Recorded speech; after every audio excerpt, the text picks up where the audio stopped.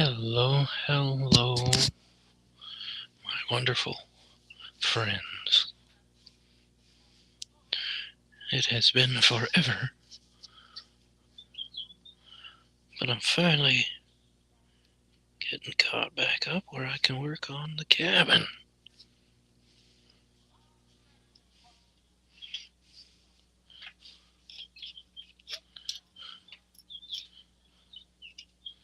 Trying something a little bit different tonight. I've got my saw on tilt.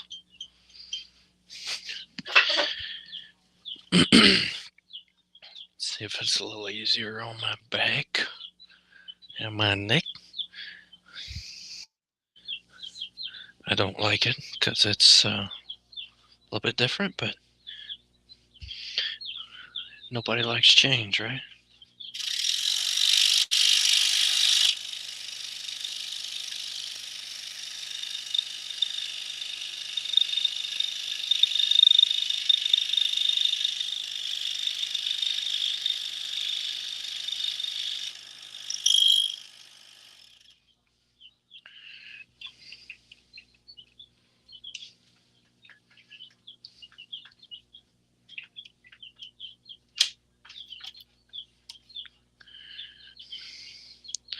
I say the saw's on tilt. I've actually got the table on tilt, so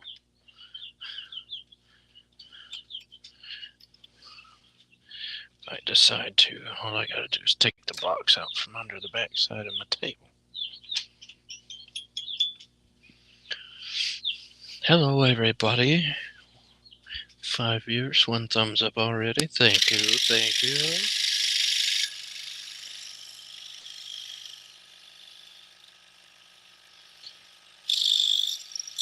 This air blower adjusted where it needs to be.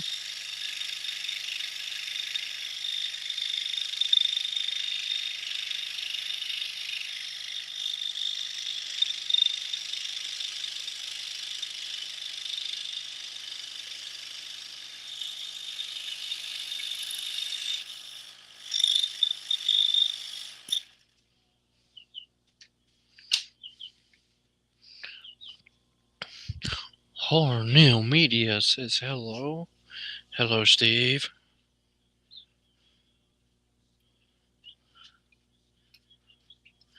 I'm seeing you here. I have actually recommended somebody over there to you for the internet for the website needs. I don't know if you've been contacted by them yet or not.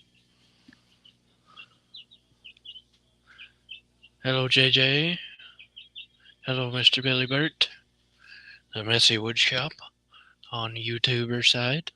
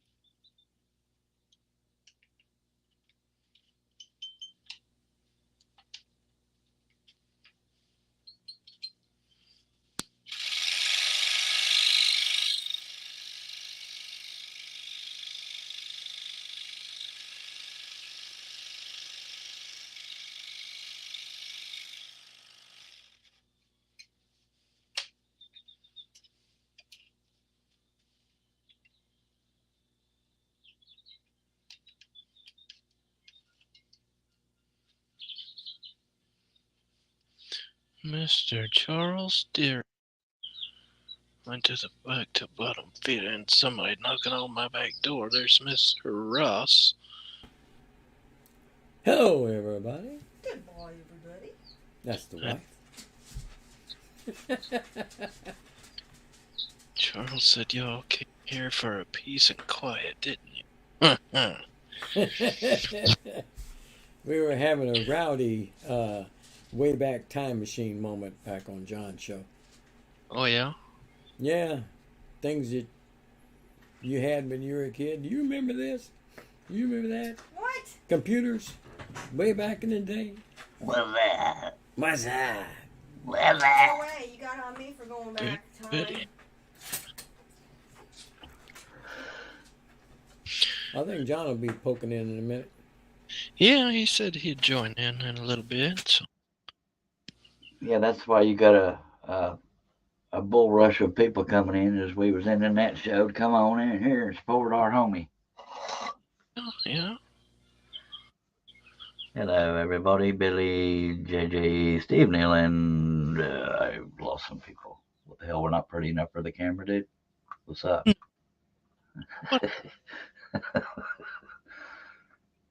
Fine. Yeah. Normally he says, I don't want to be on camera. I'm not pretty today. No, Billy is reminding you that you can put the layout to where me and Russ are real small off to the right side. That way people can see what you're doing. Oh, yeah? I Where mean, do it's I up to you, obviously. It's, Because I know streaming on the phone is different than the. oh, Let me see. What setting is it under? Do you know? I might have. it should be all the little thumbnails up under the main screen, but I could be wrong. All the little, not our thumbnails, but the layout thumbnails. I don't know what it looks like on a phone. Brand. Third button from the left, Wes, says Billy. I assume he's done it from a phone. What'd he say? He thinks. Third button from the left. The left. The third button from the left for me says guests. Oh, and Mr. John is in the back. I wish you could push a button and make me smaller there, Billy. I could stand to lose a few pounds. Don't let my wife. I've been oh, here she's since right Russ there. said I think John's coming Oh, over. it's $50. Well, sorry. I didn't hear you ding my $60 bell. by the time you bought that, and it's so Oh, good. that's okay. And it's a pencil hole? No, Ring my it's a bell. pen.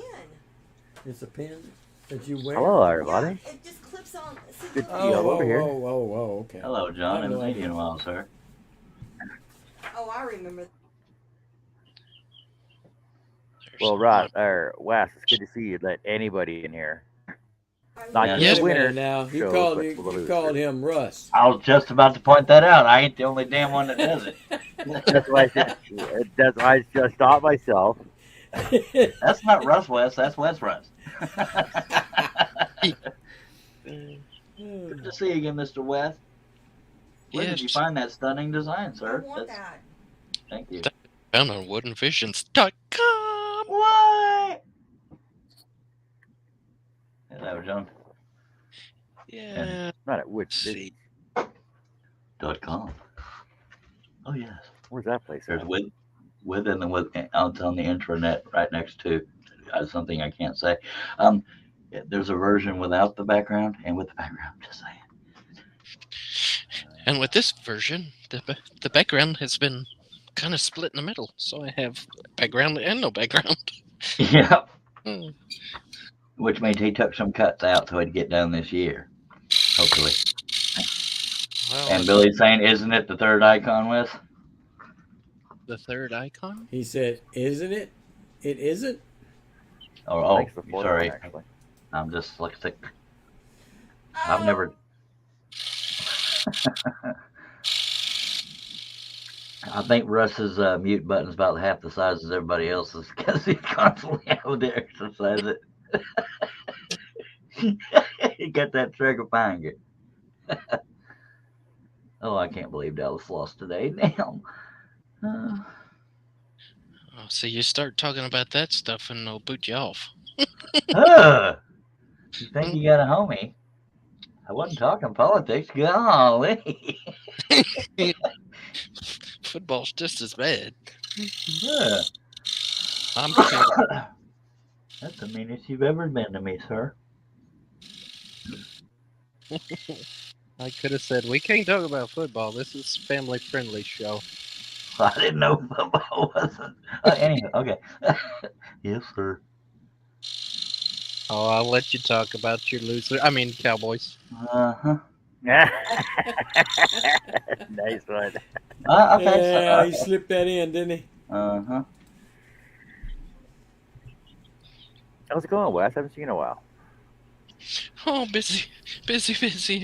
We're working on Christmas orders, and taxidermy season's taking over the shop, and work's taking over the shop, and here we are. I'm somewhat caught up now on all the Christmas orders, and getting back on building this cabin.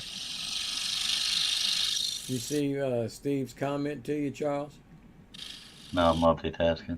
Oh, said listening to Charlie makes the name Dallas Cryboys more understandable. Mm-hmm. Steve.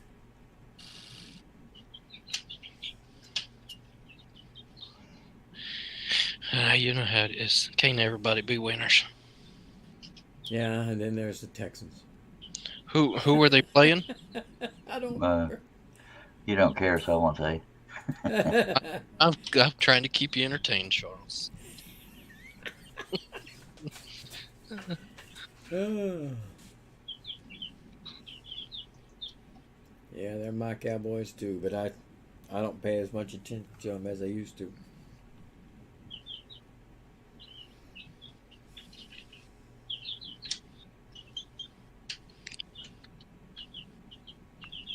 Oh man, it sounds like I'm out in the woods. man. Oh yeah.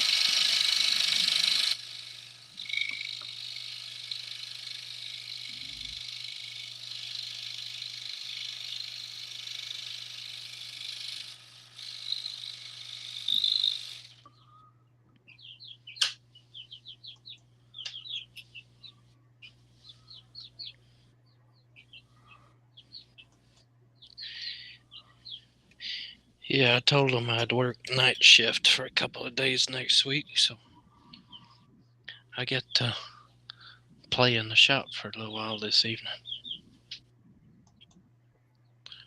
And then I'll sleep tomorrow. Jerry says the party moved here, eh? we're not on the throwback trivia back like that, like we were. We're on the living in the woods, because that's what I'm hearing. You don't hear them birds chirping?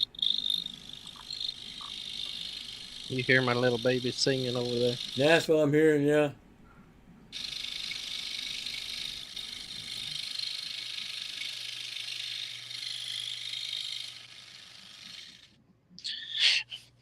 It's 3 weeks old. Wow. What kind of bird? They're my little Christmas chicks. Oh, it's not birds.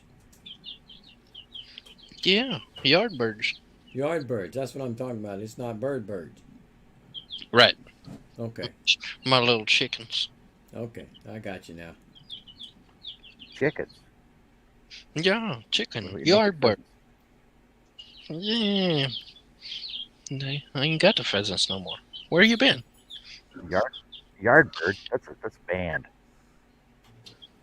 That's actually what I'm streaming from tonight. Yardbird.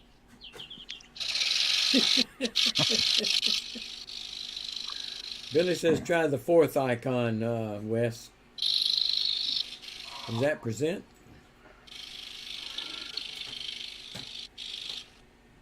I think my fourth was the setting. Wow. We were just talking about that. Oh my God. Let's look at layout settings. What in the hell? There we go. Look at there, There you go. That's better. Mr. Save the day. Oh, what'd you do? Go. There you go. There's too many buttons. Whichever layout you want. Works best. There you go. Yeah. All right, there we go. Yeah. And now we know. I'm just excited. I've never had this many people at one time. Oh no. Even when he scrolls at 3 in the morning. How you gonna control them all now? Oh, therein lies the rub. Ah. Kink that blade all the crap. And somebody came and borrowed my pliers, I think. Don't you just hate that? Hey, Julie. Hey, Denise. Steve. Oh, there they are. Nope, she No. didn't borrow them. Put them where they belong. I do keep seeing pictures you post of you greeting your eggs or That candling apple pie them or just whatever. didn't come out of the oven. It would be. Yeah. That's me doing sonograms. Some high-tech stuff right there. Yeah. Gotta make sure they're Yeah, still just so you alive. can breed them or to see if they're fertilized. Well, the first time we candle is to make sure they're fertilized. After that is to candle every day or every other day and make sure they're still alive. If they die off, I'll go ahead and take them out of the incubator. What? But, Yeah, but so your incubator doesn't automatically turn them and rotate them, and The more expensive ones do. Hello, you Herb. do that yourself. Hello, Yeah. Robin. I do it Hello, myself. Herb. Hey, Herb. Herb and Robin have joined us. Lee. They're for the same price as my incubator was. I can buy an automatic turner. Or I'm like, I get up twice a day to feed the birds anyway. I can turn it myself. Lee Knighton saying hi to you, and a long time no see. And how long have you been? Hello. So, are you gonna sell your chicks or just raise more? Are you gonna raise them for food or? Yeah, trying to get some more laying hens out of them. Yeah, honestly, John, you can't get a whole lot of money by selling them. They're so ungodly cheap. You can't at Easter time. Well, there was such a scare You're dime all though. that a lot of places didn't do good with the chick sales. And we got ours at Tractor Supply back when we had chickens.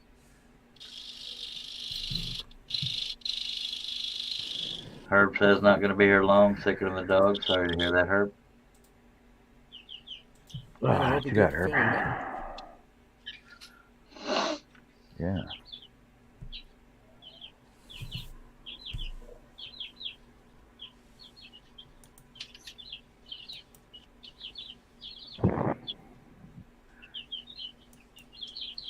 Elise says, unless they start laying golden eggs. A golden egg. No, that's a goose, though. Chickens don't lay golden eggs. It's a goose. Geese. It was a goose. Mice. Moose. Meese. Me and John have had these conversations. Why don't they call them mace instead of moose? Mooses.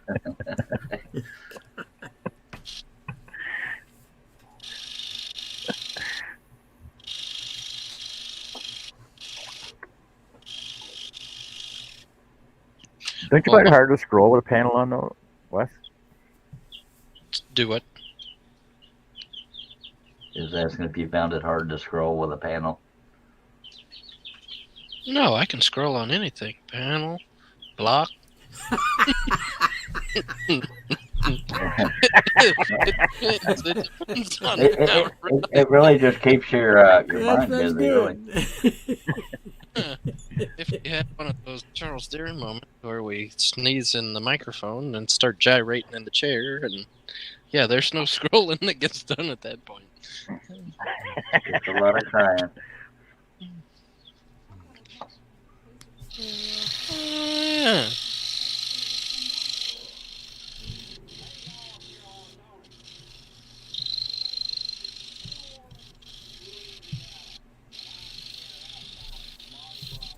You gonna finish that tonight? Yeah, I believe you don't have but about a third of it left. Yeah, there's probably a good, couple hundred there. You want can to do enter that in that about 5 playoff hours. contest I next believe month? you can do it. We did 200 cuts in 3 hours. Just saying. Oh, and you must know, John won again. Well, I did. Oh yeah. Yeah, John won again. Yeah, John did. Well, that would explain the nickname there. John. Scroll off champion.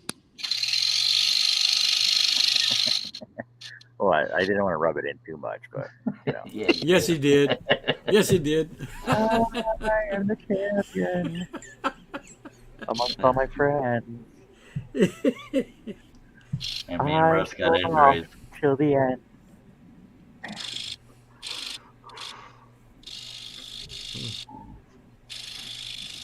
Yeah, it's a blood, sweat, and tears competition now. Last man standing. Mm.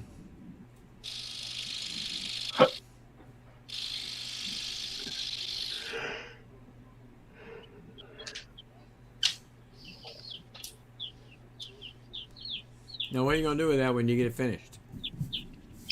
Sale for it? It's spoken for, but it ain't Oh, so. okay. All right. It's got a place in the house, Ah, and we're actually going to put some color up here in the tree line. good.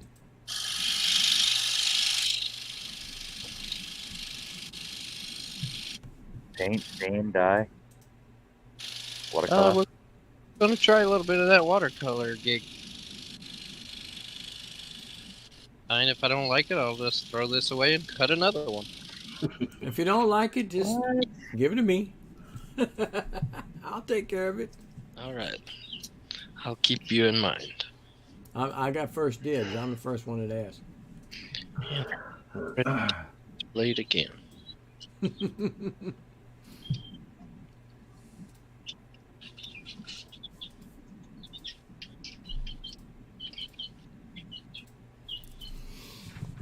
Yeah, everybody hit that thumbs up button there for Wes, and then hit that Yeah. Kick them on up. notifications and hit that bell button to get all notifications from Wes. He's going live every 3 months. Jerry says, "What's 40 hours of cut time? Just toss it and start again." All right. I think I was somewhere around 16 hours in this already.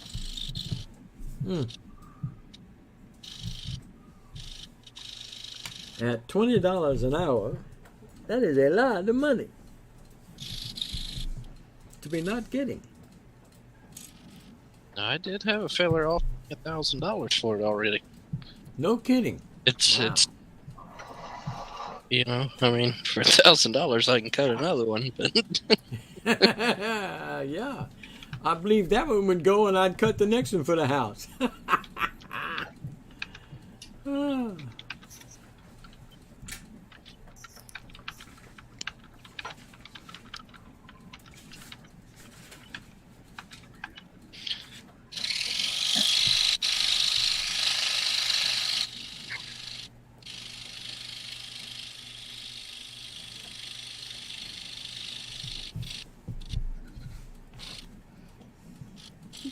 yeah, for $1,000 I'll even throw in free shipping.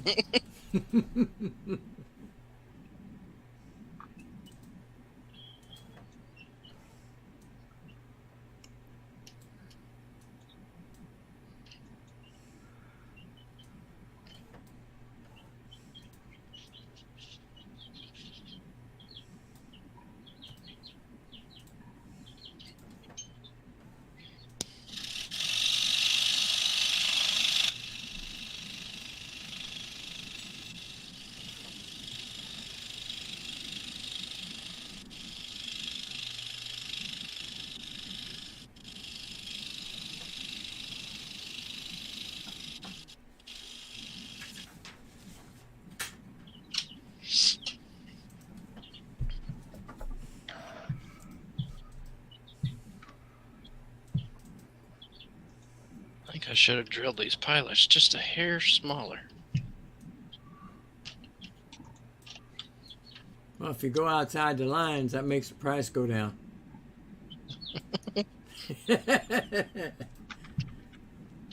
Well, I figure you're into it for about $320 so far. Yeah. See you later, Herb. Good night, Herb. Good night, sir. Take them meds. Check your sugar before you go. Yeah, it normally hits at about 10:30.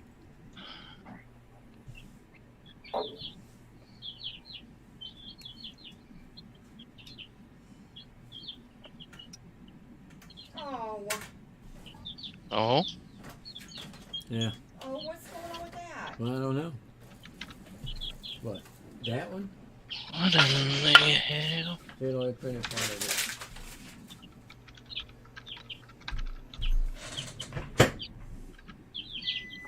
Don't turn it off. No, not that. I didn't turn it off. It restarted on its own because of the error. What do we got going on over here? What's going on over there? Who's that?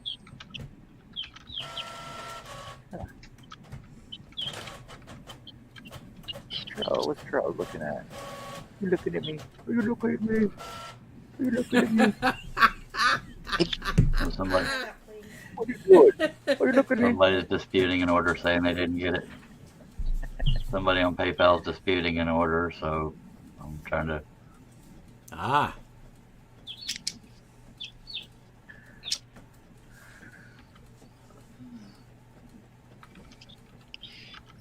I've had a few of those. Check your spam folder. Check your junk. It's not there. It's not there. Oh, I found it. Mhm. Mm-hmm.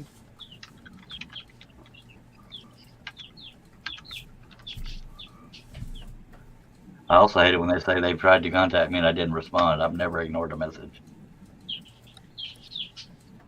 Unless it was a butt nugget. What nugget? Mm-hmm. Those are called walnuts. Walnut. Walnut. It's almost like a pecan.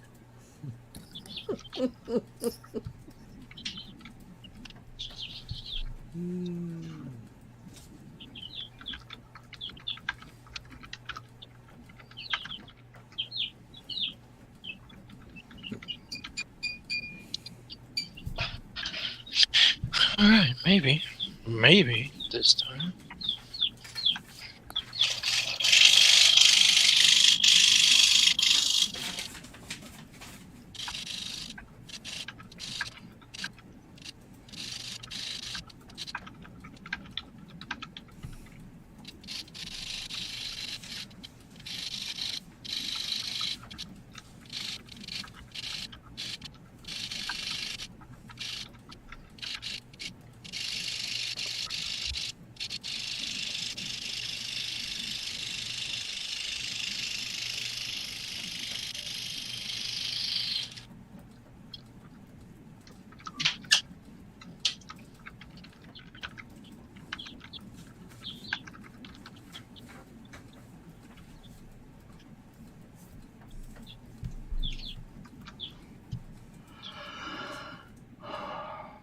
Bless you.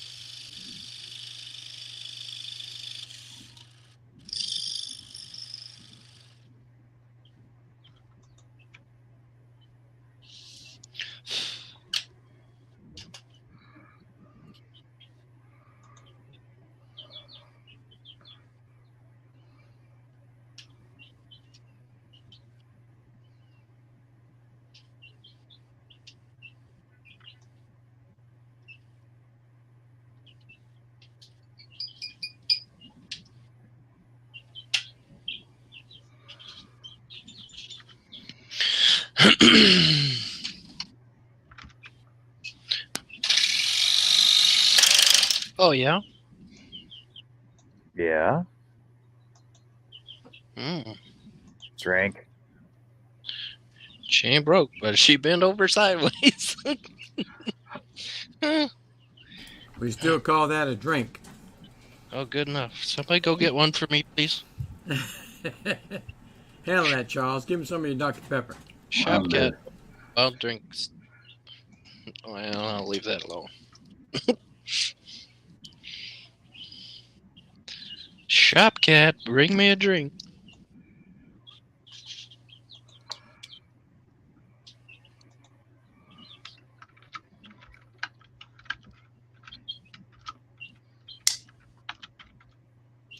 Stink, stink, stunk.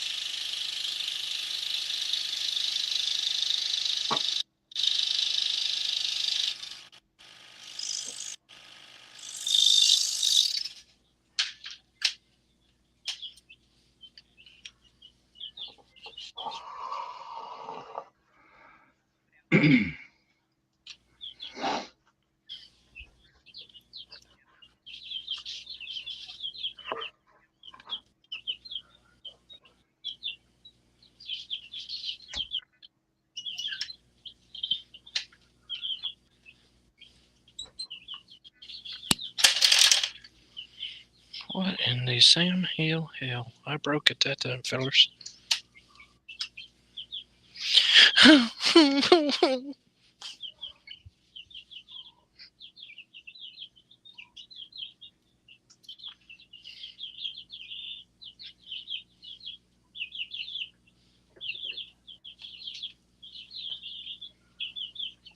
Wow, I can't believe Charles is so quiet on the panel on somebody else's show. How does that work? I'm working. Did he go to sleep? I'm thinking. Well, he wants to know how many hours you have in this one. How many did you say? I think it's around 16. Okay. But I ain't worked on it in so long. I don't Be know. around 16. But I think it was around 16. I used to keep track on, like, I used to just write down my hours on the back of the board at one time, but I never I remember stopped to. keeping I stopped keeping track of it. That might Yeah. matter. I do have them written down on the back of this board.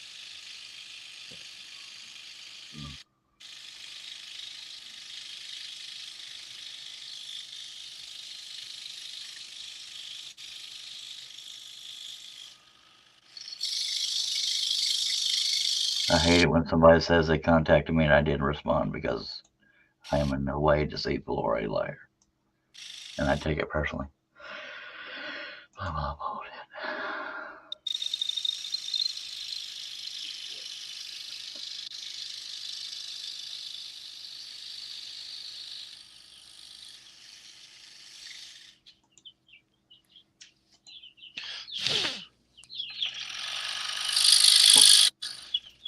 How long a time did they give you to respond?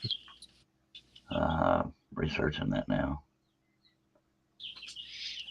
Oh my god, I texted you like 2 minutes ago and you didn't respond yet. Well, the complaint was filed today. I'm trying to figure out when the order was placed.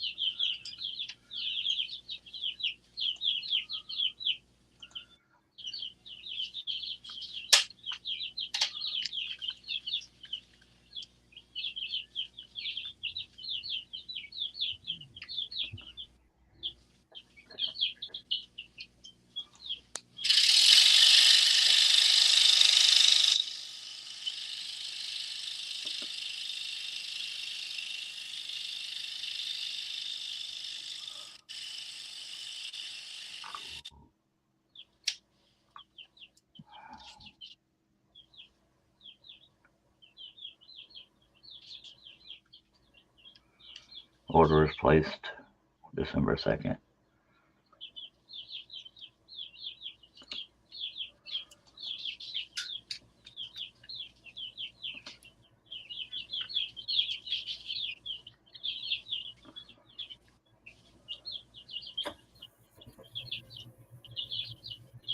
And they never received the pattern. They tried to contact you, and you've never responded.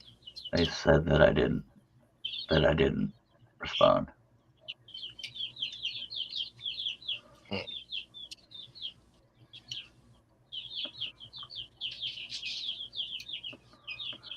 It was 5 scroll saw patterns. December 18th. I mean, December 2nd is when the order was.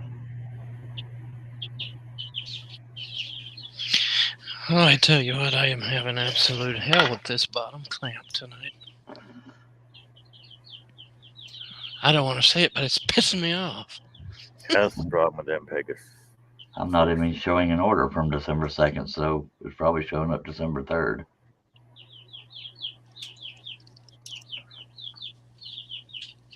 Are you sure you got an order from him at all? Well, PayPal showed me the transaction. Huh. Well, then I guess you did. I can't find the damn thing now that I'm looking for it. Some of this. Bloody hell. I wonder if I got too Steve, much this thing. Steve Nealon, I'm going to message you his name.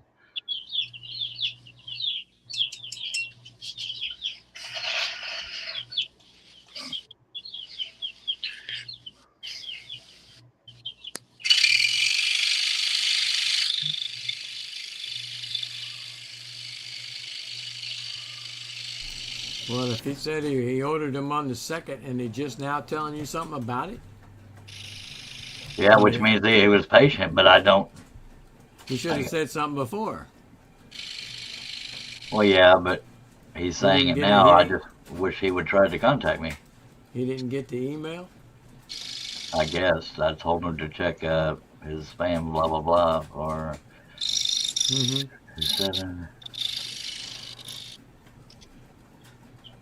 Where the hell is it?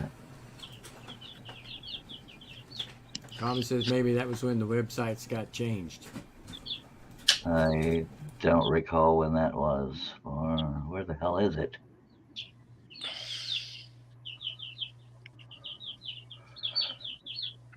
I don't. I'm not good at searching for.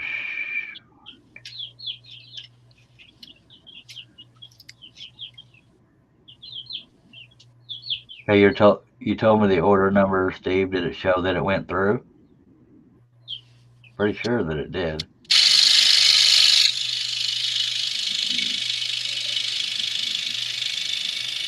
I can't. Oh, damn it. It shows he never downloaded the files. Okay, so that probably means it went to a spam folder.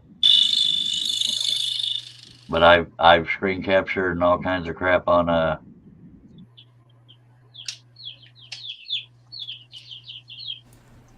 He might. Does he know how to get them out off your email? I have no idea. Oh. But some people don't know how to do that. I hear you. I just wish they wouldn't dispute it. Rather, they just write to me. Yeah, exactly. It'd be the first place to go to.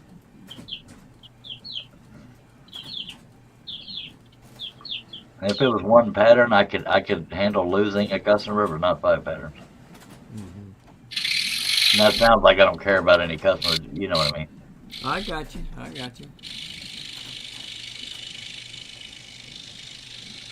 But I have till January 7th to fix it all. But I think I've already fixed it all because I just resent it.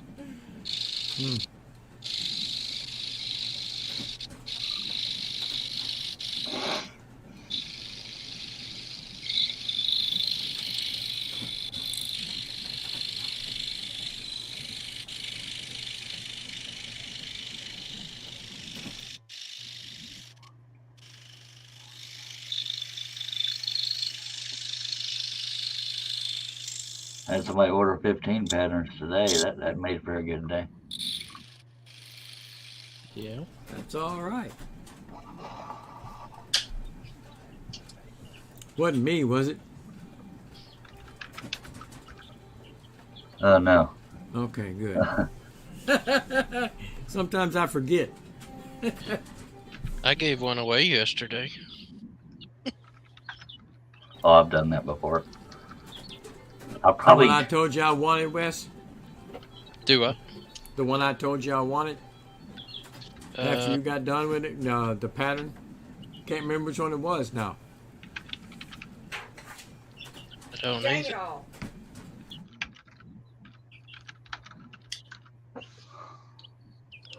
Was it the deer head? In the cactus?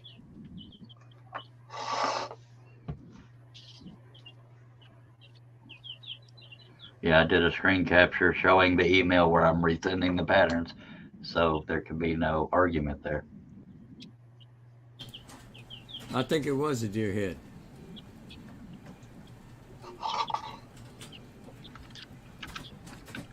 Send me a message and I might remember to send it to you. All right, brother, I'll do that. Sorry, Steve, I just now saw your chat thing. I was multitasking. I know you know I've responded. Robin says maybe that was one. Oh, you already read that one.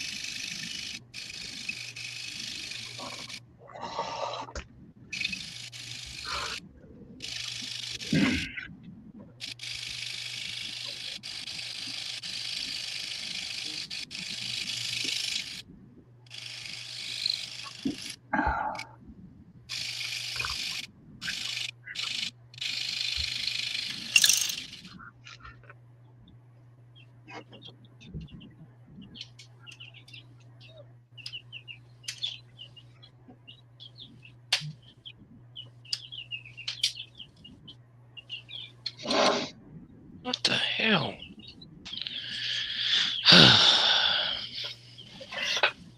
We didn't have very good luck tonight.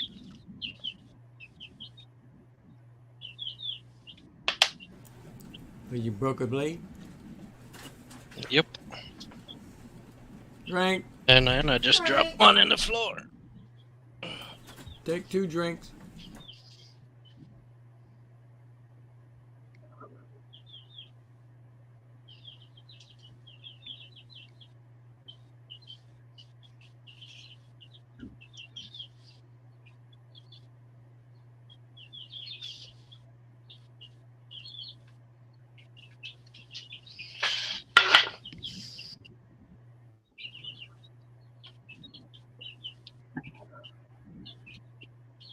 Well, Rust, if you care, the Giants beat the Commanders. Ah.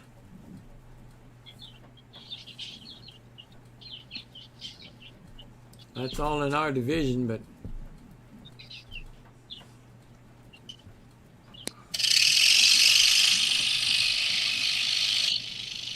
Yeah, that's one reason I told you. I'd rather have the Giants beat them old Redskins Yeah. because I couldn't stand them. Never have been able to like them. I'm going to throw back to the old Dallas days.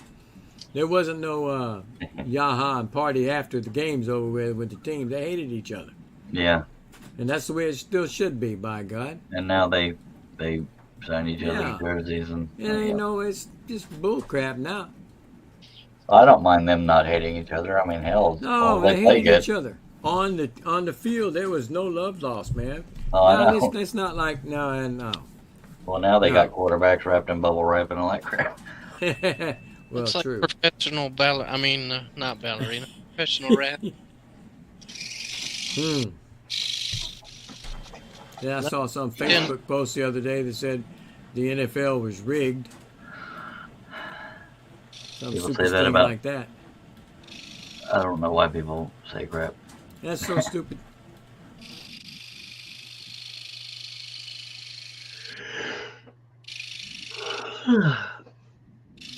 Well, if you remember back in the 1980s, when that movie Back to the Future come along, Oh, we going way back now.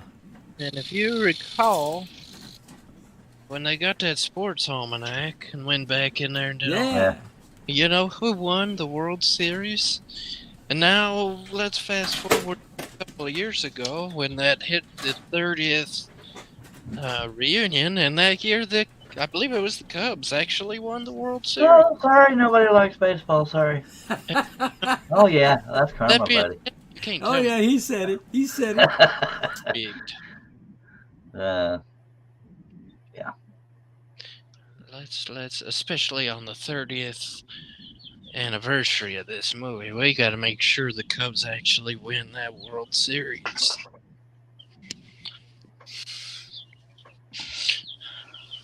There was a lot of things that actually kind of happened since all that came out that lined up with that movie.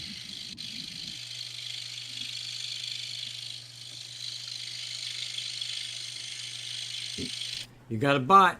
You got a bot, but I don't think any of us have a wrench. Kill it. No, I don't have a wrench. Find you love. Sorry guys, I gotta go. I gotta find you. Kill it. Kill it. Da. Block user. Get out of here. Block user. Go. Okay. Luckily, I already memorized the site. Just kidding. Come on now.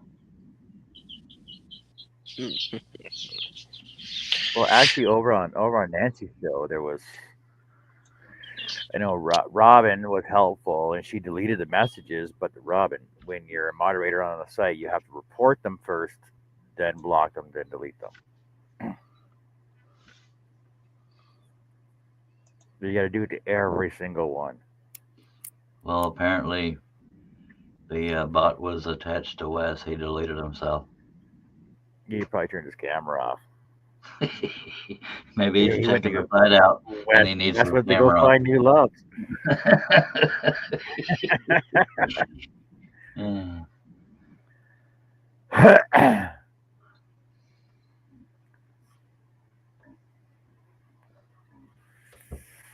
Oh, 69 triple X. There you go. Yeah. Dot site. It sounds like a legitimate dating site for for everybody to go to.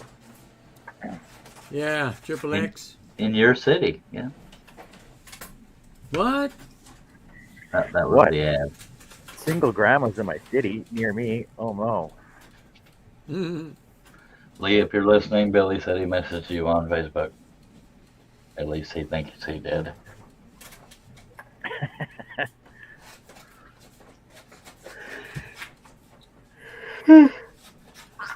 I gotta go to a funeral tomorrow morning. Oh, Why? A friend of mine that works at a convenience store down the street had a rollover collision and wasn't wearing a seatbelt. ooh. Well, that'll learn them. Did they learn Yeah. anything from that? Well, they died. Hence the I guess funeral. they'll answer to God for it. Hey guys, I'm back. We missed you. We figured you were associated with that site. And watch Yeah, he yourself. was making his account. Well, you know what he was doing. No, just got a phone call saying, where you at? Why ain't you at work? I said, I got 3 words for you. It ain't Monday night. Thank you, That's Denise. four Technically, words. it is, isn't it? I know that Monday was day. I told Monday him. morning. Not Monday night. Well, no, he's on night shift this week. It's not Monday night. It's Monday morning. Oh yeah, Almost that's right. It was soon to Monday be. morning. All right. Well, right now it's still Right. Sunday night. It's still Sunday night. That's what he said. I got you scheduled to start Sunday night. I said, nope. That was Think- not what we did last week. Speaking of seatbelts, I feel All right. funny being in a vehicle without wearing a seatbelt. I mean, that ain't what the show is about. I'm just bringing it up. Well, I'm pretty sure it's the law. It's well, the that law, too. but I'm just saying it doesn't even feel When right they- not having a seatbelt on. when they catch you, it's a couple $100 ticket. It ain't fun For what? Wait. going without a seatbelt. What's that little saying they say? Click it Click or it or ticket. ticket. Yeah, I'm pretty sure that's Yeah. the way it Click goes. it or ticket. The only time I ever got a seatbelt ticket is because we pulled into a parking lot and I took my seatbelt off because the car was about to stop, but I didn't come to a complete stop before I took it off. That's around You my got a neck. ticket. Yeah. I got the after I got Why- the second ticket for that stuff, I quit. And I wore the spent 2 seatbelt hours on. in jail Right. for that. Can you believe that? Why are the police giving you federal tickets in a This a is a private state. parking lot though? I don't know. They're stupid. Williamson Okay, County, a Texas. They state ticket in a private, it's still a private parking lot. Well, it was It's like not federal. a shopping center parking lot. In a shopping center parking lot, that's private property. Well, I, They're Yeah, not- that's private you property. can't give you a ticket on private at property. Williamson County, they didn't waste any time. I didn't pay the ticket because, I don't Wait know a much minute. about the Wait law a and all that minute. crap. Wait And a they minute. arrested Wait a minute. arrested me. Wait a minute. There's a little bit difference to what I just said. If you're on private property and you're driving on private property without your seatbelt, it can't do nothing to you. Well, But yeah, if you're on the street they and you can. turn in and they catch you without it as you turn Yeah. into the private, then they can get you. Well, I'm positive I had it on because I never take it off unless I'm stopping or about to stop. Yeah, if you took it off, but right before you hit that private property parking lot, that's your butt. No, I didn't do that. But I couldn't Other- fight it because I didn't know I could fight it, and that was when I was in my You're on private property. That's early 20s. Any parking lot like that, that's private property. Well, Williamson County, they don't waste any time. The second I didn't pay the ticket and the date came up, they were at my driveway arresting me for a damn seatbelt ticket. Why don't you just? You could have fought it though. Like, I'm pretty sure it doesn't say on the back of the ticket if you want to fight this, appear at court I this don't date. know. I was non-confrontational back then, and I was ignorant of the process Wait, of the it's law a and all. park- Always. The parking ticket, like it's a seatbelt ticket, it would just show up on your registration anyway when you go to renew your license, doesn't it? Well, Ours I do don't up here. remember. I just didn't. I'm probably procrastinating on paying the ticket. That and I was a broke ass like I've always been. But for them to arrest me for it is what was silly. And they even put me in cuffs in my driveway. It's like, God bless, I'm not an escaped bank robber. Do your real job. Catch the real criminals. Anybody that's ever dealt with Williamson County law enforcement does not like them. That's Round Rock, Georgetown. Oh, so you Remind don't me like never the to go that job. way. There's one time I changed lanes too quick, and by the time I got to my apartment, there were 5 cop cars behind me. And they said I didn't pause in each lane going over, because I exited and my turn was very shortly after the exit, but I didn't pause in each lane before I got to my far right lane to merge You on. did a double lane change. You did a double lane change immediately rather than Yeah, that's Yeah, what but it not, was. Yep. not doing speed racer. doing But I 3 had my seconds. blinker on and 3 everything. seconds and then changing lanes again. Yeah, and that's but you don't have that much time according to the speed limit to get over to the right lane to go to turn. And Yes, so, that's Taking why it before then. I automatically get in that lane way before my time, well, before my exit. I was using my wife gets blinker. I mad wasn't at me. speeding. It was just because I didn't pause in Yeah. each lane. I didn't zip over or nothing like that. But you got a ticket. But for 5, no, I don't even remember if I got a ticket or not. But for 5 cop cars to wait Yeah, till but I get to my apartment to pull me over and buy a Well, cop they were. car for You change didn't hear lane? the lights and siren behind you? They didn't have lights and sirens until I Ah. got to my apartment. Oh, It's like, God bless America, people. I just changed lanes quick. I'm not a bank robber. yeah, This was in Williamson County as well. yeah. They suck. Unbelievable. Unbelievable. It was your emotion, that one that was following you, thought you was running from him. Gave him probable cause. Probably the Yeah, music playing yeah. too loud too. I've never had it. You was playing that ratty country music too, wasn't you? Yeah, I don't remember. Playing, I've never had a That's vehicle I another- was confident enough to try to That's run. another Wu one. Tang Clan. That's like the one that got me a couple of weeks ago. He was kind of disappointed he didn't have to chase me down. he got me for 30 over. How did Oh you yeah. I how remember did you talking resolve about that blowout you had, Russ? I mean, damn it, Wes. Rob. I got a new I'm pair trying to of think of how I got a blowout. Yeah, Dad got a pair of new shoes today. Yeah, but you said you didn't have a spare and all that crap, so who helped you resolve it and get off the side of the road? Oh, I did have a spare Oh, you didn't have a jack and all that stuff. jack or a tire iron or the little tool that you take the spare tire out from under the truck with. Yeah, that little crank crap. Yeah, None of that was there. you So gotta crank for luckily, 30 minutes to get it down low enough. right? Luckily, I was only 2 miles from the shop, so I just spun back around and crippled it back there. Like, Unbelievable. I'm not changing a tire. I'm not fighting All right, with boys. this thing. Figure it out. I'm gonna take off. 3:30. So enjoy your cutting there, Wes. Good to see you, Okay. Canuck. Glad you got to see us this evening. Like I'm full See you, John. in an hour. We love you. Take care. See you later. Later. Oh, Teresa, I'm going to bed. I got to spend carry time. Oh. Billy and Denise say goodnight. Good night, everybody. Good night, Good John. night. Good night, Jeff. All right.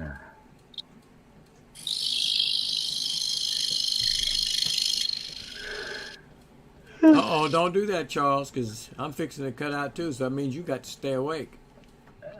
Hey, matter of fact, last time Wes went live,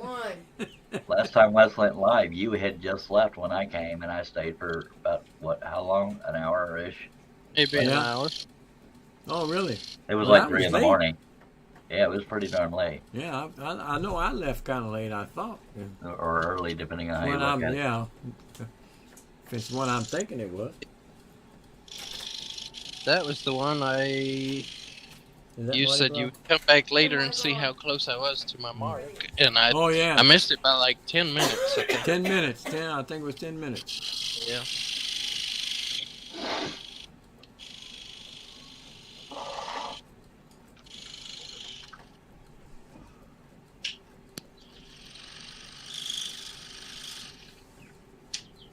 That's one of your patterns, Charles? Yes, Okay. here's a version with the background. There's a version without the background. Mm.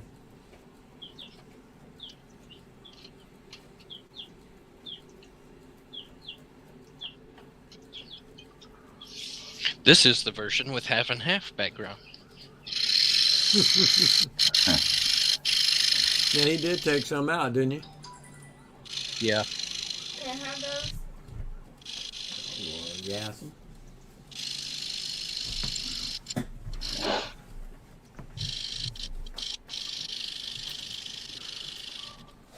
Just because I wanted to be different and actually have a little bit of skyline up there at the top. Oh, yeah, because you can stain Instead that of sky all- blue, put a little clouds in it. No, get down. Yep.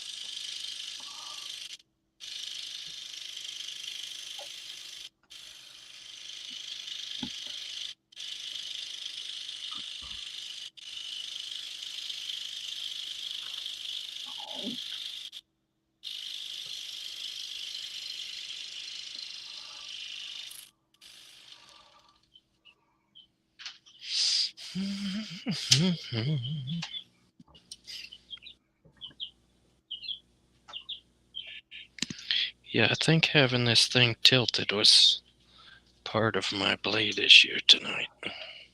Oh, till I do that. I think I had it lean too much. Once I crawled under there and looked at what I was doing, it looked like my board was trying to slide off the end as I was trying to clamp it in there, and I kept pinching it way worse than I normally do blind feeding.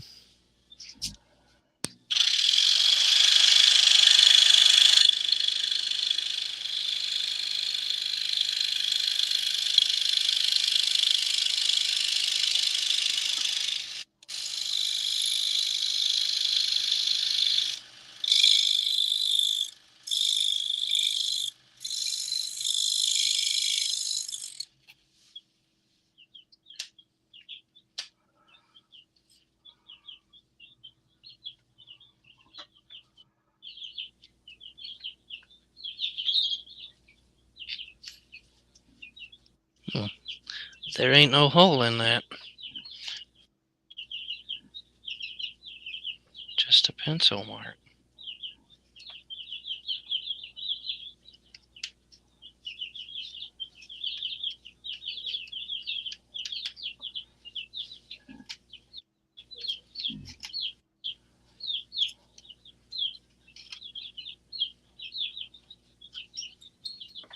Did we determine how many pilot holes was in that? 1,440. I think this probably makes 49. Pegasus. And that's with the wussified version because he took out the. Yeah, he took some out. Yeah, Lord have mercy. Yeah, I probably took at least 400 out. Damn it, cricket, that's a lot. I know I'd get tired of messing with that. I'd be like John and do a few and cut them and come back and do a few more and cut them. Right. My arm give out on her with a drill punching all them pilot holes.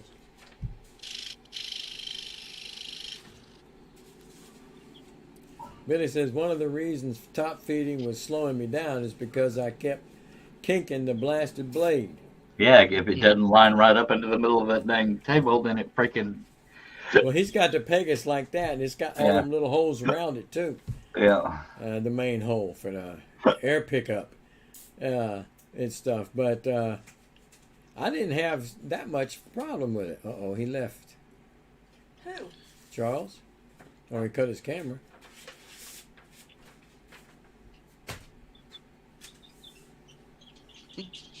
He probably got booted. Did he turn his camera off? You can probably see if he's still here or not, but he left. Or he turned No, his it's camera just off. me and. I don't know if he left or just got dropped off, but it's just me and you now. Ah, okay. He could have said bye. Yeah, he could have, little rat bastard. What's wrong with him? All right, good night, Denise. She's heading out. Good night. Thanks for stopping in. Thanks for stopping into the cafe.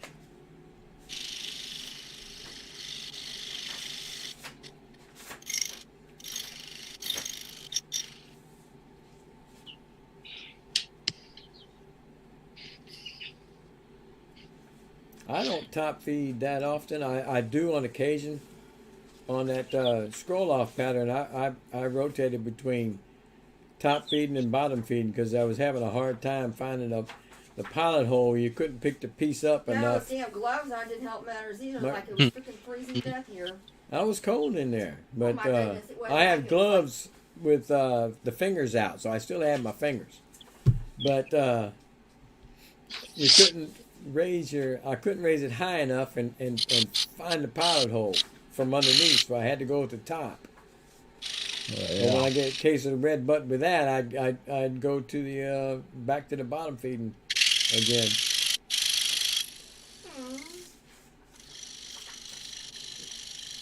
But mine, that Seiko, I don't have that problem you have with all those holes around that main hole. Right.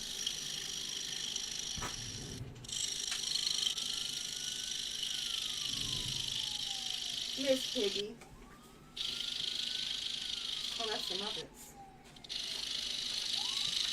Yeah, the wife is watching a video on YouTube. I guess it's Mardi Gras parade, and that's going to be the next holiday that she decorates the golf cart It's only and 3 Mardi Gras holidays a stuff. year. There's a lot more than 3 holidays. They only do 3 holiday parades. Oh, okay. Well, then that's the last one coming up, I guess. Or the first one. Well, from when we started, it's the last one. Yeah, they only do 3. Now, this thing's going to be decked out for Mardi Gras, I'm telling you.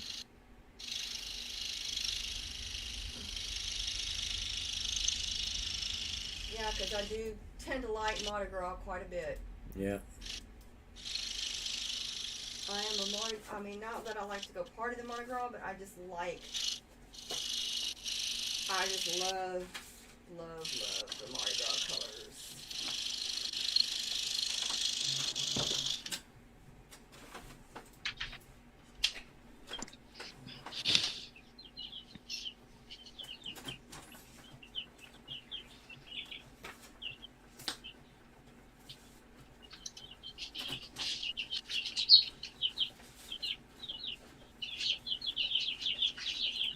Actually, I was just watching to see if there's anything that I could pick up off these videos that I could decorate.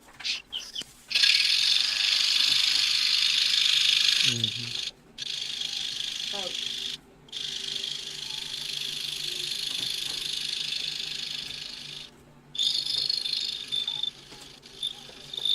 I want to do the hippie theme.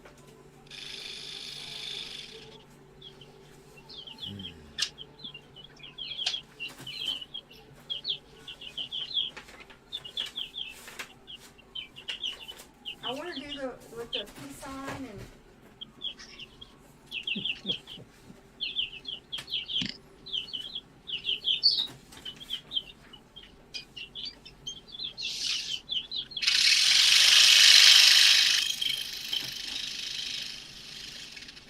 Well, chat got quiet again.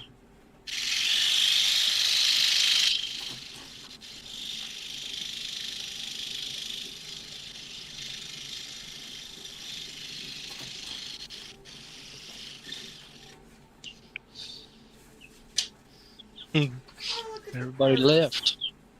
Well, probably. Maybe not.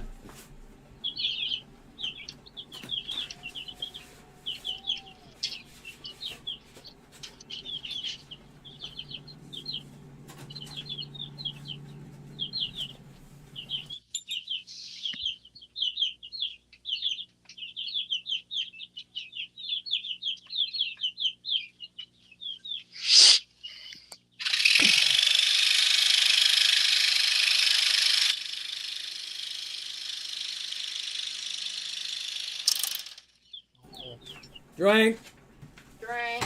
I think you didn't break it. I think it come loose.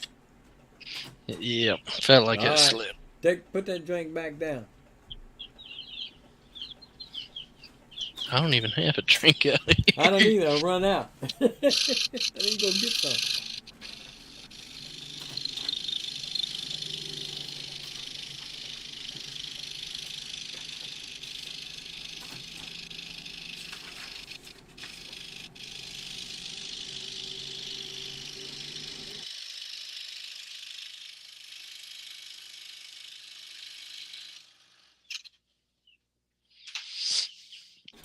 Billy said he'll be back. He needs to get him some water.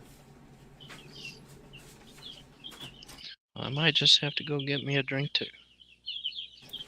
Well, then I'll do the same. I'll go get me something. I'll be back.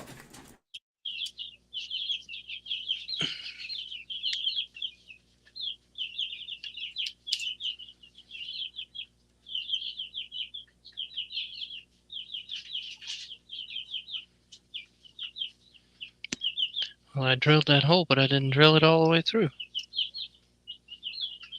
Ain't that something?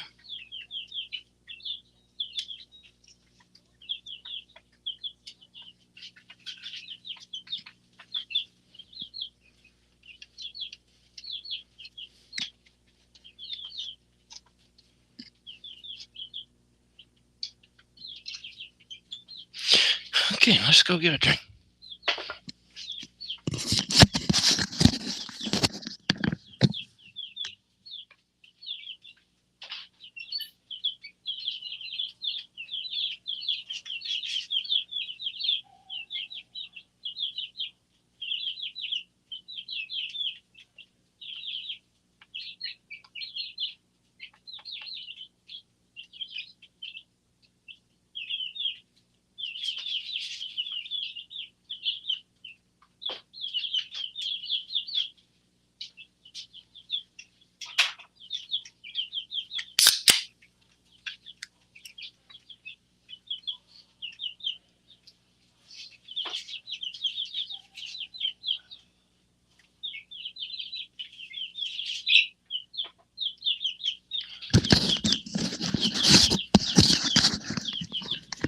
Take a drink for those couple that I missed in there too.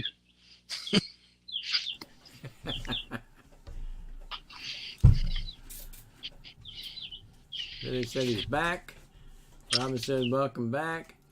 Billy says, bet you told on yourself, Robin. She says, didn't. Robin's eating a candy cane when no one was looking. She said she didn't eat a candy cane. Oh my gosh.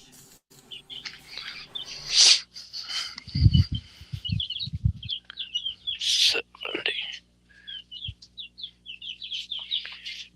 Little birds need to lay down and go to sleep.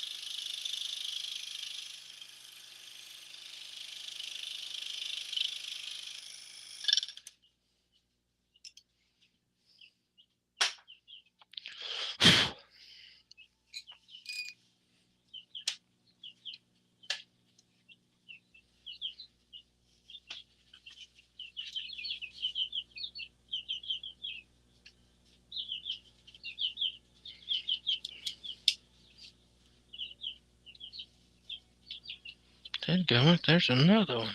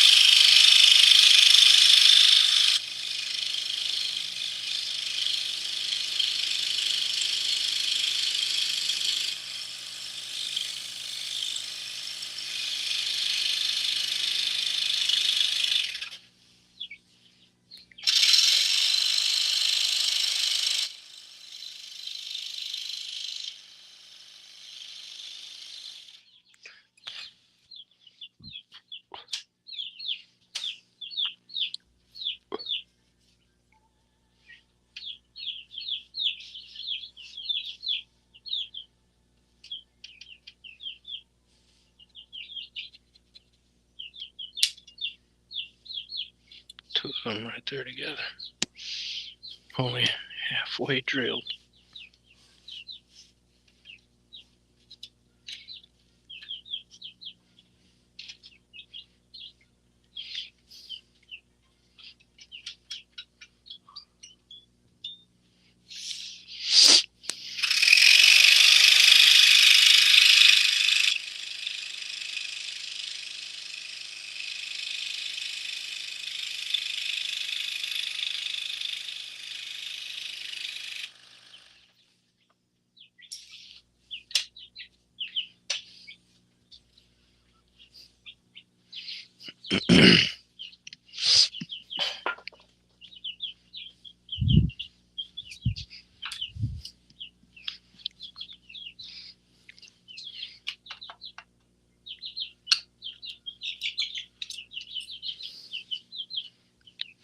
Easy, Chuck.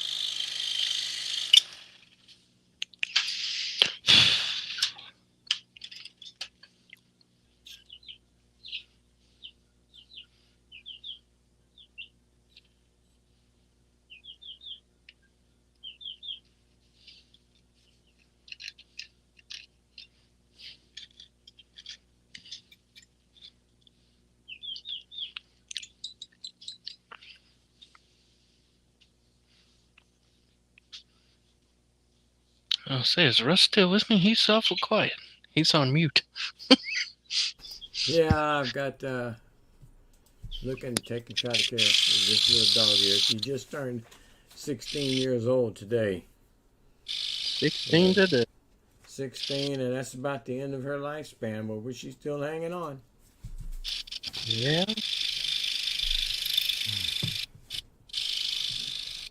Billy, I don't have enough room in my lap for another dog at the moment. Steve made a joke. He said, "It's looking great, Russ." He was talking about your pattern. Then it's looking great, Wes.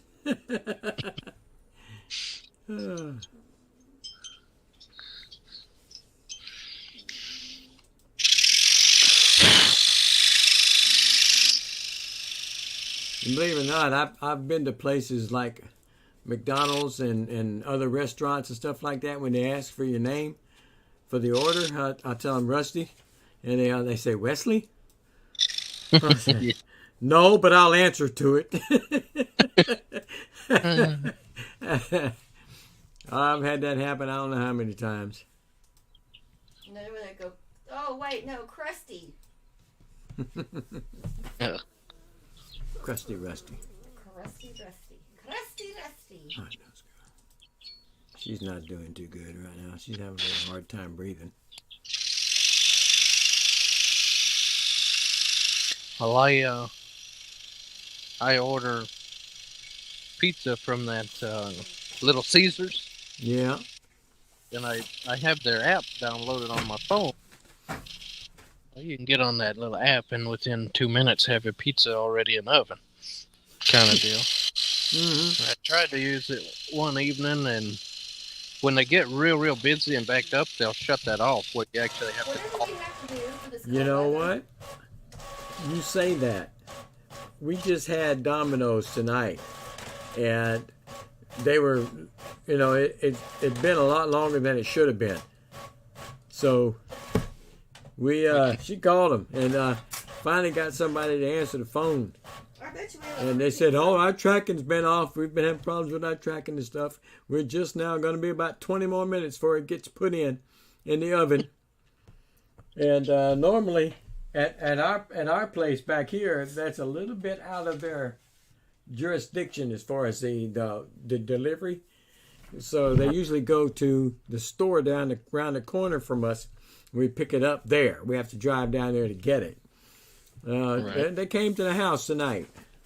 But it's the same kind of thing. It's just something about it. They got really backed up, she said. And she said it happens like that sometimes. So that just made me think of it. Well, I called that one in. Pizza with jalapenos. Told them my name, all that good stuff. And well, she didn't hear me good the first time. She said west, with a T, like the direction. I said no, west with no T. and she said another name, and I knew she didn't say it right. And I said sure, yeah, that'll work. I'm not gonna sit here and explain it 14 times. Oh man! Now you should have told her you want a sweet tea to drink. But So you said west with no tea. Yeah, I get up there to pick it up, and I said, I need to pick up an order, and I don't know who the name is, if it's West or Wes or Wesley or something. And she come back to the window, and she tried real hard not to laugh, and she said, Wef? They put God. W-E-F. Oh my God! I've never heard it been that bad. And I said, yeah, I knew whoever I talked to on the phone screwed it up, but as long as the pizza's right, I don't care what the name says. That's what Steve said. Just tell him I don't care what you call me as long as you get the dang order right. Then he said he quit ordering from Papa John's. I was expecting for the similar reasons.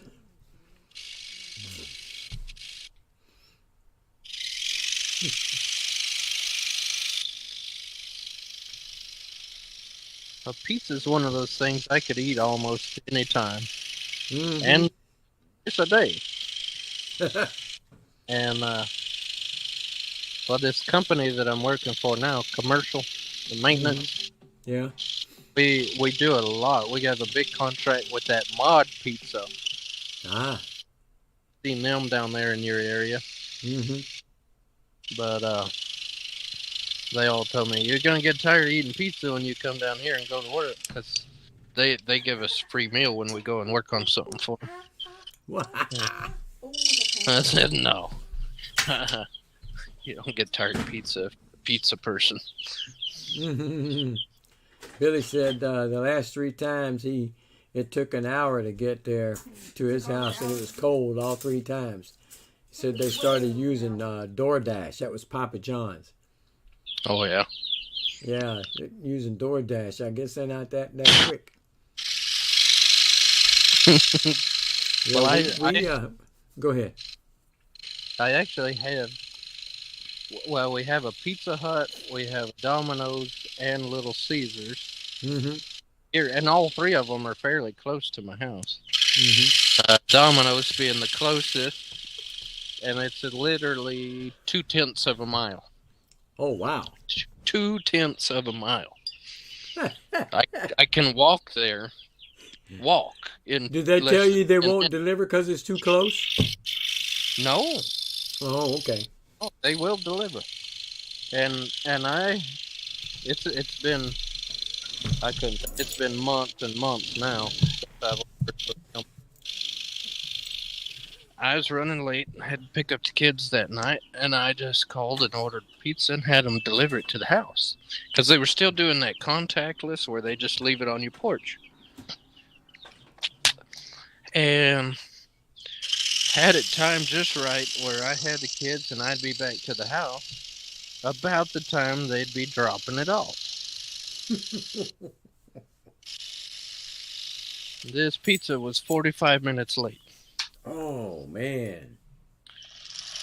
And they had the tracker, like you were saying, and like I get the little message that says so and so is getting ready to leave the store.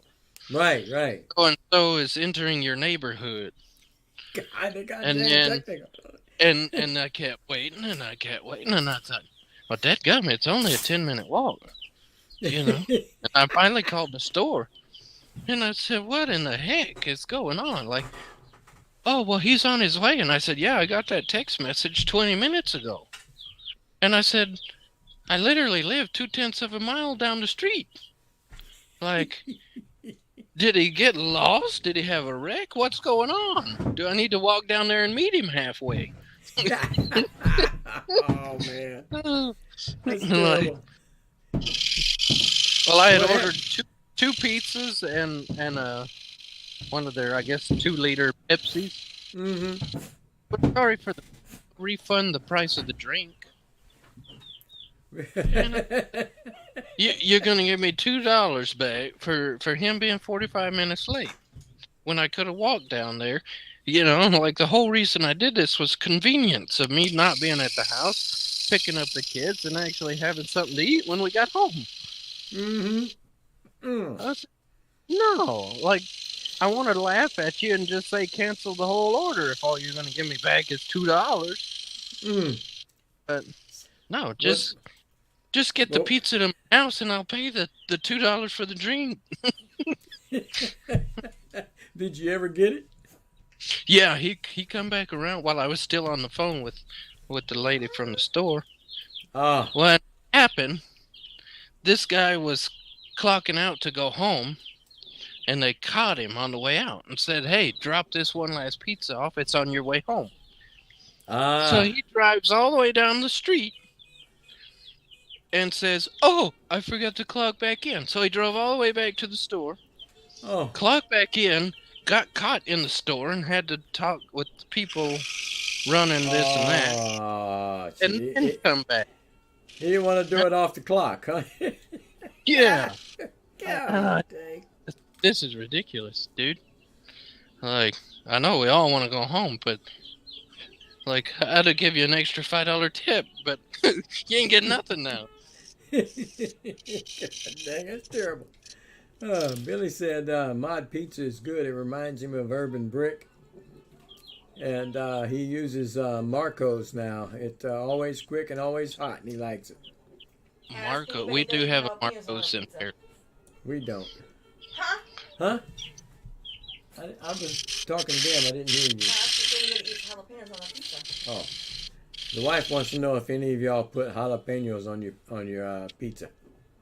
I do. Wes does. Sounds good to me.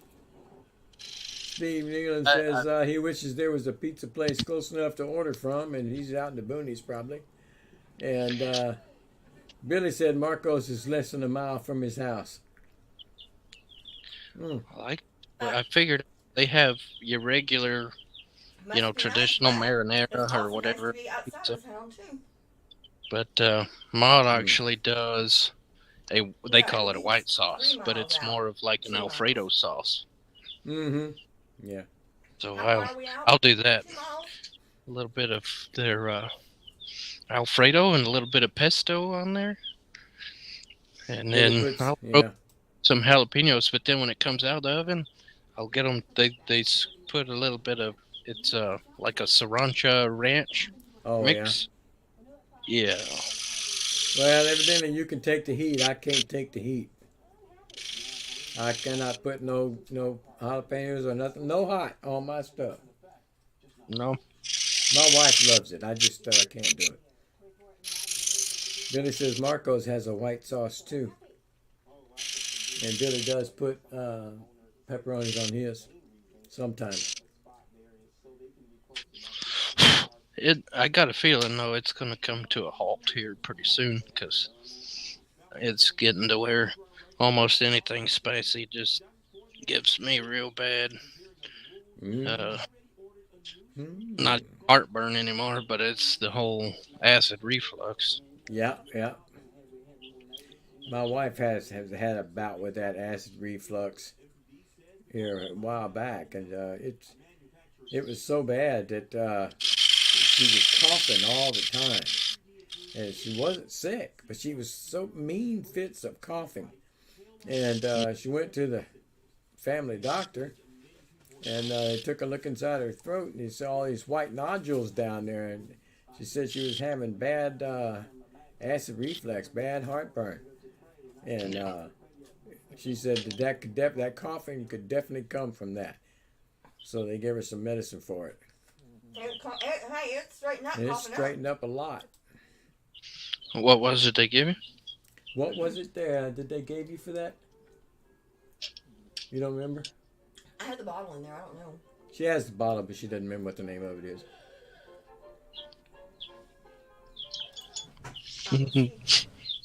And it comes and goes. She's So gonna I mean, go look. I can eat a sandwich. Wake up I'm with almost it, at the end of it. I have go to go bad. back. Mhm. But if I don't have it, man, that acid reflux. Yeah, she says if she doesn't have that, that acid reflux eats her lunch. More ways than one. Right? No pun intended. You punny. I know I'm funny. Hey. Leave the hair alone, will you? You caught your claws caught in my noggin hairs, and they don't come back like they used to. Yeah, the same problem. Oh, girl. She's something. But I always think back. My daddy always said, "Son, there's only a few perfect heads in this world, and the rest of them have hair on them." Yeah. Oh, well, I ain't got there yet. Yeah, my daddy's halo is beginning to show real strong back here on the back of my head.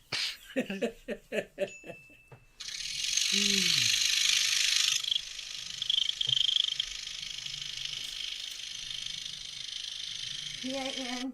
I don't have to say this shit. Is it? Hold on a second. I I'm a touch. ran into somebody I hadn't seen in a while since I left Ace. Yeah. And they said, "I don't know if this new job is just more stressful or what the deal is," but he said, "You got a lot more gray in your hair than last time I seen you." Oh, yeah. T-O.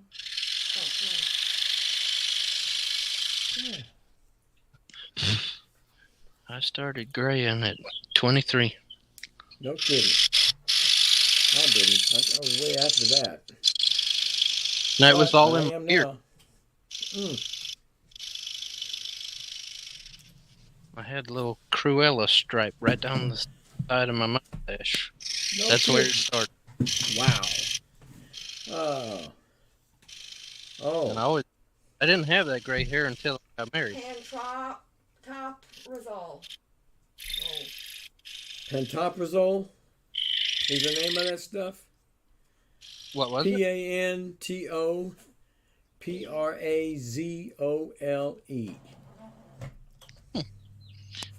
That's a generic form of whatever they gave her. Oh, it relieves symptoms such as heartburn, difficulty swallowing, and cough. Yep, relieves heartburn, swelling, and cough. Whatever that is. Billy might know what it is. Well, better drink some. Yeah, that's a pill. That's a pill, though. It's not a liquid. No, it's a pill. Billy said he was gray before his daddy was. Oh, he also said he likes banana peppers on his pizza better than jalapenos. Oh, yeah. I like the heat. I've had banana peppers mild, and that's as much as I can take. I like those pepperzini peppers, too. I never had that. Billy says he might They're- know what. That medicine that the doctor gave the wife for her acid reflux, it was causing her to have really bad coughing fits.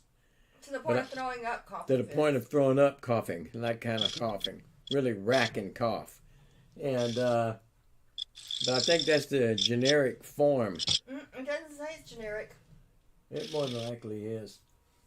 We usually get the generic name. Oh, generic names. Yeah. Let's see. Pantoprazole, something like that. I don't know for sure how you pronounce it, but it is. I'll spell it for you.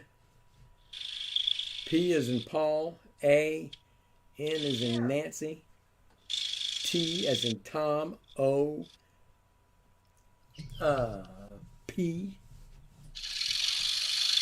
Let's see, where was it?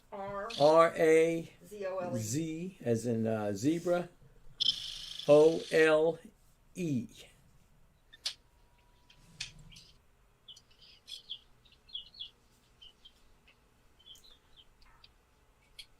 The common name is Protonix, and the generic name is the one I just spelled out for you. I don't know. Now you want me to type it. I'm not going to type it.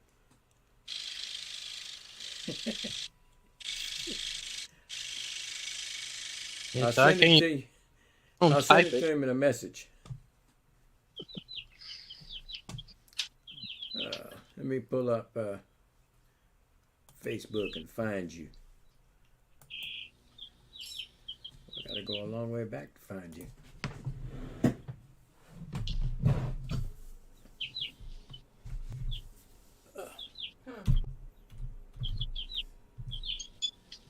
There you is.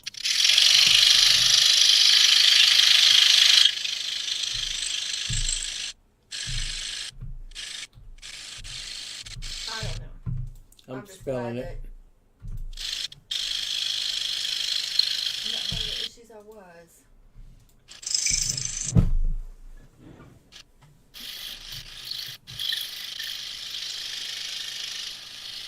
Oh hell, I put it in the wrong one.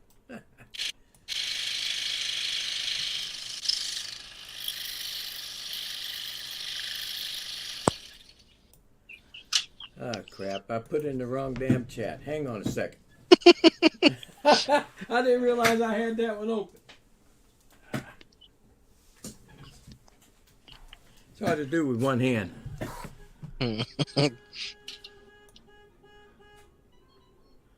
Oh yeah? Somebody ringing the doorbell. No, it's she's looking at that Mardi Gras. Well, no, not now. The golf cart parade. Is that the one we were in? Oh, that's a different one. Different one. All right, let's see. Oh, I forgot to put the E on the end of that. There we go.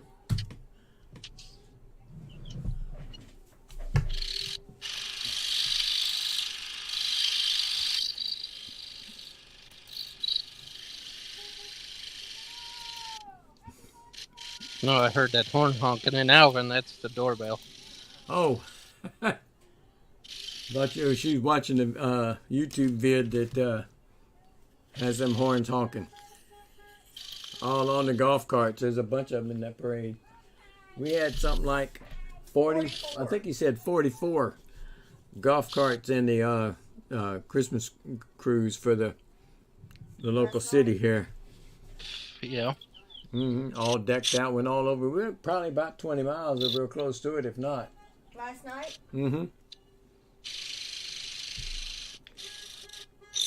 I forgot to look at the engine mileage. I didn't want to do it because it was freaking cold. And you're out riding in the wind and it's nighttime. Yeah. But I did it anyway, and it turned out okay. Bare chest for beads, bare chest for beads, she said. Huh? She said bare chest for beads, bare chest for beads. Oh, bare chest for beads. Just show us your boobs for beads. That's funny. Just sounds like Mardi Gras in New Orleans, don't it? Yeah. Well, I've seen some things. I went to Mardi Gras in New Orleans, I think, one time.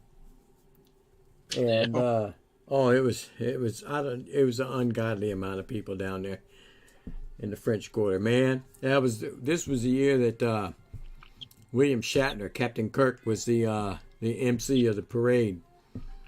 Oh yeah. And and I saw him. But I seen some crazy stinking stuff down there, man. Jesus Christ. I seen this one cat. He was wearing a bunny outfit. Had the ears, and it was a white bunny. There was no legs in it. He was cut off at right at the top of his waistline, and basically, and he was bouncing around. You could tell he was gay, and that's why he was doing it. He was showing off. And man, I looked at him and I said, "There takes all kinds in this world." I laughed at that guy. I would have laughed. Oh, he was crazy. He was a nutcase, man. But he was dressed up funny. Oh man, but you could tell he had the bunny ears. Crazy stuff. You had to put your wallet in your front pocket and keep your hand in your pocket. There's a lot of pickpocketing going on, all kinds of stuff out there. I mean, there were wall-to-wall people out there watching that parade go by. Look at this. Got boobies in the front of it. That golf cart is nuts. All right, well, let's drink. Cause, all right, I'll join you. We're starting with it another again, huh? Well, how many does that make tonight? Too dang many. Billy, I do not think that she has tried that. That's what they gave her. And he says yours can cause a coughing side effect, but it's rare. But that was what they gave her for the cough. It's helped me. It's helped her a lot. Robin said her husband takes that too. What I take? Yeah.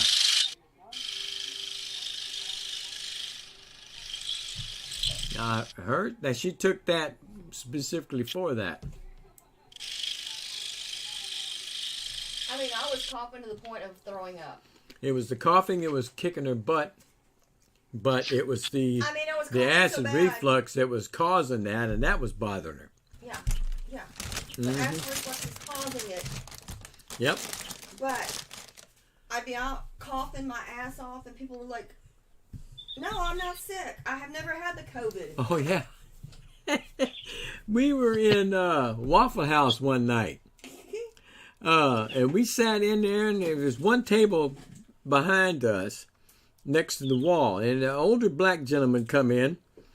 He had a head on his shoulder for some reason. A chip on it, man. I don't know what it was. He just looked like he was not in a good mood when he came in. But he sat down behind her, and she was next to where he was. All over him. And she got one of those coughing fits, and he turned and looked at her, and he got up, and he went all the way to the other side of the restaurant where the bathrooms are and sat down there. Yep. And we happened to know, she told him, "I'm not sick," but he didn't say a word. He just got up and left. And right across from him is a table there that were some people that she knows. I said, "You ought to go over there and talk to them, have one of them coughing fits again." I think he might have come unglued, man. He was grumpy from the time He was grumpy when he came in, and boy, she fixed his butt. She made him move to the other side of the building. I said, "You need to go to the bathroom, don't you?" Right over there, right by him. Catch you one of them coughing spells. I think that damn dude will call the police on me. She assaulted me. I can't bling this up. What do you think? She's trying to kill me. She probably got COVID. Nope. She don't have COVID. Never has had COVID. Nope. Thank goodness gracious. Billy says he takes this one, omeprazole, I don't know when he needs it, but he only takes it about a week at a time until he needs it again. Oh, I know. Robbie says her husband takes, I think what you take, But if he doesn't take it, he can't swallow. I get heartburn right every day, but at the same time, when it's time to take the medicine. Mm.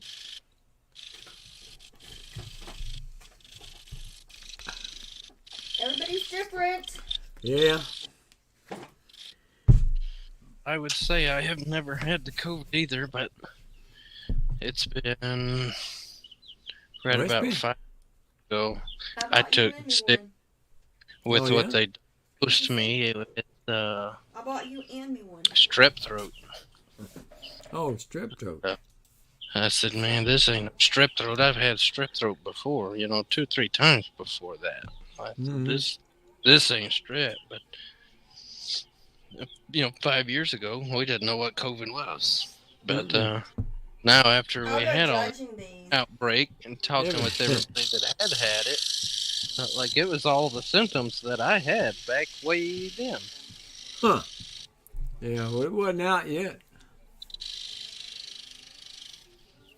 And I said, exactly the symptoms. Mm-hmm. And it was like, I mean, just I could pinpoint exactly when it overtook me. That's how bad it was. Wow. Come home from work. It was a Friday afternoon. I was supposed to be getting my kids that weekend. I come home and I was doing my little rounds in the backyard. And I sat down on the edge of the trampoline and just kind of laid down for a little bit. And it was like something just blew in the air, man. I mean, within 30 minutes, of sitting, Mm. headache, Big. migraine took over, Excuse me. and It felt good it though. got worse through the night. She dropped the kids off, and I finally got up that next morning, and I said, "You're gonna have to come get these kids. Like I can't do nothing. Mm-hmm. Like it's breakfast time, and I can't even take care of myself, let alone take care of them all weekend." So Mm. she come and got them, and I spent the next 5 days thinking I was gonna die. Wow. Oh, it was bad. Finally went to the clinic down here, and they said, "Oh, you just probably got a little airborne funk coming through. Give me some pills." I went down, and it was all I could do to get to the clinic when I finally went. Mm-hmm. Dang. The dizzy spells and everything that was going with it, running fever, chills. That sounds They like flu. suck. And I was like, dude, I hope I don't kill nobody trying. I literally run out of breath walking from my bedroom to the front of the house to get in the truck. Wow. And I had to sit in the driveway for about 10 minutes just to catch my breath. And I finally hobbled across town thinking, oh, if I get pulled over, they're going to think I'm drunk. Mm-hmm. I mean, that's what it felt like. Wow. And I cruised Might through be. town 25 miles an hour trying to finally get over there. And I had to sit in that parking lot probably another 10 minutes to catch my breath. Mm. They That said, sounds you a having whole trouble? lot like it, don't it? You having trouble breathing? No, I can breathe just fine. I just can't catch my breath. I'm exhausted. But Wow. yeah, you hear a lot of people saying that they had a hard time breathing. Like That's breathing what what? Billy That's had right. it. So we can ask Billy about if, the symptoms you're talking about is what he may have had. COVID. Yeah. Billy had it, I and have no it was clue. rough on him. Yeah. Taking a million COVID tests. I never had. Yeah, she's never taken COVID. No, never gotten COVID. Matter of fact, every time the insurance says it's okay, she gets a few more test kits for the house. I haven't Yeah. taken a COVID test in a long time though. I haven't since I was sick last time. My granddaughter came. She's 7. She wasn't feeling very well, but the day before she came, she had a fever, small fever, and then after that, it was over with. But she gets over here, and my daughter wanted to know if we had some tests and take a test. So we did, and within 2 minutes, that thing showed bright positive for her. And my wife was right there, and when she looked at that and saw that second line come up, she jumped back in the air about 5 feet before she landed. And I said, "Bam, what happened to you?"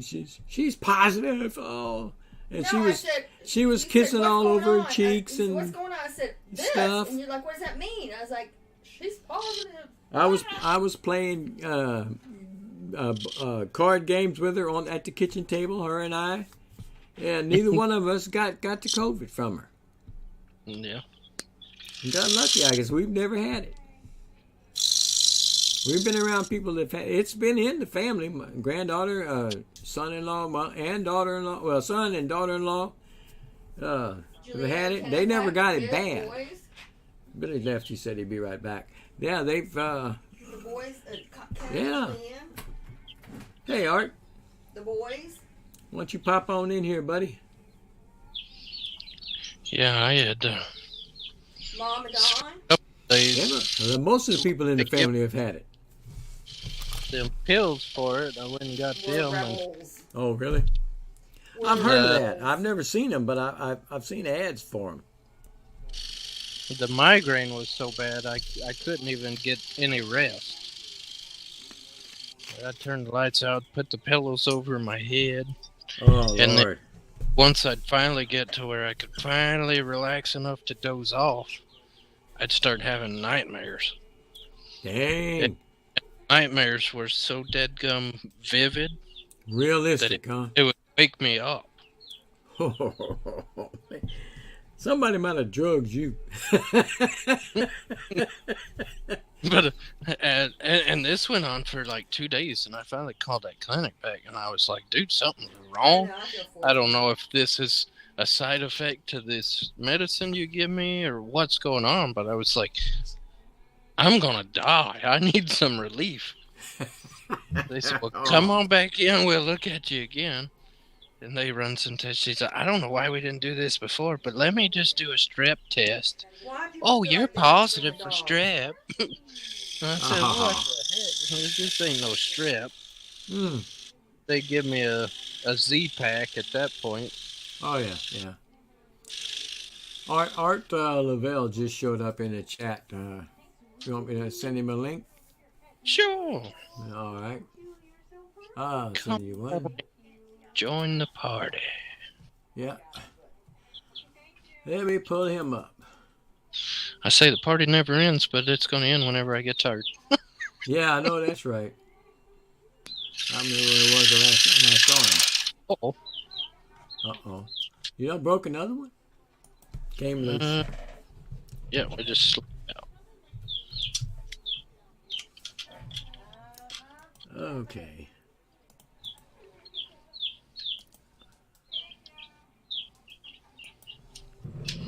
All right, Art, I sent it to you.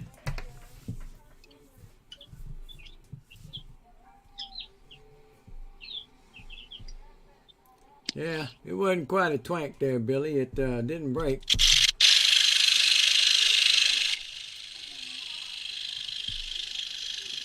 Yeah, it slipped out of the clamp and then that. Yeah, it's kind of what I was telling you. With a big old mask on the front like that? I didn't want it on the front. Well, I did, but not there. I think I hear Art knocking on the door. All right. I wanted it on the front where the wreath would normally go.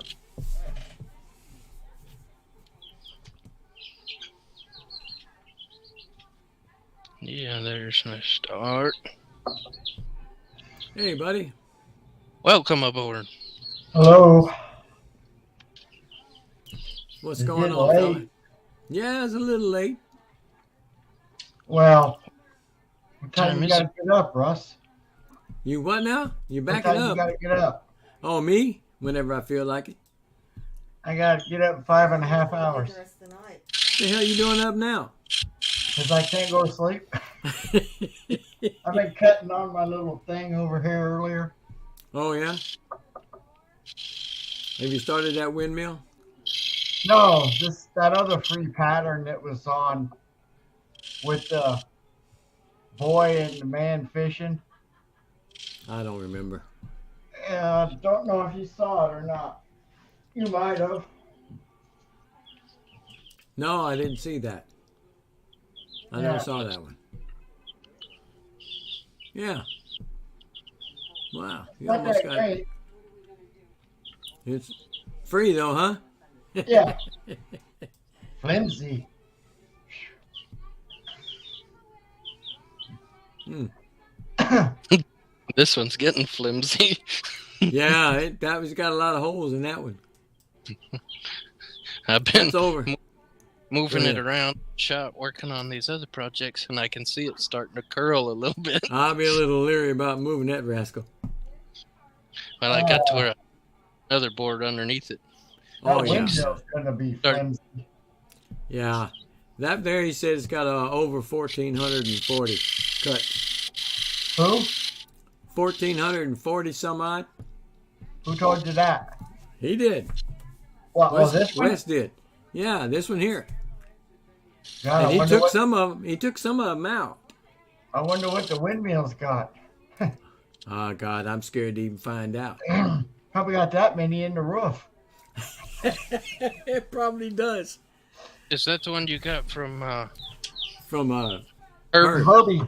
Yeah, I sent that picture to him. It's our local windmill here, and want to see if he can make a pattern out of it. It took him a while, but he made a damn good pattern. I thought somebody said that was at 2,000. Hello, Do what? Steve, Robin, and Billy. I don't have no idea how many that pilot holes that thing's gonna have, but it's a lot. I could be wrong, but I thought somebody said around 2,000. I don't know that anybody's counted them. Well, I know one that will. You know Yeah. what I do is I drill all the holes, then I turn it upside down and I take a pencil and I just go 1, 2, 3. And when I want to take a break, I write the number down on the back of the wood and then I can come back and know where I'm at. Yeah. Huh. Yep. If you haven't marked by it, you've been there before. That's all right, Billy. I got all the time in the world. Yeah, it would take a while. I usually count as I drill. Yeah. I lose count. Hmm. 'Cause I probably Yeah. won't drill all them holes at once either. Oh, I'm back at those. There's a couple on here. I drilled the holes, but I didn't drill all the way through. My driller must have been getting tired on me or something. I don't know what happened there. But I've there's been- three of Go ahead. there's three of them right here that are only halfway through. I've been using my little DeWalt drill, that battery operated drill. Jesus Christ! After so long, my arm gets tired of holding that heavy rascal. I've kind of subscribed to the John Cousins way of doing things. I drill a few and then I'll cut them and come back and drill a few more and cut them until I get done. Then he says he don't bother counting. He just drills and cuts. Hey, can you get off that for a minute? I want to talk to you. Hang on a minute. I'll be right back. All right. I do Yeah, just for the, sometimes that's all I do, Billy, but I don't know. Sometimes I'm just curious.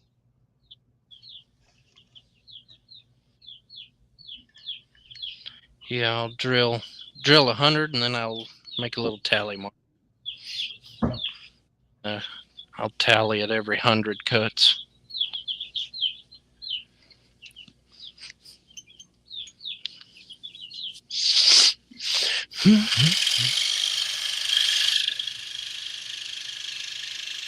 That was going to take you a little while, isn't it?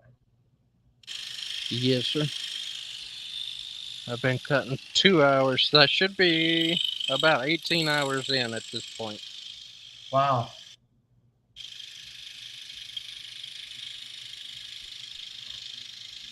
This one got pushed to the side. Did you Well, I trace the pattern on there? Yes, this is carbon paper transfer. How long did it take you to trace it? Probably about 4 hours. But I'll just sit on the couch and turn the TV on or whatever and tinker with it a little at a time. Yeah.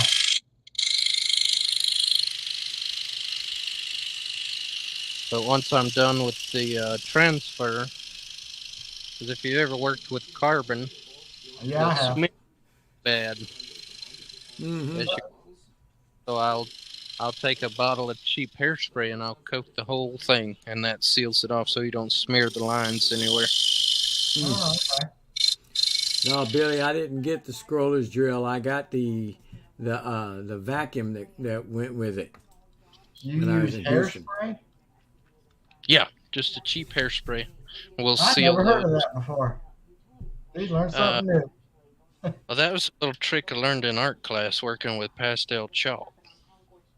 Okay. Throw a layer of hairspray after each coat of chalk. That way you don't smear it with your hand as you're moving along. Huh. Mm.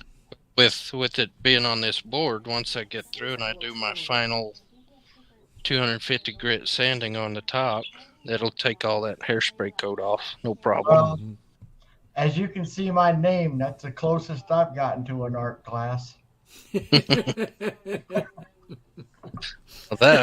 I say art class, I'm talking like 5th and 6th grade art class. I'm talking all 12 years. I can't even draw a stick figure. You imagine me with a piece of chalk? Mm. That's scary. Well, you can color your stick figure with that chalk. Stick figure'd be crooked. He look like a drunk falling down.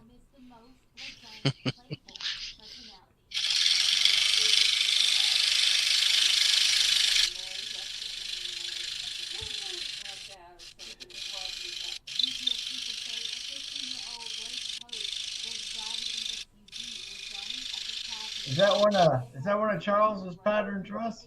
Yeah. I thought so. Mm-hmm. It's a nice looking pattern. That daggum chimney looks like it's 3D. Yeah, it does. Yeah.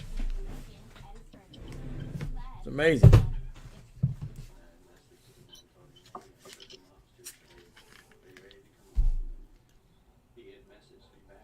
Hey, Russ, 27 degrees now.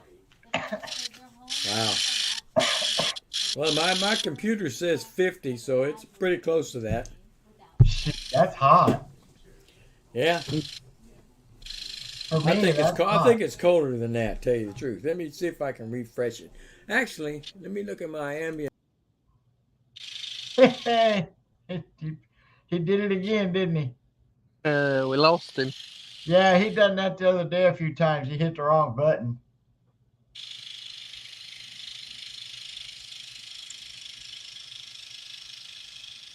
He'll be back.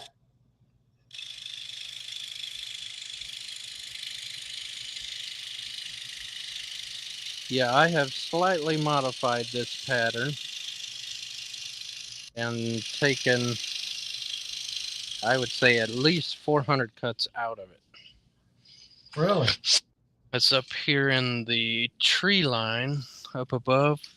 The tree line actually the entire top, but I've cut some out to give me a little bit of skyline up there. Okay. Welcome back. Yeah, I done it again. I forgot to That's what I make told a him. new page. I told him you do that quite often. I do. Every stinking time, it seems like. That's all right. But that 50 degrees is pretty accurate. That's shorts weather. I know.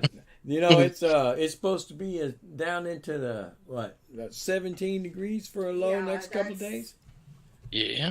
It's gonna be cold. Well, Russ, that's going to blow over here next week, so I'll wait for it. You can have it. I don't want no part of it. I'll be under the covers. Yeah, they were Me too. saying 25 for the low for us next Thursday, Friday, Saturday. Yeah, we got. Where you at? There's 4 days of below freezing, and one of the lowest I think is like 17. I am about a 30 minute 17, drive 22, south 24, of Houston. and 34. Oh, okay. I'm way over in North Carolina. Mm. Oh, 3 days. Yeah, he's a good couple hours or more away from me. Friday, it's not supposed to get above freezing at all. What you say? yeah. Friday, it's supposed to be below freezing the whole day. We're supposed to be below freezing Friday all day long. I know I ain't going outside on Friday. It's good for you. No, it ain't either. I don't wrapped wanna up. go outside. We're gonna prepare ourselves and make sure we have everything we need. She I said, got 2 big Don't you- helpings of gumbo in there. I can make that last. And I have cabbage casserole stuff. We got enough food. We ain't got to worry about it. I ain't going nowheres and it's cold. I hate the cold. Yeah. Oh, get a little cheese with that wine on. There's Jerry. Oh, Jerry. Hey, Jerry. "Hello, Jerry."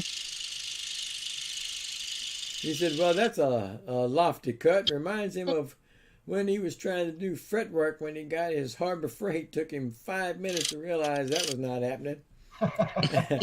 Yeah, not on that one, it wouldn't. There's very few cuts you're going to be able to do with that Harbor Freight on this rascal. You Did know, you see- I almost bought one of those, and I did. decided I didn't want to, and now I've been hearing about it. I'm glad I didn't. I had one, and I done some pretty amazing work with that rascal, but it was nothing like this tiny fretwork stuff. You couldn't do that with that unless you pull the pins out of the blade, which I did a couple times because that was all I had. But once I broke that adapter and I never found it, that Harbor Freight went to the street. Somebody else picked that rascal up. I was gifted one once, and I tinkered with it a little bit when my Dremel would act up. And it didn't take me long. I said, I've got to get this Dremel fixed.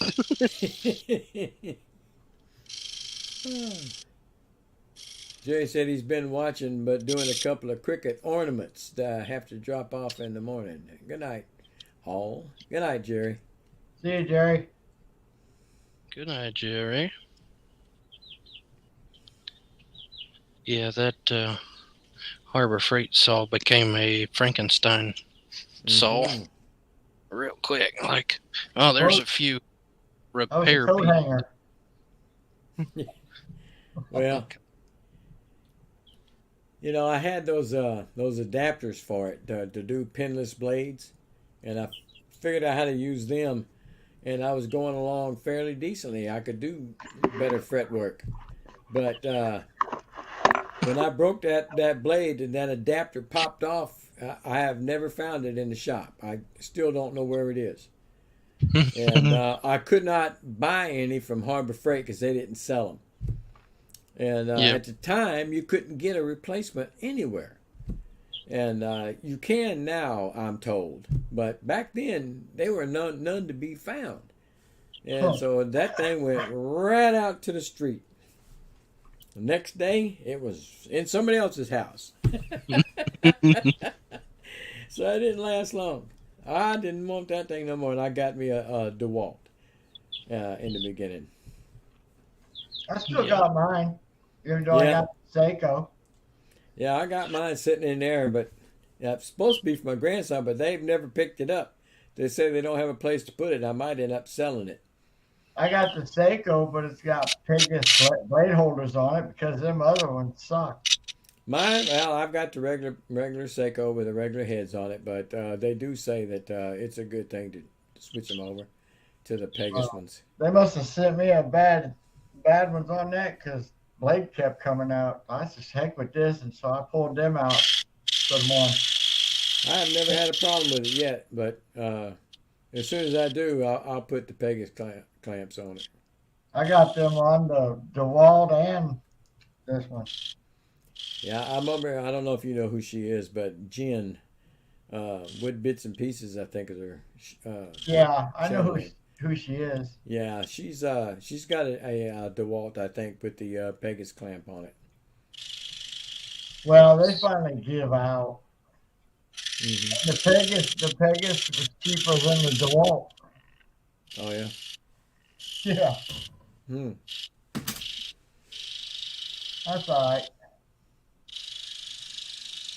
Well, so right now, I'll say outright, I've got my last saw, unless something happens. Have no problems with that clamp on mine, at least not yet. Once I learn how to find a sweet spot and don't clamp them down with the Hulk strength. See, I noticed a while back when Shay was alive, hers would slip out too. Mm-hmm. Well, she didn't never change the clamps over that I know of. I ain't had no problem since I put them on.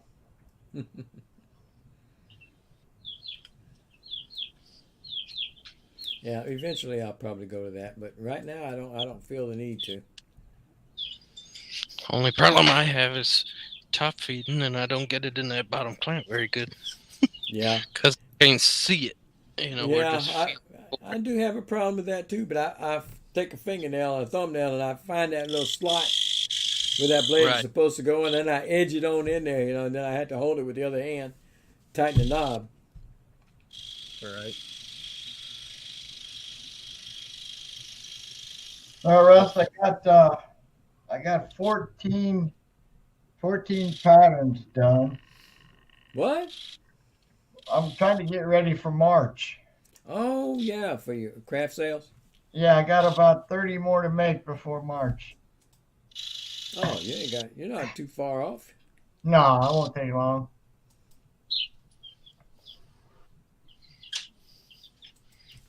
I don't think that I'd ever do a craft show like that. There's the local flea market down here.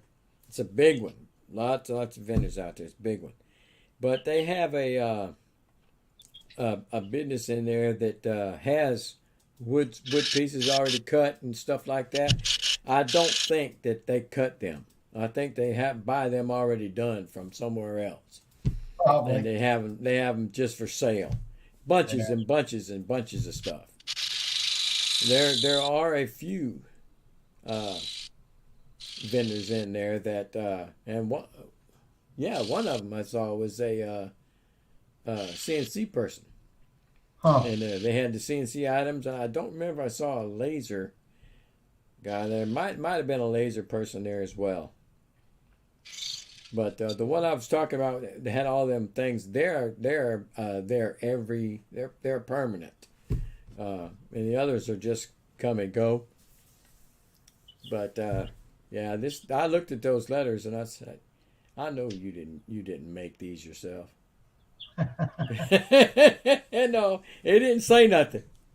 Yeah. But I don't think they did the work. I think they just are like the middleman. Buy them from somebody else and then sell them. Well, my best show this year was $280. That's not bad for. Depends on how big it is, how much customers you actually had, how much traffic. Yeah, there was a lot of people there. They all didn't buy. Mm-hmm. Yeah, they tell you to put your lowest priced items in the front to get them in, and let them look around, and then your higher priced items in the back. Most of mine are Steve Good patterns, so a lot of them are pretty close to the same price. Mm-hmm. Mm-hmm. Now, you remember the Cardinal we did? Yeah. Okay, I didn't do anything with it. All I did was stain the top, a light stain. And I took it, and the one guy that bought, I made some cars, and I made a train. The train was about 17 inches long and about 12 inches high. Mm-hmm. And it probably had almost, if I remember right, it had almost 400 cutouts in it. Dang. Okay. So he bought the train. Then I went back to the same same place I went before later on. And him and his wife showed up. They come up and said hi. He looked at the bird and said, I'll take that. just like that. You remember that dollhouse I made? No, I'm not sure about that one now. Well, it's another one of Steve Good's pattern. It's the dollhouse, and it's got all kinds of furniture and Okay. stuff. And I took that to the same place, and the lady that was selling clothes next to me, as soon as I put it on the ground before I even got everything out of the car, she said, how much you want for that? I said, 45. She said, I take it. Oh, my All dog. right, well, good grief, and nobody even got to see it. So eventually I'll make another one. Yeah. Yeah, I don't sell high dollar stuff because there ain't no high dollar people around here. I know what you mean. If you want high dollar sales, you got to go where the rich folks are. Yeah, and I only get to go there twice. Yeah. I know I told y'all that when I met Steve I Good down in Atlanta. I come around the corner and saw him, and he was by himself in the booth. And so I walked up to him and I told him, I said, I think I owe you some money. He looked at me, he says, I don't think you do, but it's nice to meet you. Then he looked at me again and he says, I know you. And he said, where do I know you from? And I said, I was on the Stock Shop with Rush show for years. And he said, oh, that's where it was, because I've been on several panels with him. He was on there. And that's where I know you from. I said, yeah.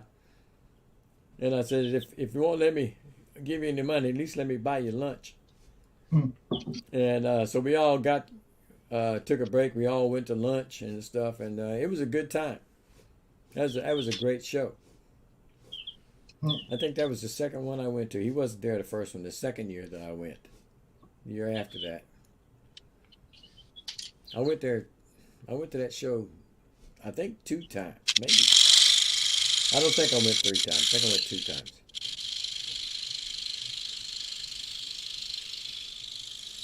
But it was fun. Now they stopped doing them. Imagine that. Yeah. Well, they had some problems.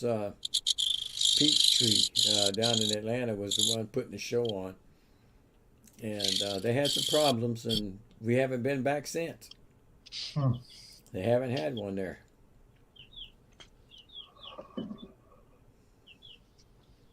There's another one I didn't drill. Uh-oh. Good night, Robin. Good night.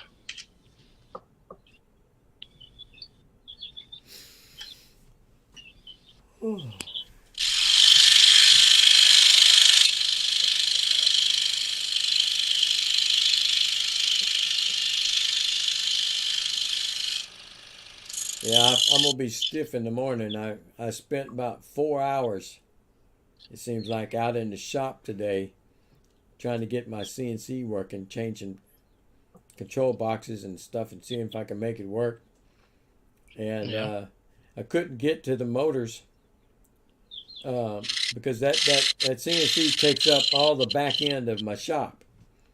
And I had to try to pull it and turn it to get to one last motor in the back. And I just, with all the crap that I have in there, I move stuff and toss stuff out of the way, try to get where I could actually move the table so I could get to that motor. And ends up, I bump up against 2 5-gallon buckets of paint I had sitting in the corner. I said, son of a God dang it. I got it as far as I could get it. And I said, this is not working. So I actually had to climb up on that tall table and walk across the CNC machine to the back of it to get to that motor. That thing even held your fat butt. It held me. It's strong. I made that table sturdy. But Jesus Christ, I felt. I said. Then I had to get back down. I said, "Oh, geez, that's a long way down." So I get over there now. Oh man, I worked my way back down, but it wasn't fun. It's still not working, so I've got a couple more things to try tomorrow. But I tell you, I told her when I came in, I said I'm gonna be stove up in the morning. I was looking. I might have to go underneath. I said, "Oh, I looked down there." I said, "Oh no, I ain't going underneath it. Gotta go over." Oh, I got so much sawdust and stuff on the floor, and I told her I thought it was rats that came in my shop and took a leak on my computer and zapped it. And but it was. I think today now, as I looked under there, I said I don't think it was rats. I think it was squirrels.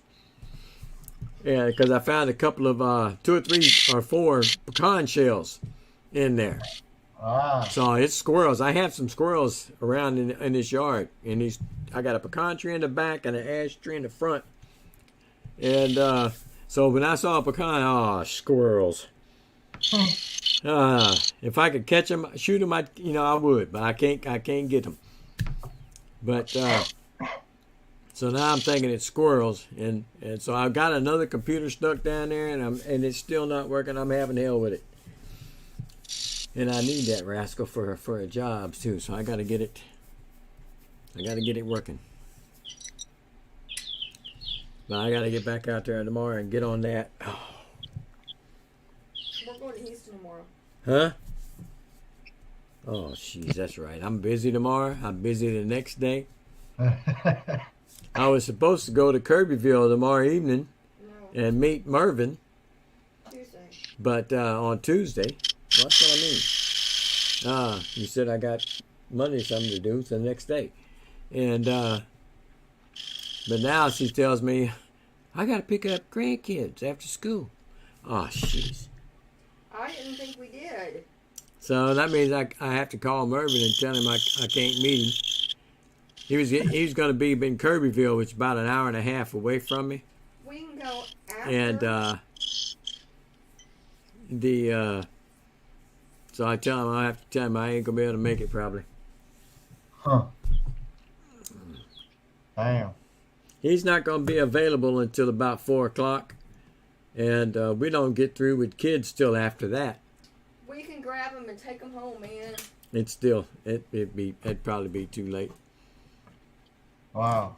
So I may have to say I've never met him. I've only talked to him on the computer, but I've never met him. You got some sex junk on here. What? Again? Yep. Well, that's almost like the other one. Yeah. Teresa could pick them up, but we only got one vehicle, Billy. When I retired, we got rid of... No, I could take the golf cart, I told him. She could take the golf cart, but she knows it's going to be cold. It's not going to be that cold. It's going to be cold. It's not that cold. I ain't going to allow it. Why don't you just say you don't want to do it? Why you? I never said that. Billy wants to know why I do. you can't pick him I up. would like to go visit him. Then Yeah. go. Knock it off. I got Kayla's car out there. I can. No. I don't think it's going to happen. We'll see how it goes. 53 is the high. 46 is the low. I can handle this in the light. It's not gonna be that cold. I just have to go take the Christmas decorations off the back of the golf cart. We're gonna ride it Wednesday. Wednesday it's 57 or 46 because Ned and the boys are gonna be here. Well, there's a lot of stuff I didn't know anything about.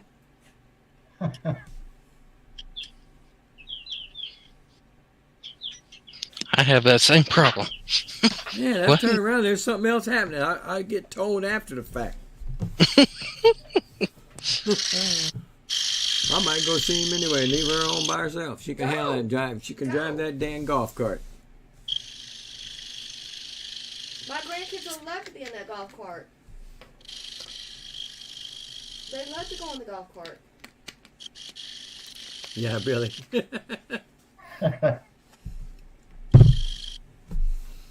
Oh well, it is what it is. I vote go. She votes go so I can get out of her hair. That's what I think.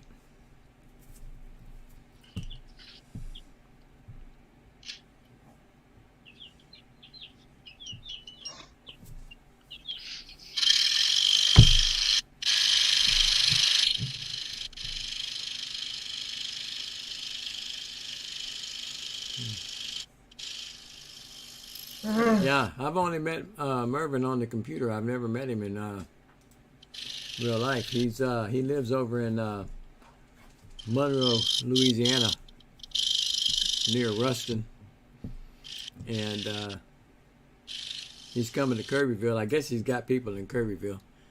He wanted to know if we wanted to meet up. I said, well, that's not only about an hour and a half from me. I can make that drive. And so we kind of trying to set it up.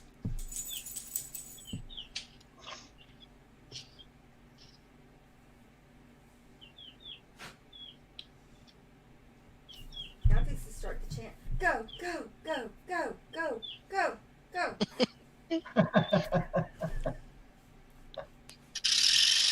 You see what I put up with? She wants me out of her hair.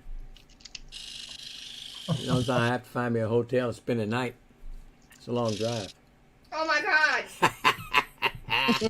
Now I've heard it all. I could go on the golf cart that far. Shit. No, you can't. Not in that golf cart.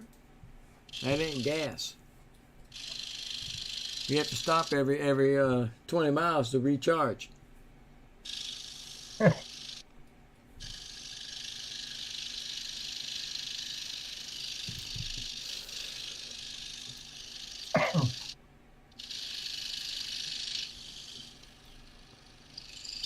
I got this. Yes, I do. I got this. How about you?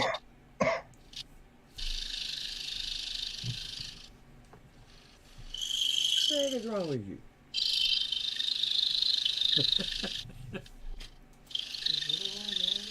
Yeah, it wouldn't be legal. That's for sure. Do you really want to know? Definitely can't do that. I married you. Best thing you ever did. Shit.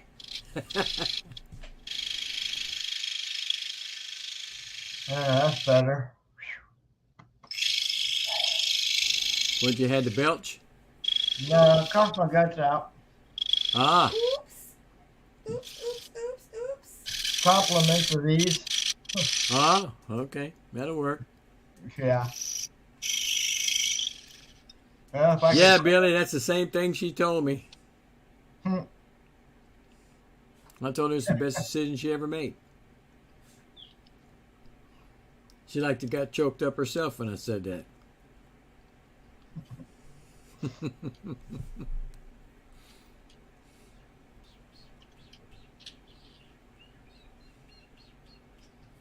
But just us, huh? Look at that Yeah. one. Another one I didn't drill. Uh-huh. Another one you I didn't don't drill. want that. Jesus, God help you, dude. You can't see out of that thing. Your field of vision is limited. Then that way means I drive and you. Stay home.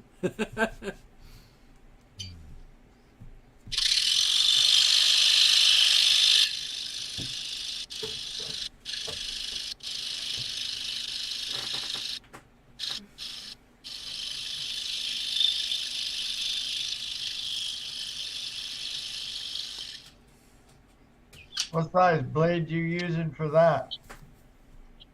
This is a 00. 00? Pegasus blade. Pretty small, isn't it? The chimney I used a 000. Wow. Hmm. So Might have it- to use that on the windmill, Russ. For me, a big blade number 1. yeah. Because them chimney holes look bigger than them windmill holes. Yep. Oh yeah. A 000. That's the 3/0, huh?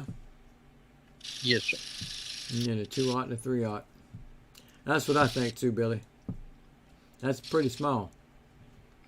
Yeah, I don't 3 really- odd Go ahead. equal blade. Yeah. I don't like those. I've got a gross of both of those, 3/0 and 2/0. So, But I really prefer that number 1 spiral. I've tried the number 1 spiral reverse, and I like that blade. I haven't Pretty tried good. any of the Yeah, spirals. it's a really good blade. And it does a whole lot better job of keeping fuzzies off the back than being without it. Charles uses them big ones. 3s and 5s. 3s and 5s. They don't use nothing less than a 3. Those are That's huge. too big. Well, hell, he makes patterns that are 10 feet wide, just about. Yeah, billboard. Mhm. He can afford to get away with a 3 and a 5. Well, I'm learning how to I use gotta go them. get the drinks out of the truck. Yeah. I need to practice on doing straight lines with them. I can do wiggly lines real good. You know, if the pattern's got some wiggly lines, I'm all there. But when it comes to straight lines, It's a little different, ain't it? Yeah. you know, I take my, you know, I use the flat blades more than anything, and Right. I can just go, zzz, and I'm straight line. Mm-hmm. Man, them spirals, I'm going, oh man. I don't know I if you did. can see hands. Let me move this thing back a little bit. But doing straight lines for me with a spiral, I'll rest my hand at the bottom of the table's right here. I'll rest probably these 2 fingers on that bottom side somewhere that I can hold it steady. And then I'll, wherever the line is, I try to run a finger along the edge of my board and kind of use that as a fence Mm-hmm. and walk it Oh. through. I'll have to try that. Makes it a lot. You don't see me with my hands, both hands on top of the piece very often. Mm-hmm. Usually I've got hand with 1 or 2 fingers resting on the saw itself, and I'm just kind of guiding like a fence with Yeah. you, and using this one to steer the wood around that blade. But some of these bigger cuts up here in the middle, I'm getting away with running both hands on top. See, my windows, my doors wouldn't look like that. Not They straight look up. like this. Then I'd have to go back and fix them. Yeah, yeah. That's why they make sandpaper for, huh? Right? I didn't want to Yeah, work more. They even make the blades that have sandpaper on them now. Yeah, I've seen some. I've never used them, but I have seen them. I've never used one. You know, I Really? tried them once. I wasn't impressed. I didn't. I've heard other people say that as well. That they're not that great. I've never To- used them. To me, you're not going to get in these little curved Mm-mm. lines very good with them. You're Yeah. going to be just like you could square up this door with it real easy. Mm-hmm. But The thing with them, that sandpaper where you put it in, tighten it up. Well, they're not very stiff. You push on it, they bend, and you can break them real easy. Mm-hmm. Night, Steve. Good night, Steve. good night, Steve. Billy says he uses 2/0 and 3/0 all the time. I did, Billy. I used 2/0 more than 3/0, but when I got those the #1 spiral reverses, I like that. Billy I am says getting he just does what John and Shay do, sand with the blade. I do too. Yeah. I am getting to where I like them 2s and 3s better than the 2-0s, and 3-0s better than them 3s and 5s. They're too fat. Yeah. Yeah, that's mine. Like I want real thin lines, Mm-hmm.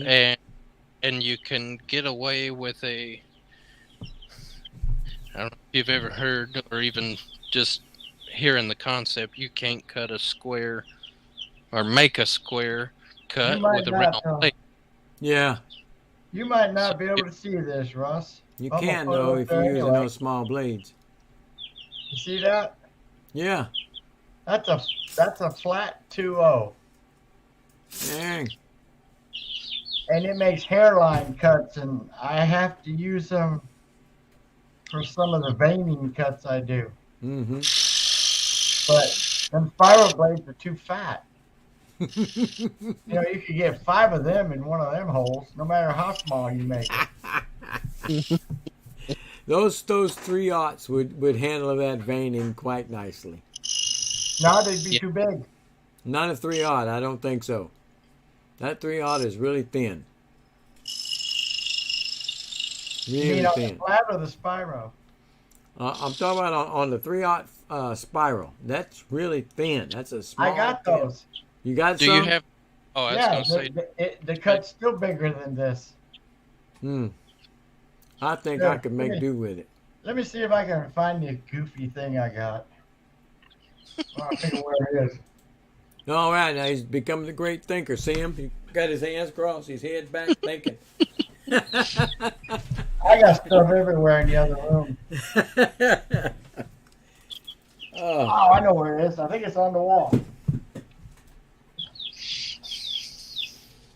Russ, I didn't break a blade, but I got to turn around and take a drink. go ahead on, brother. It's your show. You can do what you want.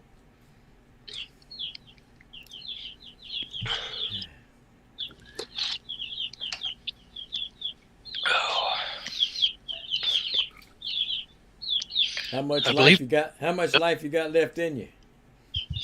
Well, where are we? We're 2 hours and 40 minutes. Yeah. Man, I'll surely show you. I can make it 2 hours. I'll show you this one, Ross. Got Yeah. me blowed up. You make him big. I'm trying. All right, well, See these veining cuts? right there, yeah.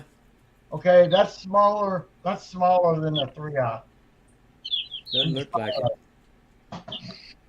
This is my good one here.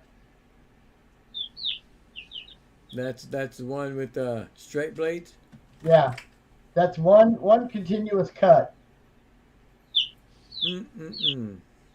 So I started at the beak Mm-hmm. and then went all the way around the whole picture with ever stopping. Yeah. That's I It's kinda all see how veined you- up. yeah, no how you- interior. Yeah, I see All how you would have veined got there, but It probably looked like a slinky before you glued it down too. You know, it's glued to 2/8 inch little round pieces I cut out, so it's not actually touching the backboard. Okay. And this piece of wood you can't buy anymore unless you want to pay an arm and a leg. It's redwood. Mm. They don't make redwood hardly anymore. Yeah, you want I redwood, still- you can get attic cedar. Yeah, Hmm. I still say Yeah. that 3/0 make a very thin veining line for a 3/0. That's a really small blade. I'm trying to dig them out. Do you have the specs on those flat blades as far as the kerf? I can hang on a second. I think I still got a magazine up here. Here we are with my triple aught. Mm-hmm. .011 by .024. Yeah. Let's see. Oh, there. No, that ain't it.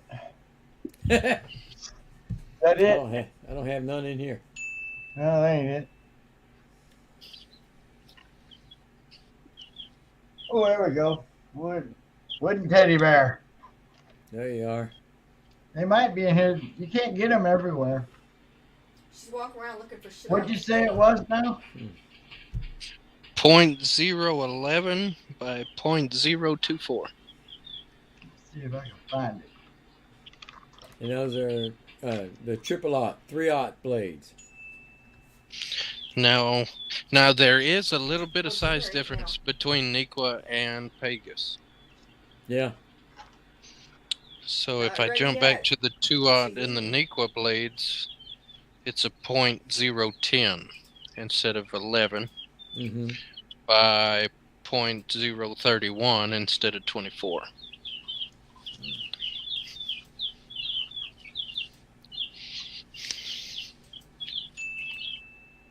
I have all my labels on my Okay, the jars width outside. for the 2.0 You have is labels on your jars 0.027 and the thickness is 0.008. Okay. That's a little bit better than yours, ain't it? That's on It the is. 2. That's on the 2/0. That's the How 2 about aught the flat. back of the golf cart Yeah. would be like a jack in the box Okay, with a jester 2 coming out aught of it. flat. He's got a .08, and the Nikwa 2 aught spiral is .010. This is .008. Now number one is a .011. But that's what I used for veining when I was doing those. So the number 1 was a .011. Yeah, but I don't use them. Okay, that's the size of the 3 aught. Yeah. Which is so yeah, the 2.0 is smaller on the flat blade than the spiral.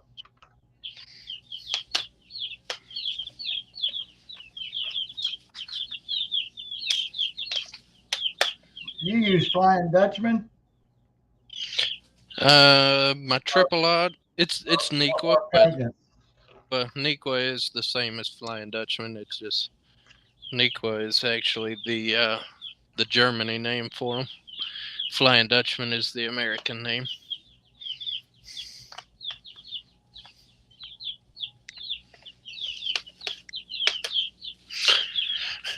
And Pegasus is the Swiss blade. Yeah. They don't put them in here. They don't put them Pegasus in this magazine anyway. Right. No, that Steve that does them animal puzzles.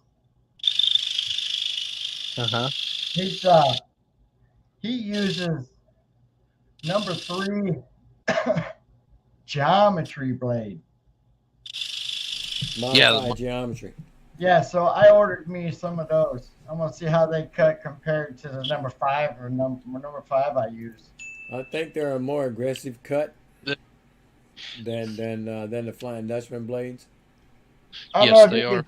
They're I got faster. this blade in here, Russ. Now this is just out of a piece of pine. I had a good piece of pine laying around. This is my pit bull. Let me get it so I can hold it by the head. It don't fall apart. Yeah. But see, I used number 5 on that. Mm-hmm. And I it think seems it's to that hold wood. up pretty good. But I'm gonna try what he uses too. Is that 3/4 inch? Yeah, no, this is 1 inch pine. Oh, 1 inch. Well, okay. you might as well say 3/4. Yeah, it's 3/4 inch. Yeah. Yeah, you can really see the curve good, huh? Yeah, I mean, it held up pretty good. I usually use poplar, but I got this pine laying around too.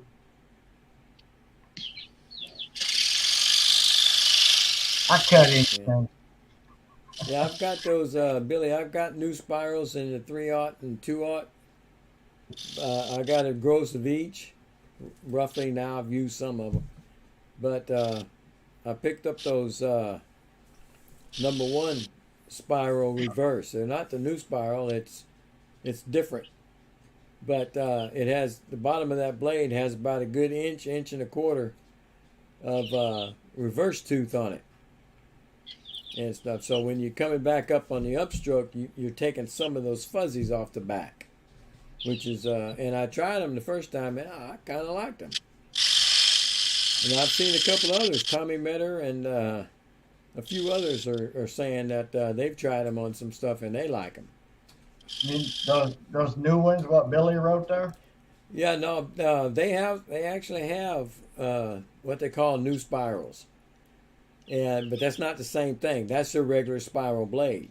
Ah, Now, when it says spiral reverse, it's REV. okay. That's the new spirals that have the reverse teeth on the bottom. Oh, you're okay. cutting on both the A top. reverse blade. Yeah, you're cutting both ways. Ah, So I see what they need to make now is a ultra skip burst spiral. Yeah, wouldn't it be nice, huh? But I don't know how they're gonna do that. And well, I mean, instead of like your reverse where you've only got an inch or so on the bottom side that are reversed, the ultra skip are actually what I've always called a crown tooth. So every blade works together. You have one down, one up, one down, one up. yeah. That might come down the pike. Hey, Russ, I don't worry about fuzzies. You want to see the sandpaper I use for my fuzzies? Works great. All you gotta do is knock off a few here and there, and you're done. I've not used one of those. Anyway. Don't leave it in one place too long, though, right? Oh no. You gotta move it. Man, it takes them right off. 99% less time sanding it. Mm-hmm. I'm gonna get me one of those. I never got one yet. I had one, not the little blowtorch, but the one you screw on the little green bottle. Yeah. That joker has disappeared, and I ain't found that. I've tore this shop apart 3 times since Christmas last year, and I ain't found that thing yet. I think I still have one out in the shop, the bottle, but the torch end of it is all rusted up. I don't do those anymore. What I showed you. Mm-hmm. But I used to, and you needed a really small blade. I got a motorcycle that was Steve Good. Terror. Steve Good says something about that. There's a puzzle blade out there that people use. And, I ain't tried that yet. There's a puzzle blade out there, and I'm not sure if Steve Good uses a jeweler's blade for that, but I know he uses. I'm pretty sure he uses the jeweler's blade for when he cuts the coins.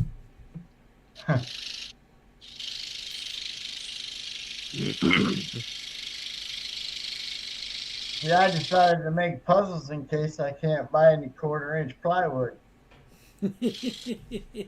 I got something to fall back on. Yeah, I hear you. Because you know yourself, that plywood in the store, all that's good for is putting on a floor. Yeah, that's it. Or a wall. That stuff I was using yesterday, man. I got to looking at that, and I swear by looking, it's not an MDF core. But when I smelled it, it smelled like an MDF core. Huh. It was so dusty that I had to put the mask on. Jeez. And it smelled like an MDF core, but looking at it, it didn't look like an MDF core. And when I cut that first eyeball, and it went right through it and snapped. Son of a gun! That was it for me. I'm through. I've been trying. You're done. I've been trying. See this here? This is 1/4-inch maple plywood. Yeah. And I haven't, not yet, but I haven't found one void in anything I've made with it. Hmm. And it's Where'd you get it at? At my our wall lumber yard. Oh, okay.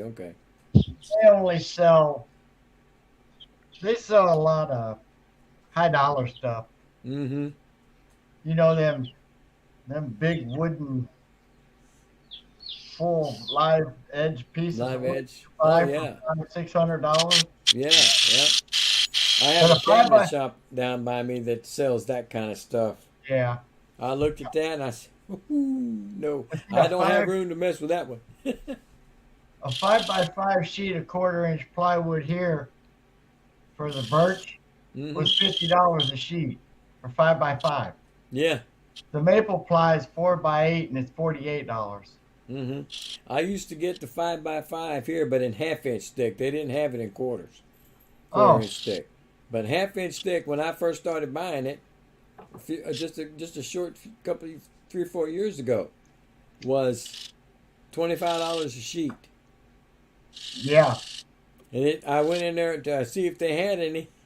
I said I'd like to get a 5x5 sheet, and he said we'd like to get one too. He said they didn't have any. Well, he said it's on a ship out there in the Pacific somewhere. They won't let it come in. Luckily for me, this particular lumberyard we have here has the 1/8 inch, 1/4-inch, the 3/8, the 1/2, and the 3/4. Yeah. But I bought a piece of their 3/4, and they can send that back. It's full of voids, and it's supposed to be Baltic birch. Yeah, it's birch, but it ain't Baltic birch. There's a I got difference. I got a little file thing. I know where it is, but I use it to clean out some of the drill holes after you scroll for a while and they kind of fill up. Mm-hmm. And I stuck it in that piece of plywood this far before I got to where it got the wood again. It's like, hey, man, crap. I cut it all up, put it in the fireplace. That's about all it's good for. That's it. Because I don't Yeah. make nothing else. Mhm. So Yeah, that when I first got that Baltic birch, as man said, there's no voids in it.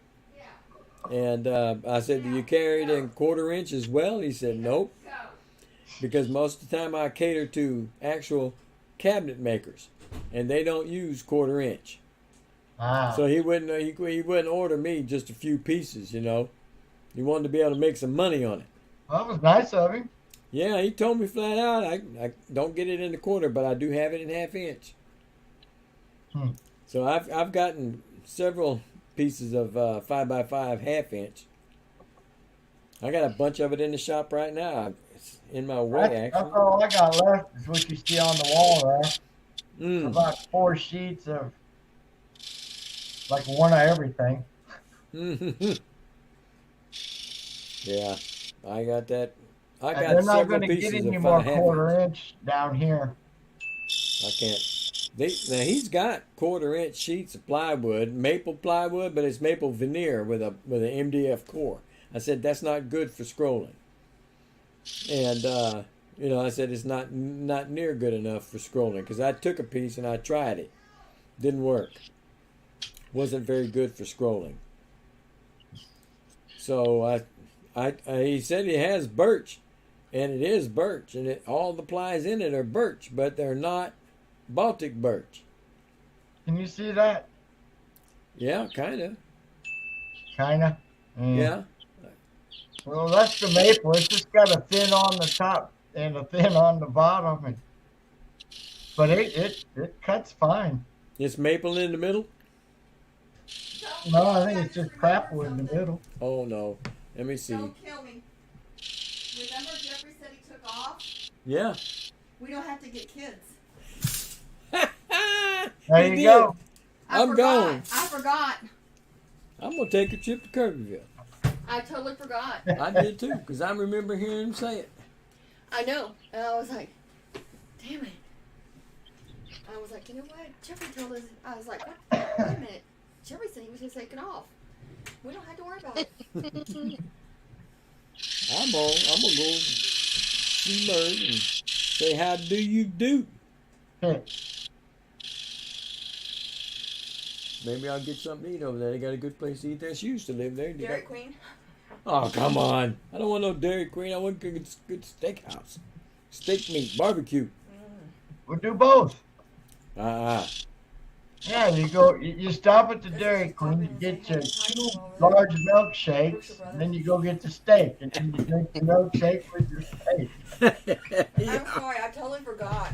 I And did shake, Steak baby. Steak and shake. Man, and but shake. Yeah, that's a good place. I hear. y'all, yeah, I've been eating there since 1961. Is that right? Steak and shake? But they're about gone. We just had one open up here in Beaumont a couple of years back, I guess now. And I've been wanting to go check it out. And Javi and Eloy told me that's a real good place to eat if you like steak. It's good sandwiches. I ordered the same thing every What'd you time get? I went. Triple cheeseburger with cheddar cheese fries. Oh, yeah? Oh my God. He said there's something called a Francisco burger or something like that there. If you Yeah. want me to pick you up, don't And worry. they said that that's pretty tasty. But I told him, if it's hot, I can't eat it because I can't take the heat. So I don't he said, even- "You take your chances." But I don't think ours are open anymore. I know one's gone. Yeah. I don't know if the other one in Greensboro is still there or not. Mm. A lot of things closed here. Yeah, we have Golden we've Corral's lost a lot. gone. You can't go to the floor. We've lost a lot down here too. We don't have a Golden Corral anymore. We still do. We don't have a Sonic. We do. We don't. Sonic. I mean, We still have one. We have a lot of Sonics. I We can have go a to lot of them Sonic. places if I want to drive hour to 2 hours away. Huh. No. No, we have a Sonic. We have a Sonic in town. The Steak and Shake is in the town over. I say I live in Beaumont, and that's my address, but I actually don't live in the city limits. Right. I live right across the street, basically, from the town of Nederland, and so I really lean more toward the Nederland side than Beaumont, even though I got a freaking Beaumont address, which I ain't happy about. See, this town I live in, if you want to call it downtown, it's just one street. That's it. And then go this way about a half a block. That's it. Oh wow! But as far as the area You do goes, not have to pick kids up. you can drive 10, 15 minutes from the downtown part and still be in the town you're in. Yeah. But there ain't nothing there. Uh-huh. That's kind of like this little town here. They got roughly 17,000 people in this little town of Nederland, and Wait a minute, Russ. We got about 2,300. well, I grew up in a town that had about 1,400. My little town I went to school in, Four. yeah, it's got about maybe 300 or 400 now. No, only 3. After the hurricanes come 24 in people altogether. and wiped it out, most people didn't come back, but the few diehards did. Oh. So it's got about 300 or 400 people there now. Now, the But that's town just- I went to high school in, when I graduated high school, there were 793 of us. That was your graduating class? Yeah. Oh, Jiminy. Jiminy Cricket. People. Our town had roughly 200, well, maybe not then.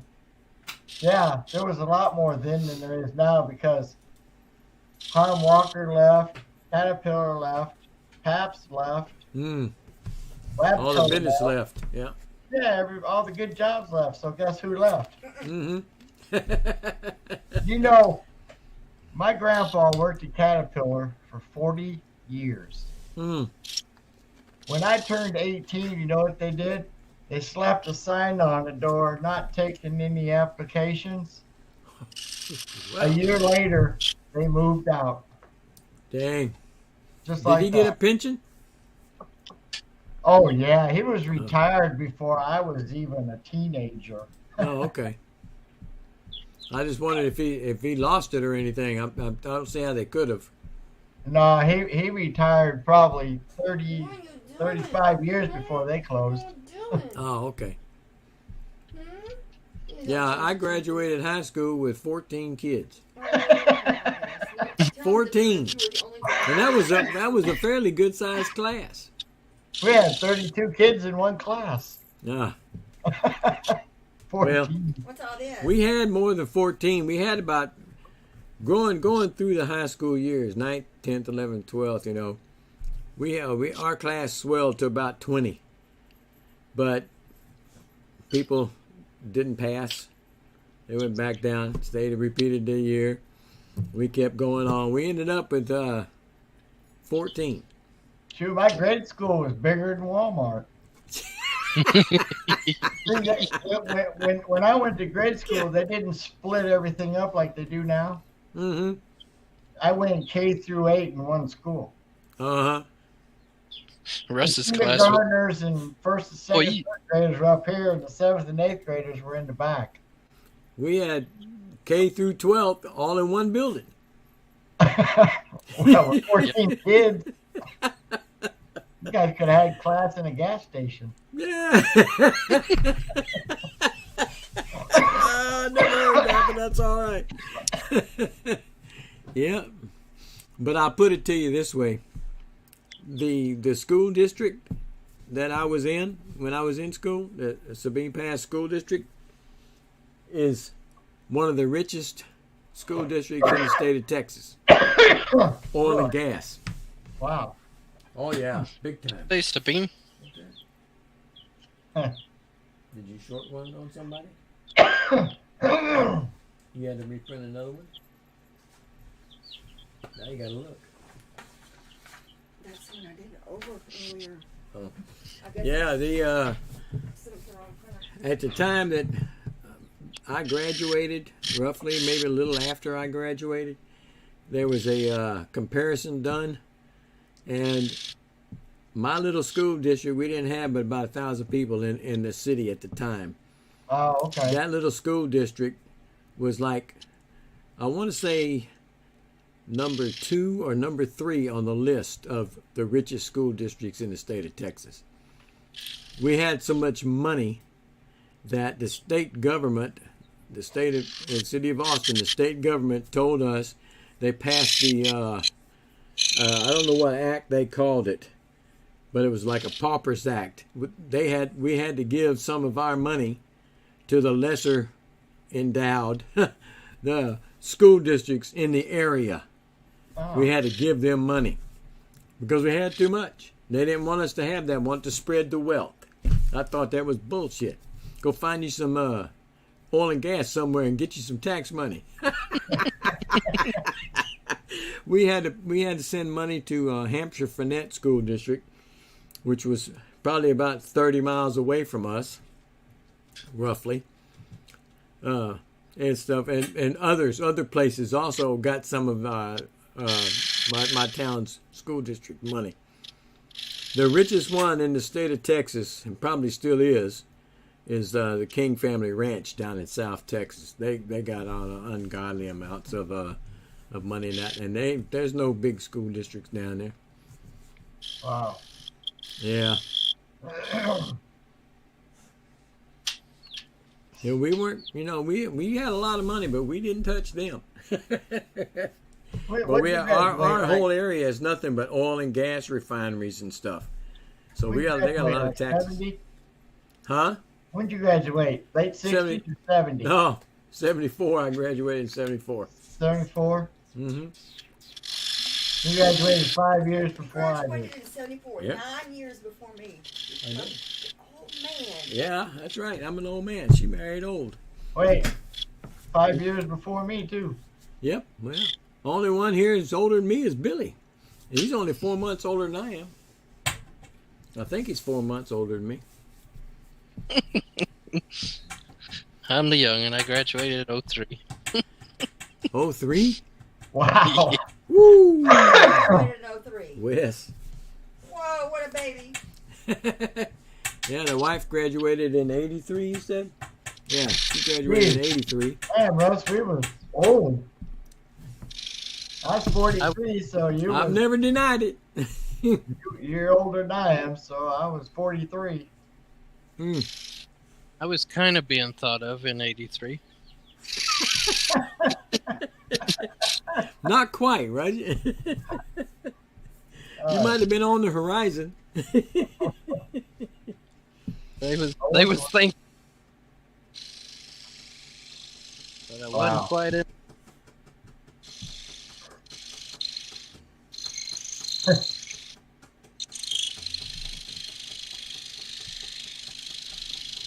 Hey, man, you made over 3 hours. You're doing good. Yes, sir.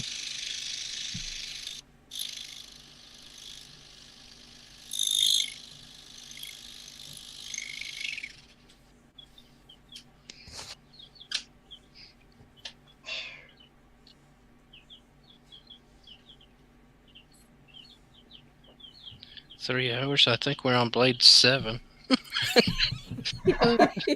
Wow, that's what happens when you use them hair thin blades. Cutting like Charles tonight. Well, you broke an awful lot of blades, didn't you? Mm-hmm. That's unusual. I put one in that machine yesterday for that scroll off. It was a 2-aught, I think, that I had put in there, and it wasn't lining up with the hole and stuff. And I'm putting it in there and I'm working it, trying to get it to go down, and it wasn't working out for me. So when I pulled it out and took a look at that dadgum thing, it looked like I turned it into a Z shape. It was bent off the hell, man. No wonder it didn't fit. How'd I do that one? I think I pushed the wood down, and that bent it because it wasn't down, it wasn't straight, and it bent it. And then when I picked it up and looked at it, it looked like an accordion. I said, well, that's a funny one. It getting hung up because I drilled all of these holes to accommodate the 000 blades. Ah, So okay. my 2-aught blade kind of snags the Yeah, pilot a little from time big. to time. Then I started out with my table tilted, trying to see if I could help my back out any. Well, I didn't you like know, it. they're I think supposed I to had put it- too much of a incline. Well, don't you? You're supposed to put it. Most people put it about 20 degrees. I didn't do no measuring. I was like, here's about a 2-inch thick block of cedar. Let's put that under it.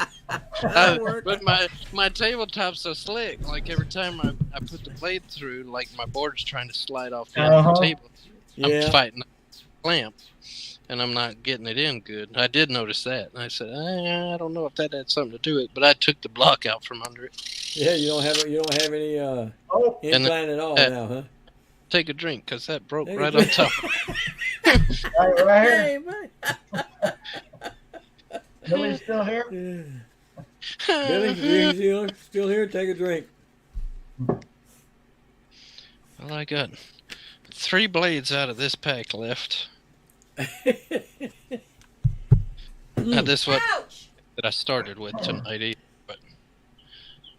Cat got you? Keep your claws to yourself. Cat got her. He is notorious for those claws. He's man. that little cat. He's a Russian No, blue. he left. Oh, and, my fake Russian blue. I didn't know if He's- he was still here. Look at that pretty little. Oh no! Billy said no. He left. No, he left. That cat of hers, that Russian blue, he doesn't know the meaning of stretching his paws out and putting them on you without putting the claws in you.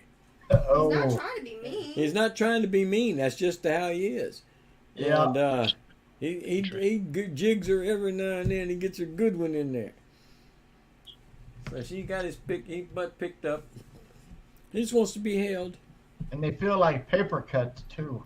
Yeah, bad. I'll be laying in the recliner in there watching TV, and he'll jump and tries to climb up with them claws in you. I said, you better cut that out, because we gonna go round and round. You know how to fix that, But don't he you? wins. He's got the claws. No. You know, we asked about that, and the doctors around here said that they won't even think about doing that unless there's a reason for it. If they're not Really? tearing anything up, they use their. Yeah, see, unless they're actually tearing stuff up or tearing your curtains all to pieces and stuff like that, they won't. They don't want to do that anymore. They get lazy, too. Oh, I used to be all. Who for does? it. The doctors or the cats? No, when you take the cat's claws out, Yeah, they get lazy. really. Yeah, we had to do it to ours because it was tearing up the curtains trying to climb up them. Mm-hmm. It's like amputating the first. And she only weighed about 8-9 pounds. I don't want to do that if I don't have to. Well, but a year or two later, she weighed 18 pounds. She was I a was fat saying that cat. when you take them cat's claws out, they get lazy. And he said they had to take theirs out because he started climbing up the curtains, tearing the curtains all up. And said he took the claws out. And said when he started, he weighed what 8 pounds, 9 pounds? About 8-9 pounds. And then a year after that or so, roughly, he weighed about 18 pounds. Because they don't have them claws anymore. They don't feel like doing anything. No, they just lay around. It's 'cause They you just lay around. Because you amputate their fingers up to here. It ain't their fingers, it's their claws. Well, it's like they They say still have their fingers. it's like they take it off Yeah, Yeah. here, the first knuckle Yeah. off. It's like they amputate it. Mm-hmm. it's not much different than cutting a bullhorn off. I mean, Yeah. when I would look at those claws, man. He Look got at them. some claws, baby. Yeah, he does. But thank God he don't use them except for on me. Now, the cat I had, he was an outside cat. Oh, yeah. He'd bring trophies to the door. Well, he brings trophies to her, but not. He's an inside cat. Oh yeah, he brings all his toys to me. Well, he plays mine was fetch. bringing squirrels and This birds. one And, plays fetch. Everything you could find. They had an outside cat not too long ago. Brought a dead mouse, a rat, up on the porch. And I looked at that and I said, what the hell happened here? The tabby cat's probably the one that set that thing here. I said, well, he ain't coming in my house. I'm not having no more outside cats around here. yeah. That one she rescued, and the other one, a little calico cat, she found, and it was only 5 days old, so she bottle fed it Hey, for quit biting me. the entire time of her kitten's youth Huh. and stuff, and then she just kept her. Well, I'm But she gave the other two away. anti-animal. Huh? I'm anti-animal now. Are you? I've I been don't want no anti-animal cats, for I a don't while. want I no- didn't want no more animals. I don't want no fish, cats, dogs, birds, turtles, nothing. Nothing. I cut your nails. I don't want nothing, but I I've cut still got them. 4. 2 dogs, 2 cats. I won't be I getting ain't no saying more. how many that Wes has. Oh, excuse me, Russ. Wes Russ. Well, No, for you Has he to got have more no than reason Doug? to claw on me. Oh, I don't know if he's got more than Ouch! Doug. Come on now. Well, I get your tri- fingers out of there and he won't be clawing you. I trimmed his nails and he still claws. He's got We that have- one that's about ready to dump its load. we have 2 dogs. Until summertime, we had 2 cats. We lost one of them. Hmm. I have 2 parakeets. I have 12 baby chicks sitting over here next to me, and I have 6 chickens out in the yard. Mm-mm-mm. Get eggs from the chickens. Yes, that's Well, that's what that's all right then. They're working chickens. that's right. It wasn't my And I got business. one I that- wasn't looking for it to get another cat. She's When kind I of found getting that a baby, free I ride. let that one go. I think I got one out there that's Then I was barren. lonely, She ain't so giving I me could no get this eggs. boy. I'm not gonna buy eggs from the store anymore. Lady my wife knows that works out there at the Right. plant with her. Now, They sell fresh Right. eggs for $2 a dozen. well, go ahead. Mm-hmm. So we buying them now. Mm. They're not 4 months old like the grocery store.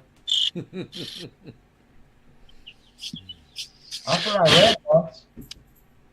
You said Hmm. $2 a dozen. Yeah. See up That's, here, that's these better brown than what they are now. these brown eggs, I can get $8 to $9 a dozen for them. Wow. Jeez. I wouldn't be buying them. That's just the market over here. Like that's what people have been paying. Well, it's still more expensive there than it is here. So Mm-hmm. Yeah. cigarettes, heck, who knows what else? Your gas. Well, I don't know about your gas. You got your own gas company, oil pipeline.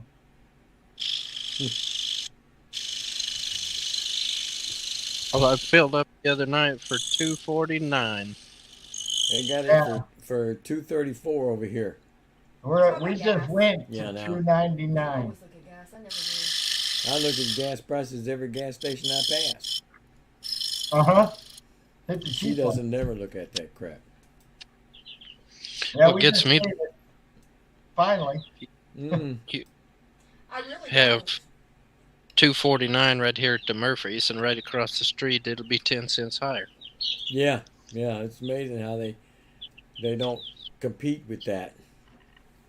We over have these a we have the Murphys over here at Walmart on one corner, a block over, and 2 blocks down basically is a raceway, which used to be racetrack, but it's raceway now, and they have it at 234. They've been having to match what Murphy's is doing, but they've been selling some gas, man. So they won't match Murphy's here. Their Murphy's at Walmart here is usually 3 to 5 cents cheaper. Yeah. Hello, Dale. Dale Fry Kirkwood just popped back in. Well, we had him when he went to bed. Now we got him when he woke up. Del Fry. 7 o'clock in the morning, his place.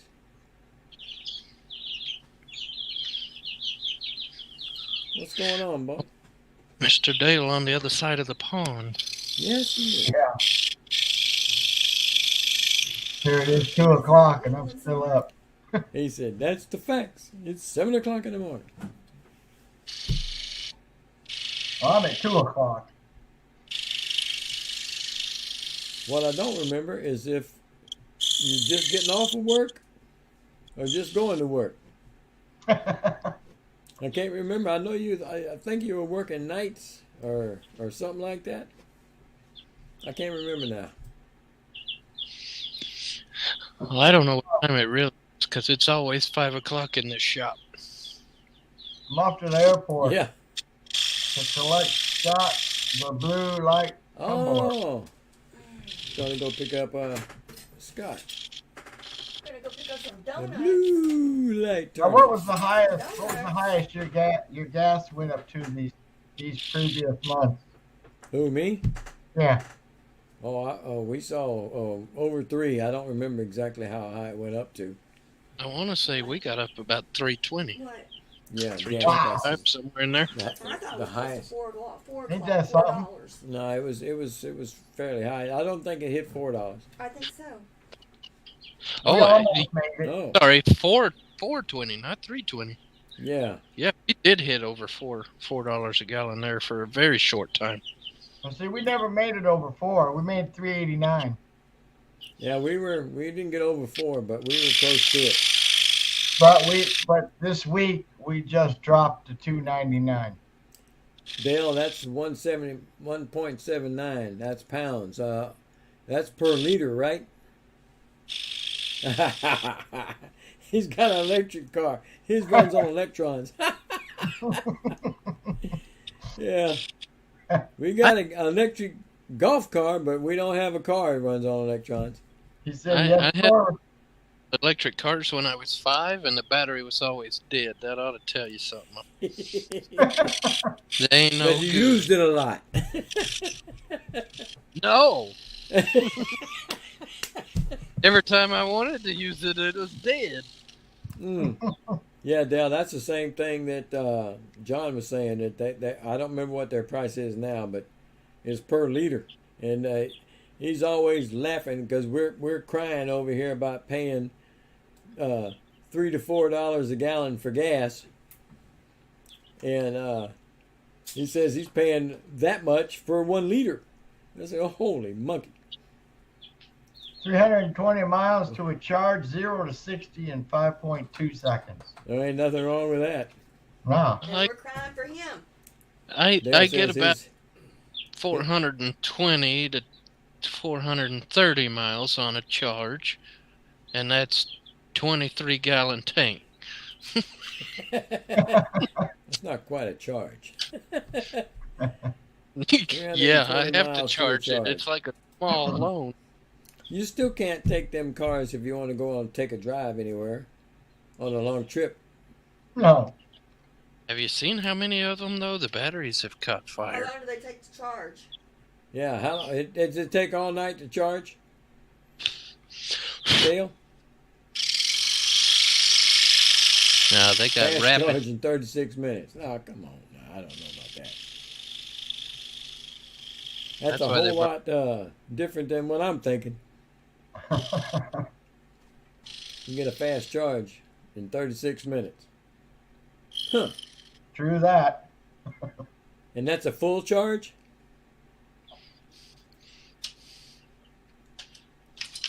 Ah! Way to go, dummy. Hey, there's another one. No, didn't break it. Okay. Oh, no.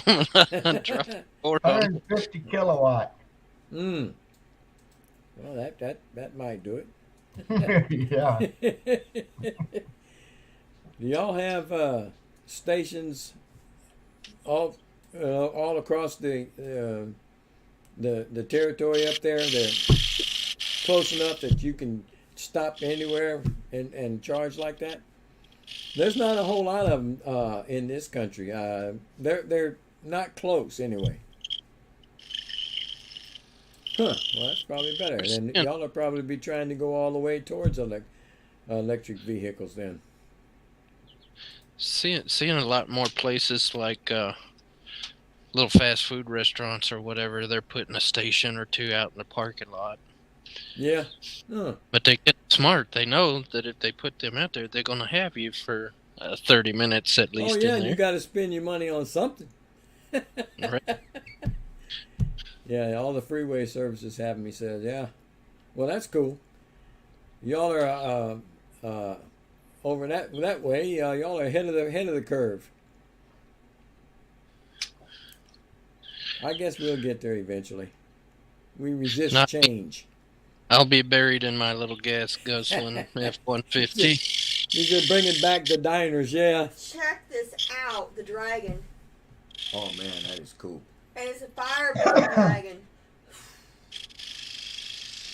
I wonder if they're using dry ice. It's got fire coming out of It it. looks like smoke. Got red fire coming out of it. Send me that picture. That's cool. You're bound to win with that, but I don't know if they have a dragon from Mardi Gras, do they? I figure that's more like Chinese. I don't know, I told you the other day we could do a dragon. I thought that was ridiculous then too. I still think it is, but that's a cool picture. I'll grant you that. That's kind of like what I was talking about. Look at that mask. I'm not really worried about the front of it. I'm more worried about what to do with the back. Well, then you put the mask that the ladies wear, the real fancy looking thing, comes out to the points and stuff. Stick that on the back, and you can put a face like that on the front. Those two faces, look at there. Oy. Still discussing decorating for Mardi Gras come up in February on the golf cart and what she wants to do. I think the jester in a box. All right. I just don't know how to do it. Well, just what kind of jester are you trying to make? Well, it put a Tesla engine in it. Yeah. Well, it's already an electric one, so it's got an engine already. I get a solid 27 miles an hour out of that rascal. It's got a big lithium battery, and it's supposed to be good for about a 50-mile charge. I bet you we don't. All right, Billy. All right, Billy. Good night, Billy. Looking good, Wes, Good he night. said. Thank you, sir. We Thank probably you. only get 30. We probably only get we might get about 30 miles out of a charge. But we've never been close to running out. We put over 20-something Look miles at this. on it every time. Alligator. I told you that the other night before looking at stuff too. She did.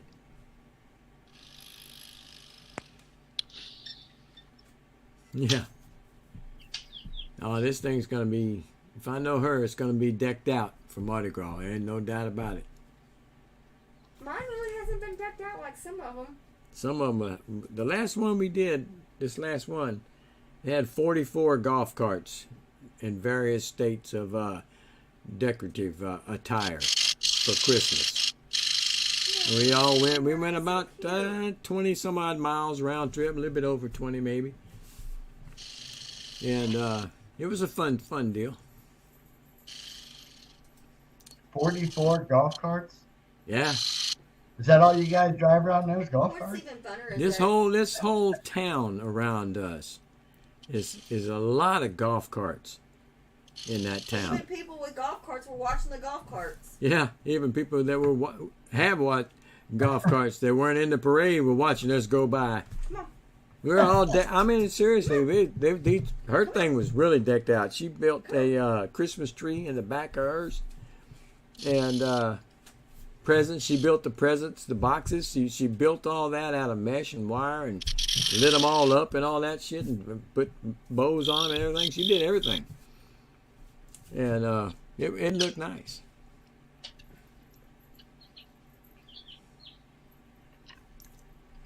I lit up the wheels. You lit up the wheels too. I had Dale coffee. says, "My word, there's a golf cart. Where? Where? Over there, behind that golf cart." And you just repeat that 41 more times, and you'll find the end of the line. Yeah, show us. Show us. Oh, yeah, it was a fun time. I didn't want to do it, but it was a fun time. It was fairly cool riding in the nighttime and the cool breeze hitting on you. It's cool. Uh-oh. And when another one. Oh, did it Nope. come out? It looks like a hockey stick down there on the end. I can feel it. Oh, look. Yeah. I had a couple of those yesterday, too. Go ahead and make it weak again, moving that thing. It kind of looks like a Just have to hit the button. Oh, there's a video of all these golf carts here. 15-second video. Let me see. Oh, no. I'm not watching this whole thing. That's a lot of them. Go back to the 50. beginning. Go back to the beginning. Stop. Make me big. And let's see if I can get it to play. Let me see it. I'm waiting for him. I don't know if y'all can see this. Yeah. All them golf carts have the lights all lit up and turned on and everything. There's a whole row of them all the way down, lit up like Christmas, man. It's amazing. They were all lit up. Only thing you're missing is snow.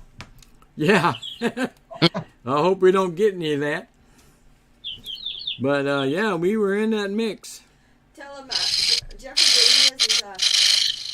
Our son did his golf cart in the Polar Express. He made it like a little train. It looked like a train. It looked like a train. Eh, Yep.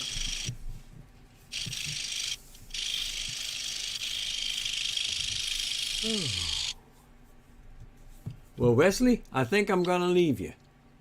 Alrighty. You outlasted me. Glad you got to see me.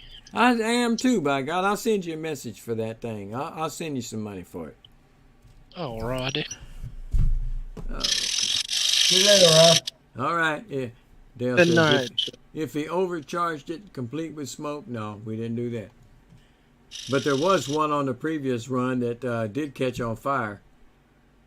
And it turns out we talked to the son of the guy that got caught on fire, and he said it was his dad, and a rag had dropped down on the engine or something, and it caught it on fire.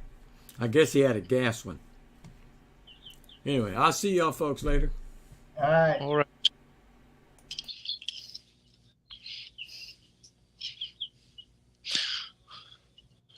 Three and a half hours. Uh-huh. That's a long time.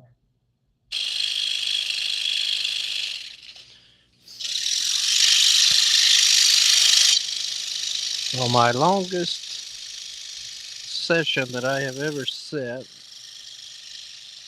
on one time without stopping was 7.5. Wow.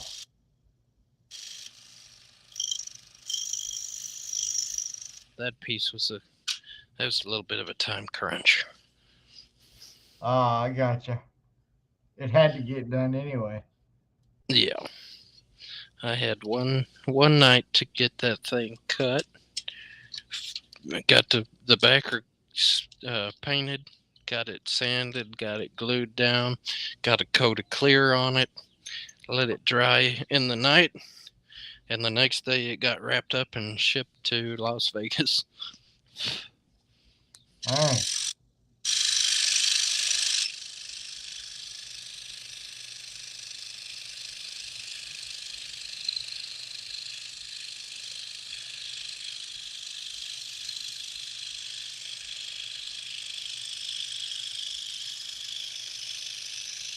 They said, "You can't do that." I said, "Yes, I can."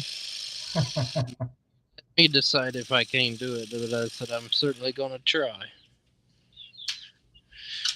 That was, I think it was somewhere around it. Well, it was the one of Charles, the old Rooster Cogburn, sitting on okay. his horse, and I have a copy of it sitting in my living room. They wanted that. I said, "No, you're not getting that piece. That one, that's mine." That Charles actually cut it, and we did some wheeling and dealing. That's not leaving my house. But I tell you what, I'll cut a little bit smaller one for you, and I'll ship it. Because Charles cut it, but I backed it on a piece of 1/2 inch Baltic birch, Uh-huh. and it's I think if that size, it was like 28 by almost 40 or something like that. So it's a heavy piece. And I said, "I'm Yeah. not trying to ship that thing to Las Vegas. Like, y'all want to keep this. I'm not turning loose of this piece, but I'll cut a smaller one that'll be cheaper to mail." He makes some big pieces, doesn't he? Yeah. Them horses is 8 foot long. Yeah. Good grief. I couldn't even do that. I would have to figure out how to make me tables to hold it.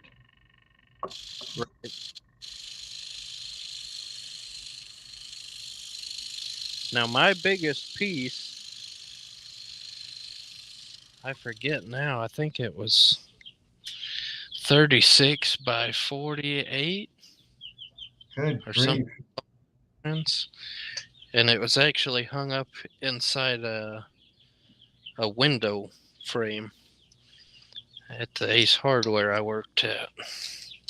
And it actually, the window was separated the store from their little conference room, and they wanted to close that thing in. They said, "We want to commission a piece or multiple pieces to fit in that window so we can block it off." And I said, "Well, I can do like this window, do several little sections and make it look like something along that lines, or we can do one great big piece and seal the whole thing off. I think that would look better." And what I ended up doing,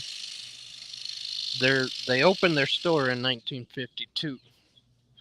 So I pulled up a 1952 model GMC flatbed lumber hauler, and I put the Ace from that time frame logo right on the door, and put the name of the store up above it and the year they opened and all that good stuff, and we hung that in there in that window. Yeah, and that was an interesting piece. I started out on 20-inch DeWalt, and I finished it up with this saw here, 21-inch.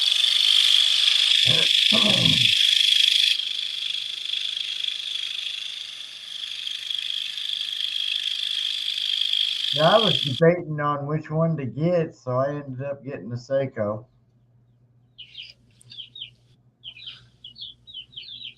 And it's funny, Seiko and this Pegasus are almost identical saws.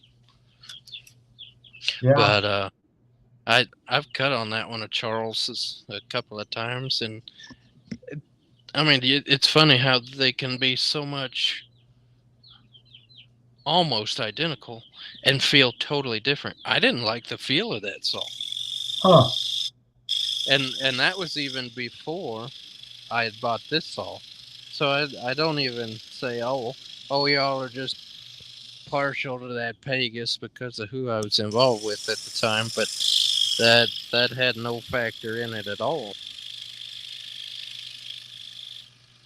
Like I Well, played. I've always had DeWalt. It's getting old. Is it a Type 1 or Type 2? Yeah, I don't know. I got two of them. If you look on the motor, it'll tell you over there by yeah, the serial. I'm walking over there. Oh, okay. Hey, I'll plug the light in.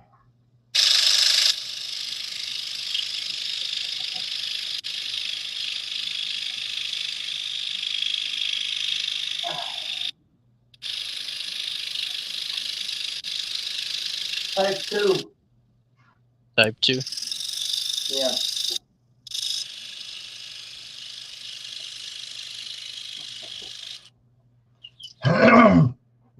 What's the year on the serial number?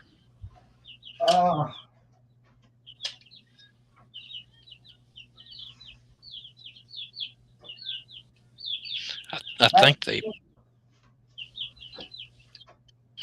think they include the year on the serial number.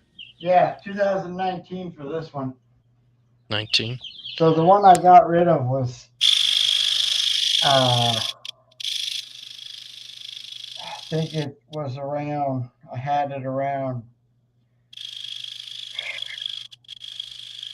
good Lord.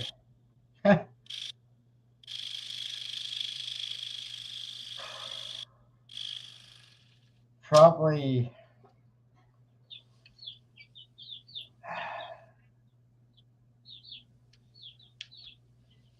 late 90s. That would have been a Type 1 then. And what happened to it was the top arm, I guess it was from wearing it out. The top arm sank lower than it was supposed to. Oh, yeah. So you really couldn't get a real tight clamp. Right, on the tensioner. So I got this one at 19.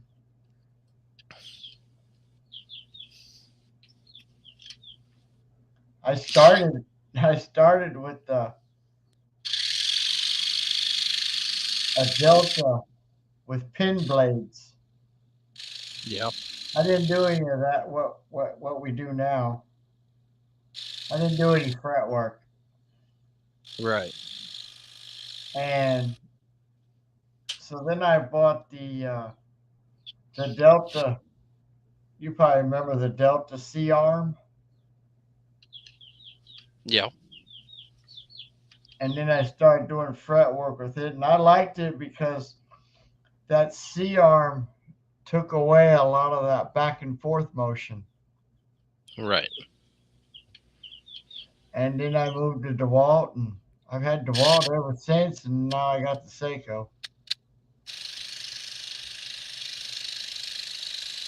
See, sometimes, you could get them at a price brand new than it was to fix them. Right. If you take the money you have to spend to ship it, get the new arm on the top and the new blade holders, that would have probably been as much as a new saw. Yep. So I took it to the pawn shop, sold it for $100. Somebody else can figure it out. I told him it ran great. It was just wore out.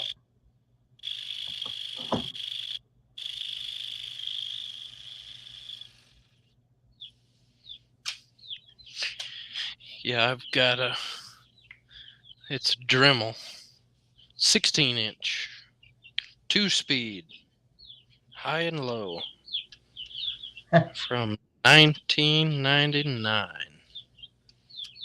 or 98. I'm sorry. Wow. And that was. I can't really say that's what I started out with, but that was actually my grandpa's saw. He bought brand new. And I have not done any maintenance to this thing at all. It still runs. Now the starting capacitor on it will act up sometimes. So if you try to switch between high and low speed, it'll kind of short out a little bit, and it doesn't want to run on. Like if you're running at low speed and you try to switch to high speed, it won't let that high speed engage. But if you just sit and flip it back and forth and you'll finally get it to engage. Then it doesn't want to drop back to the low speed. So arm doesn't tilt on it. It's fixed arm. But I got that. It had been in storage. He passed away in 2000. And it got passed along to me in 2009. It had sat in storage all those years. And I had already kind of been tinkering around with the little Craftsman saw. And they said, hey, you can put this saw to use. So they pulled it out of the storage unit and give it to me. And I used that for several years. And Grandpa had put one of the adapters on them that you could run the pin blade or the pinless blade at the same time. I think he'd kind of engineered a little bit of something to accommodate that, because I've never seen this particular setup anywhere else. No, I've never heard of it either. He did a lot of body work and stuff on cars, and he was always fabricating stuff that if you couldn't buy a part for, he made it. And he'd go out in the pasture and find these old metal toys, from like the 30s, 40s that would be rusted out, and he'd take them to his shop and he'd fix them up.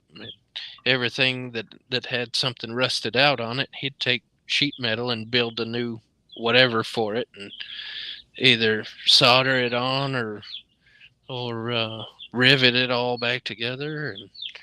And he made a lot of all kinds of little toys and stuff that way through the years.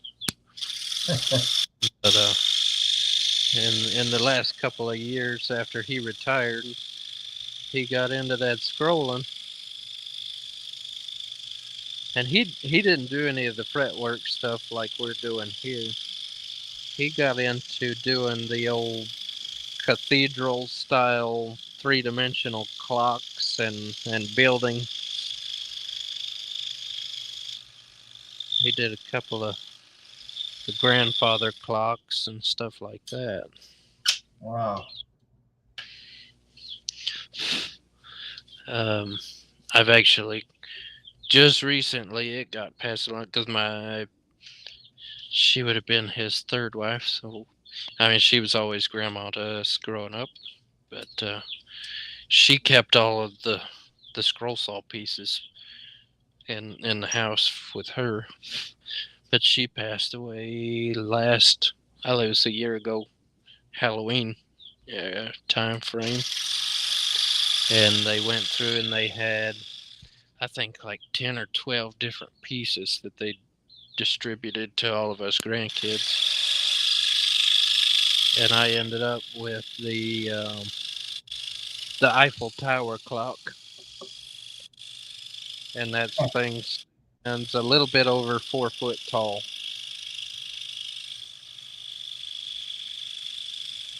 Is that stuff he just made on his own, isn't it? Well, he had patterns and everything that he was getting through whatever cat time. I know Wildwood Designs had a Eiffel Tower. It might have been one of their patterns if they was back around in the late 90s. Yeah. I got the. I haven't made it yet, but I got the chimes in Normandy. That kind of sounds like what we're talking. And I've actually, let me see if I can It's turn the like camera. 50 inches tall. That wooden box right there is full of all the books and patterns and stuff that he had in his shop. But even in all that is a price list for all of those pieces. Yeah. Like a suggested price, a low price, and a high price. I used to have that book, but I can't find it anymore. He actually had marked every single piece that he cut. So I actually now have a record of exactly what pieces he cut. Huh. They're all distributed, and we don't know Yeah, everything, but I have the list of what he made. I used to have that book you're talking about, and I did get it from Wildwood Designs. But now they're part of Cherry Tree, and you can't buy that book anymore. But it would give you, like you said, the high, low, and suggested.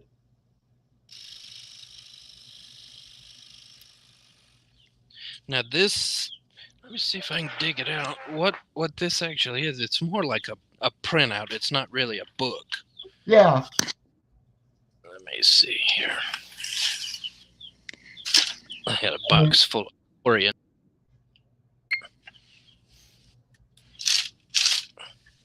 If you can find it, I'd be able to look at it and tell you if that's the one I had. It was just a bunch of printer paper. Yeah. Stapled or whatever together. It had every pattern in their inventory in it. Now here, I ended up with the paperwork for his DeWalt saw, and there's the date that he bought it. Wow. But nobody knew where. It is Wildwood Designs. Yep, there it is right there. Yeah. Open up to the. And then here's all the part numbers and everything for that saw, the DeWalt. Yep. With the schematics and part number, all of that stuff. Wonder how much the parts were back then. Well, there's a little bit of writing he made. So 6 blade, 1002, $4 shipping and handling, $1.16 for tax. Jeez, they were cheap back then, weren't they? Yeah. Yeah, they were.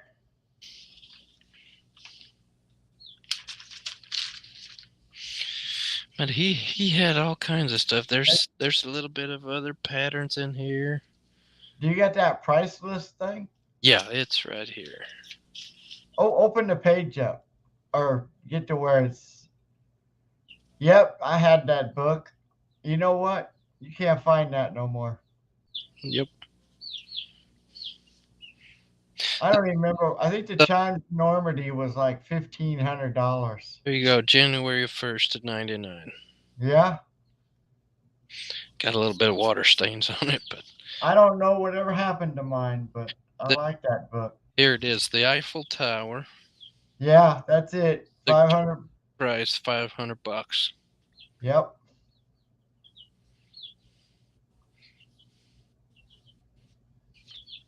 And yep,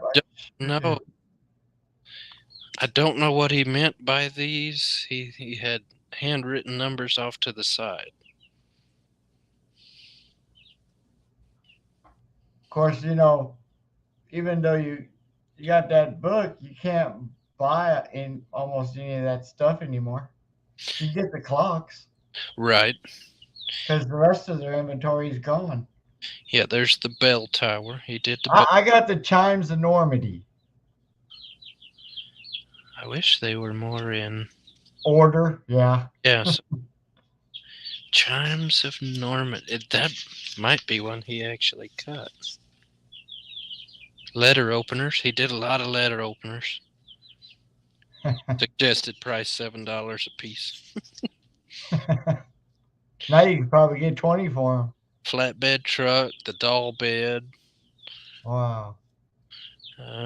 Emperor's cab, parlor cabinet, $1,300. He did the parlor cabinet. I do remember seeing that one. Let's just start over and see. Yeah, when they're not in order, you can't really find Right. a particular thing. And you said bells of Normandy?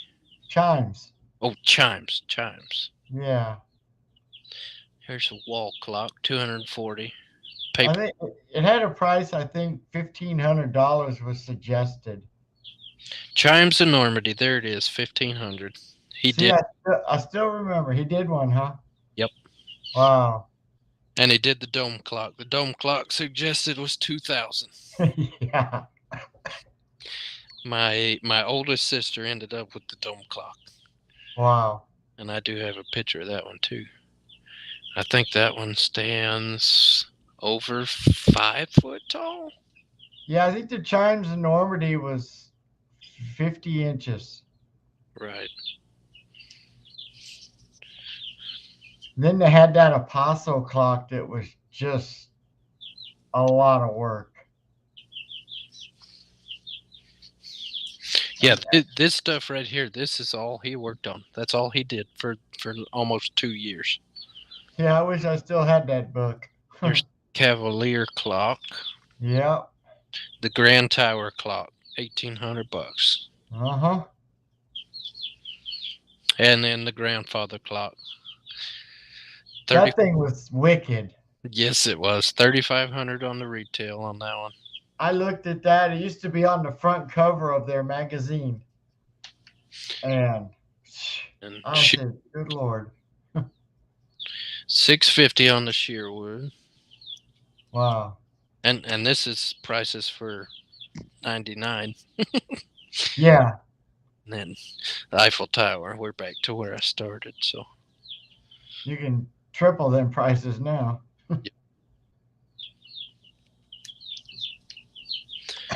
yeah. Yeah, when I went through, I'd had this box for years, and I had never really just dug through it until just recently. I had time to sit down while I was cleaning up this shop, and I had some water damage in here, and my main concern was if this wooden box was going to be damaged. So I kind of tinkered around with it and dug through it, making sure nothing got hurt. And then I found that. I thought, that's something to keep right there. Yeah. So, Yeah, like I said, I don't know what happened to my price list.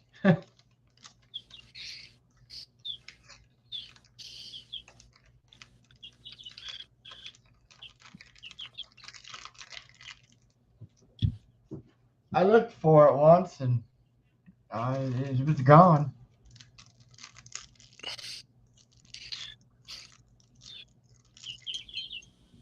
I think I know where his DeWalt saw ended up, but I don't know it for sure.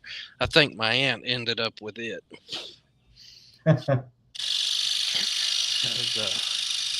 She had made a comment to me once within the last maybe 2 years now that kind of led me to believe she has it, and it's kind of just sitting in. Well, that blade just broke. I think it's sitting in a closet. It's more of a sentimental piece to her than anything, you know. Yeah. I dropped my blade in the floor. She made this comment of she would really wanted to kind of start playing around and do some of this scroll saw work because it's a shame for Daddy's saw to be just tucked away in a closet. And I'm thinking, well, I know she knows that I have this Dremel, but everybody knew I was using it. Like, And the more I thought on that, I thought, I don't think she's talking about the one I have. I think she's talking about she wished she could learn how to do all this and pull that one out of the closet and use it. But I left it alone, like at least I kind of have an idea that it is still out there somewhere and not just lost, Yeah. 'Cause I'd love to have it in my shop, especially being a Type 1. Like that's first generation. Uh-huh.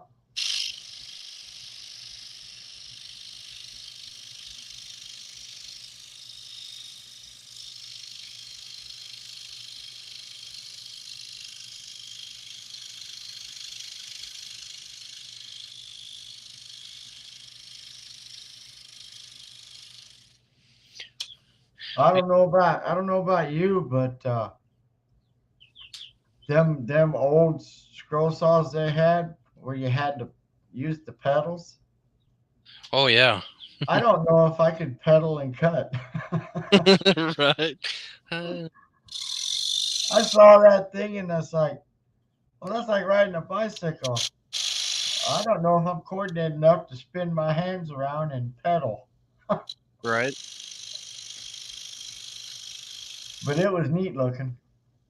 Well, I've seen some that are you actually pedal with both feet like a bicycle, and then I've seen some that are more like the old sewing machines. Yeah, sewing machine or the old wool looms where you just pedal with one foot.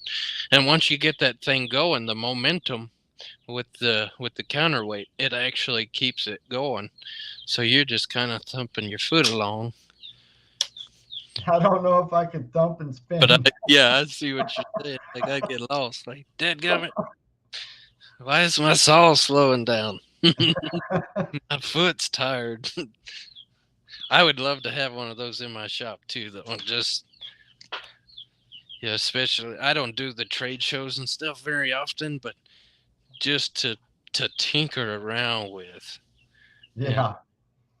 Do the traveling shows where you actually say, well, when I say these are handmade, these are handmade with a foot-powered saw. Yeah. Changes the game. Like these ain't thrown together on a computer and a laser cutter. These are handcrafted. You wouldn't believe that. I still, even though I use a power saw to cut these, like these are cut by hand.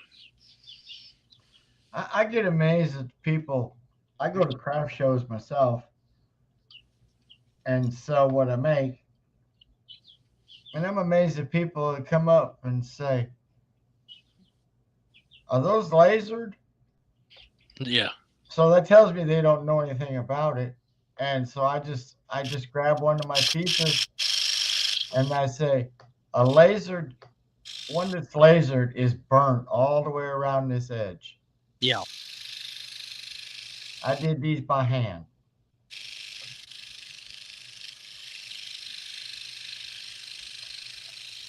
I seen on Facebook, I don't remember which woodworking group I looked at. This guy was using a handsaw. Oh yeah. Yeah. Wow. That takes some talent there. I can't remember. He's in Africa somewhere. Mm-hmm. Ashola is his name. I can't remember his last name. Yeah, I couldn't pronounce it. Ashola it's his first name. Yeah, that was something to do that, I know it starts with an M, but I can't remember it. But he's been around for a couple of years now. Well, that's what you'd call truly handmade. Yeah. Handcrafted. Yeah.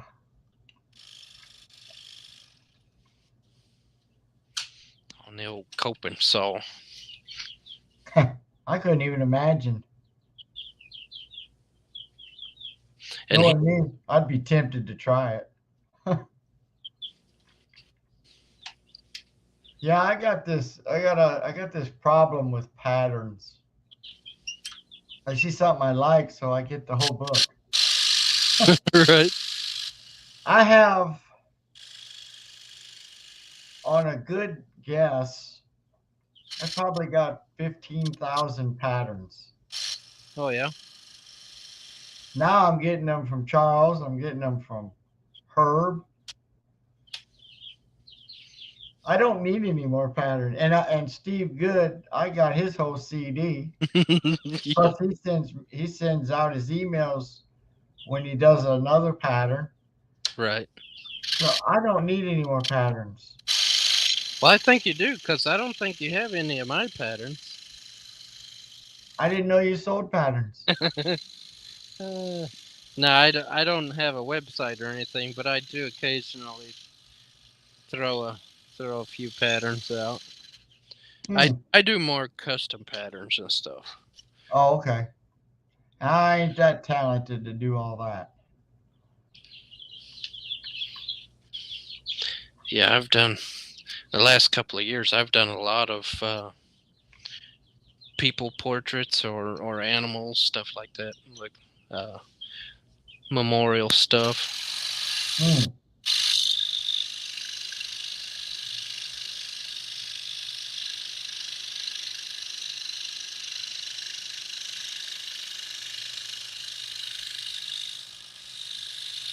Yeah, I just got too many. You remember? Who was it now? Creative Woodworks and Crafts, the magazine. Mm-hmm. I got them as far back as 95. 95. Until they went out, and now I get the Scroll Saw magazine.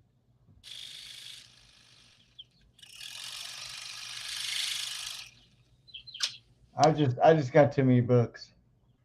I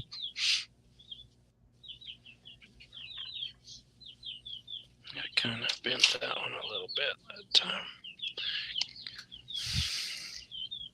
I've got about 30 books on the desk here. I got about 6 folders where I cut the book apart and put all the patterns in a folder. I just got too many.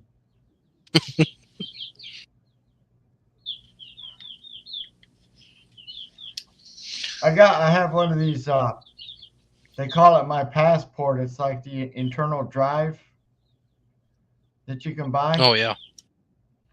Yeah. And on that, I have 8,695 pictures. I couldn't make them all. There ain't no way. I'd have to make 50 a day. Right. Either that or live to be 150.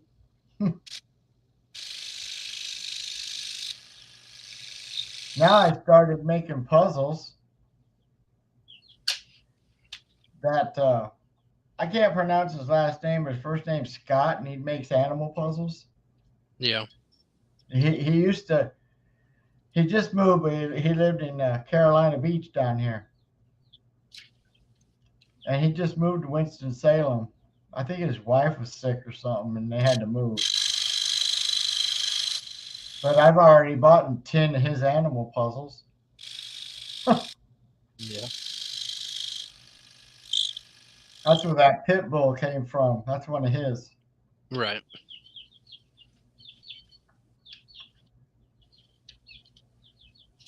So I don't know. I need more patterns.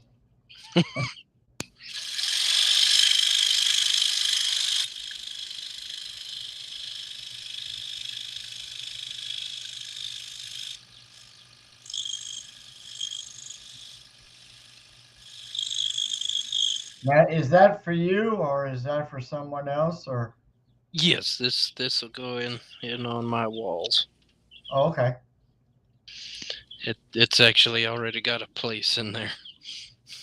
But I've got Charles's Jeep I haven't done yet. oh, that was a good pattern. I did the Marilyn Monroe last week. Took me about 6.5 hours. Yeah. And this lady where my wife worked, she's a Marilyn Monroe freak. And I was like, all right. I found that out, over the weekend. So my wife, she just went back to work last week. I had to take her release papers to work. Hmm. And I said, I'm going to run down here and see what she thinks of this. And I took my phone down there and I showed her the picture. And she goes, how much you want for that? And I told her, I said, I'll take it. I even made my own frame. I was impressed. Yeah.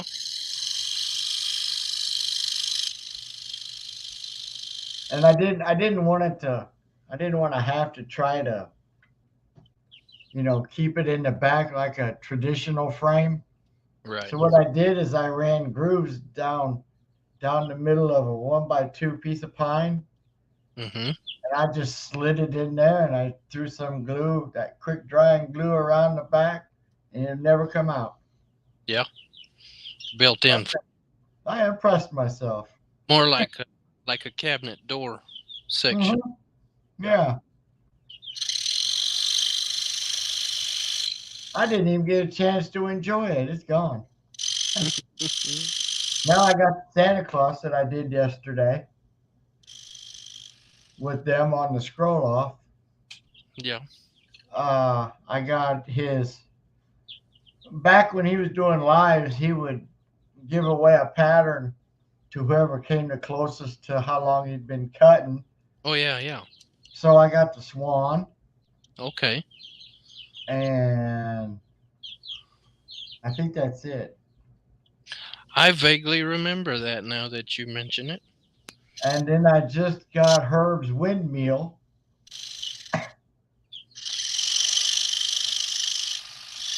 So, like, I need more patterns. Oh, I do vaguely remember all that on the swan giveaway. yeah, he hasn't done any lives for months. Yeah. Well, I had got out of it for, I'm gonna say, probably about a year and a half.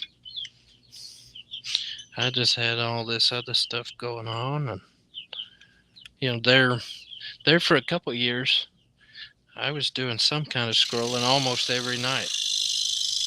Yeah, I heard about you through Russ and Charles and John. Yeah. And then got in on some remodeling here at the house, and then got involved in other things, and I didn't have time to scroll anymore. And I didn't have the motivation for it for a long time after Daddy passed away. You've been at it 4 hours and 12 minutes. 4:12. That's what my clock says on your live. Yeah, it's 5 minutes to 3.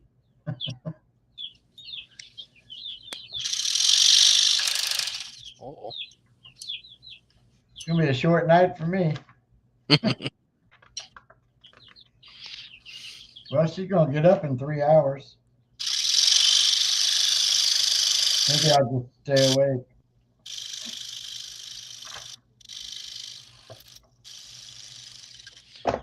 Here in North Carolina, you should be an hour ahead of me. Yep, 5 to 3. I don't think you're 2 hours ahead of me. No. Georgia time, ain't you? Still? Yeah. Okay, you're just an hour. Let's say I got a clock in here, but it's stuck at 5 o'clock, so I never know what time it is. It's always 5 o'clock in this shop. 2 hours ahead of John.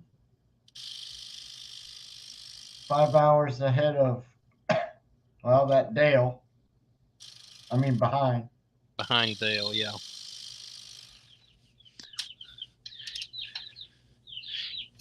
Yeah. Yeah. 'Cause I wish everybody just had the same time. right? Why can't the sun come up everywhere at the same time? I don't think that's going to happen. If anything, it might burn out someday. Right? Nobody knows.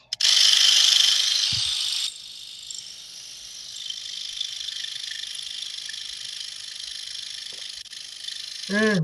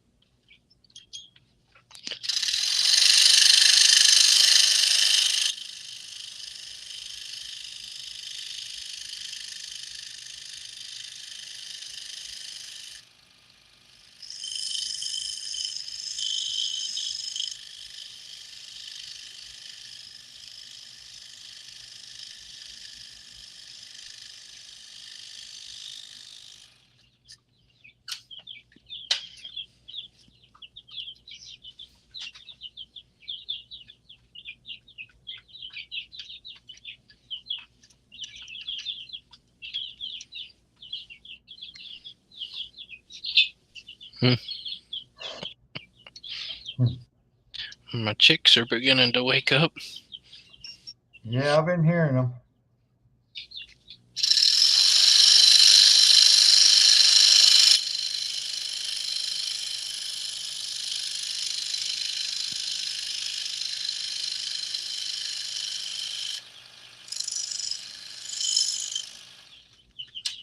They're trying to tell you you're making too much noise. Yeah. Turn the light off, they'll get quiet. They're 3 weeks old now, as of well, a couple of them. I mean, there was 3 of them that was born a day early than what they was supposed to be, but then they was all born within like 1, 2, and 3 days of each other, and I got 12 of them in here now. Wow. But they're just getting up at that real curious age. So their water bowl and their food dish, I got one standing up on the top of the water jar watching me.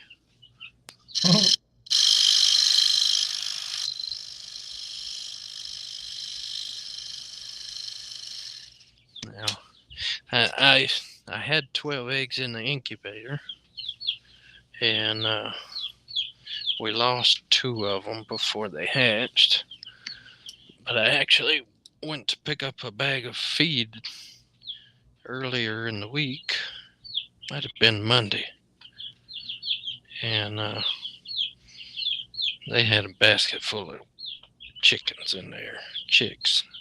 I said, oh, man, I didn't think any of these feed stores would be sending out chicks this time of the year. You know, most everybody does around Easter time. Not very much do wintertime chicks because they're harder to keep with the cold weather. and they had a batch of leghorns in there. Cindy, oh, I ain't got no white babies. I said, well, we lost 2 of them in the incubator. I might as well get my dozen chicks back out of it. So I got a bag of feed, and I turned around and went back and got two white baby chicks. So they're about a week behind what these that I hatched are, so they're close to the same age.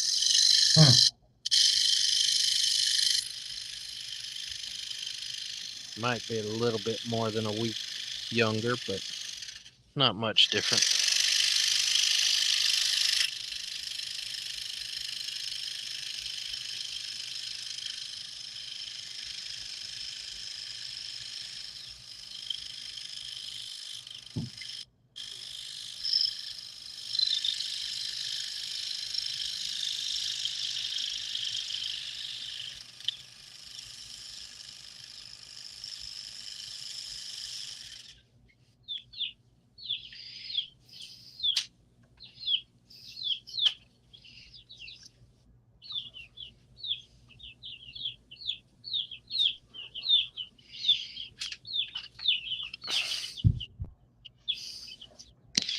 I kept pheasants for a while. Got out of the chickens and went to raising pheasants. Or so I thought I was going to. I wanted some taxidermy birds, but I wanted a pair of pheasants. And I thought, I'll get me a pair of pheasants. I'll breed them. Make some little ones out of it. And, thinking 2 birds with 1 stone. I'll have some pheasant meat and some taxidermy birds. And I don't know if she was bearing or if he was, but neither one of them give me any little ones.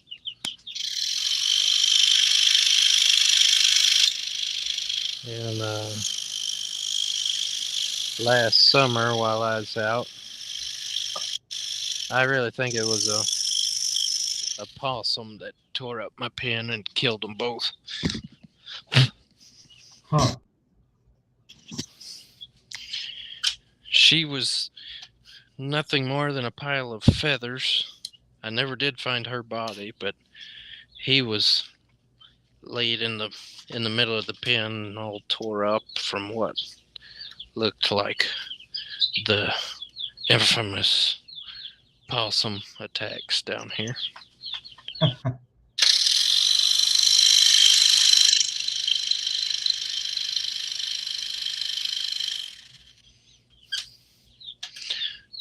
Well, a big cut.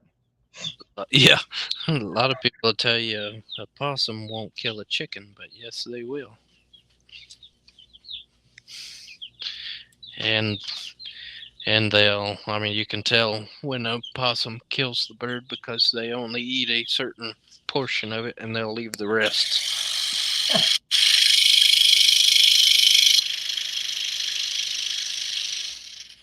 They'll kill that bird, they'll eat the back end out of it and leave the rest of the bird.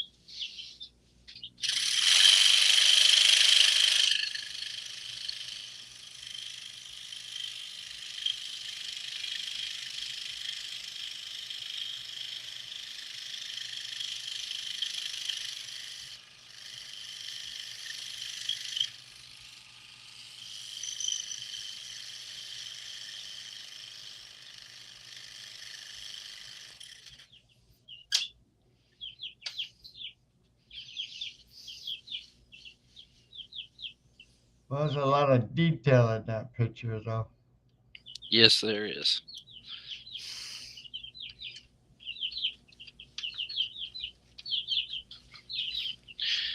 Very well detailed piece. Yeah, it is. And it amazes me. Like I think it was you that said earlier how 3-dimensional this fireplace looks. Not Russ did. Oh, it was for us. Yeah, it does though. Wow. It's starting to take shape. Yeah, it is. And a whole lot left. Well, you got more done than what's left? Yes. So Okay. let me see. Let me back up a little bit here. So you can kind of see I've got a little bit of tree line still left up here. Yeah, some there and some Uh-huh. under the saw arm. A little bit of the fireplace up top still. And then all of this right here, that's one cut. So I'm kind of saving that for the last. Okay. A lot of little bridges right there. And I didn't want to take a chance of breaking any of that out. Yeah. And then there we are there. Yeah, it's not a whole lot. I mean, it's a lot, but I would say another 5 or 6 hours probably.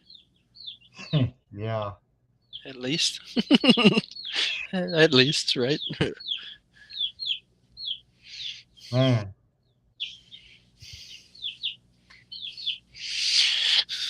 Here we go. Here's one of those long straight lines, but at the same time, it's not really a perfectly straight line. So if I do miss that a little bit, nobody will ever know. So I could handle that one. That's what I like about cutting like log cabins and stuff. You've got a lot of squiggly lines. Uh-huh. There's a lot of forgiveness there if you mess up. Yeah. And let's see, here's my next drawing. Oh, you color in all the spots that. Sometimes I do, Okay. but this one I drew directly on the board, so there You do that freehand? there's no, well, not freehand, like my my reference photo that I use. Uh-huh. I draw or design the pattern off of my reference, kind of like Charles does. Oh, okay. But instead of making a paper pattern, this is the original pattern drawn straight Oh, to the board. wow. So that's 16 by 20. Not as many cuts as that cabin. No, there's not. There's probably a good 300-400 cuts there, maybe. That piece. Yeah. Now I did a butterball turkey back in 2020. That was my biggest cut. It had 900 in it. That's a lot of cuts.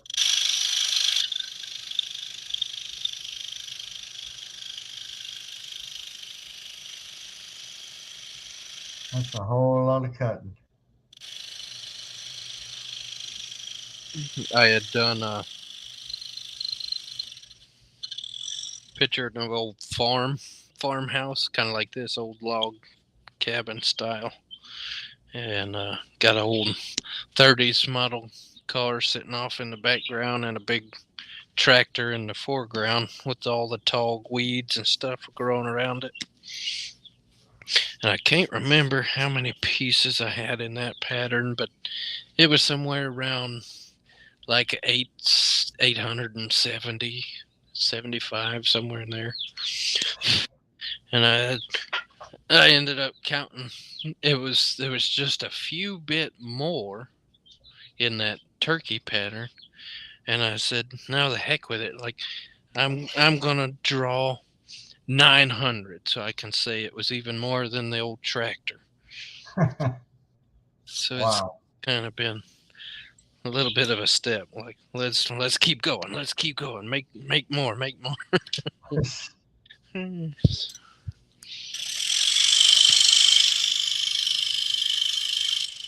But no, when I do a custom pattern for somebody, I try to ask them like, what is your skill level as far as a cutter?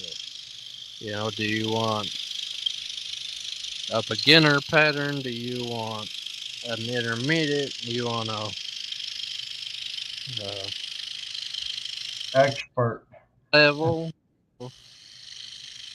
Wow.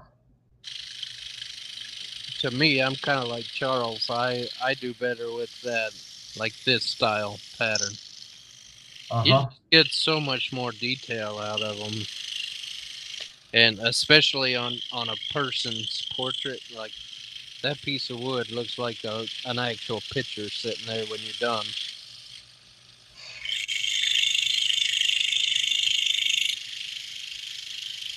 And you give me a high resolution photo, and I can do a lot of things with it.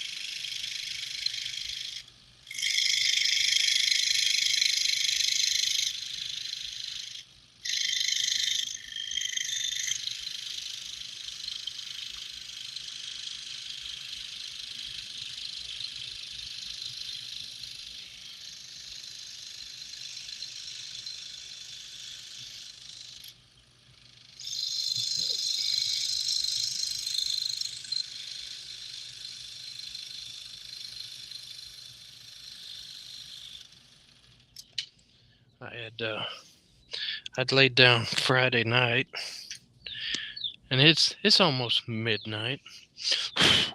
Scrolling through the Facebook groups, and I'm in it's Intarsia Nuts.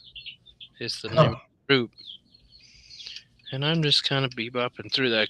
There was somebody had posted in it, and it threw a notification on my phone and as a highlight, and I just. Normally, I don't actually just scroll through the groups and look at different posts. It just if I see one, I'll kind of look for a few minutes and then I go on. But something got my attention and I went over and looked at it.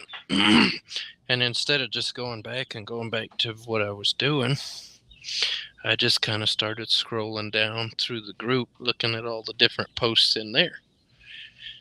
And I scroll across one, there's no picture, just the text that says, somewhere in here, I saw a picture of an Intarsia saddle. And he was wanting to know if whoever the pattern belonged to, if they would release it and let him use it. He was wanting to do a gift for a friend or co-worker. Their daughter was I believe it was some kind of sheriff, not sheriff. I think he said animal control officer somewhere over there, but she was one of those officers that rode a horse on duty. Uh-huh. And they had actually she had passed away, I think he said, in the line of duty. And they had actually carved a saddle out of the top side of her headstone. So he was wanting to do an Intarsia saddle to give to the parents. And a couple of people had pointed him in the direction of the website to find the saddle.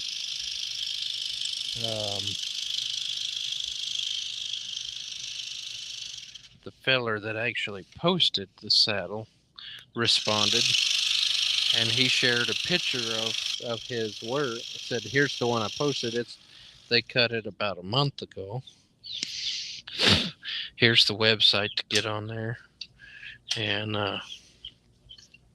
he said, "Well, if somebody can just help me out, get the plans, like I work a lot. I don't have time to try to design a pattern looking at a picture of it finished." And I said, no. It grabbed my attention. And I'm scrolling through all the comments, reading them, and then at the bottom he posted a picture of the girl in uniform. You know, police department or whatever always does their little, like a not a mug shot, but what do you, like a profile, and do on the side, you know, their blue stripe end of watch with their name and all that, kind of like their, I don't want to say obituary picture, but like a tribute picture type thing. And then he posted a picture of her on top of the horse, saddled up and everything, and then he posted a picture of the headstone. And I'm looking through that, and I said, man, I'm really glad he posted a picture of that headstone. And all these other people were pointing him in the direction of where to go get this saddle pattern. But I said, nah, you know, this pattern that everybody's pointing him to, this is a cookie cutter design, you know. I mean, there's hundreds of people out here that are going to have this particular pattern. But here we are with a picture of this girl's headstone that actually has her saddle carved out of it. Dang. And that grabbed my attention, man. Up out of that bed I came. It's after midnight at this point. I said, I gotta go to work. So here to the drawing room, pulled it up on a computer, and out of that granite, you know, it's just a low resolution photograph, so it's a little tricky to work with. But I said, we're gonna do a little bit custom work here and actually get you her saddle as far as the intarsia pattern. And I drew around on this thing for about 45 minutes as best I could, based on the resolution of the picture I could work with. And so there, I went back to the group where the post was, and I kind of explained what it was. Like, you know, this is for them. Like, this deserves a lot more than just a cookie cutter pattern. You know, let's kind of personalize this even more.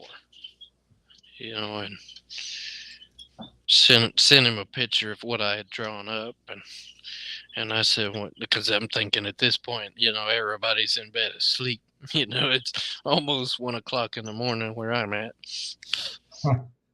And I said, when you wake up and come around and see this, I said, send me a private message with your email address, and I'll send you a PDF copy of this pattern for you to work with.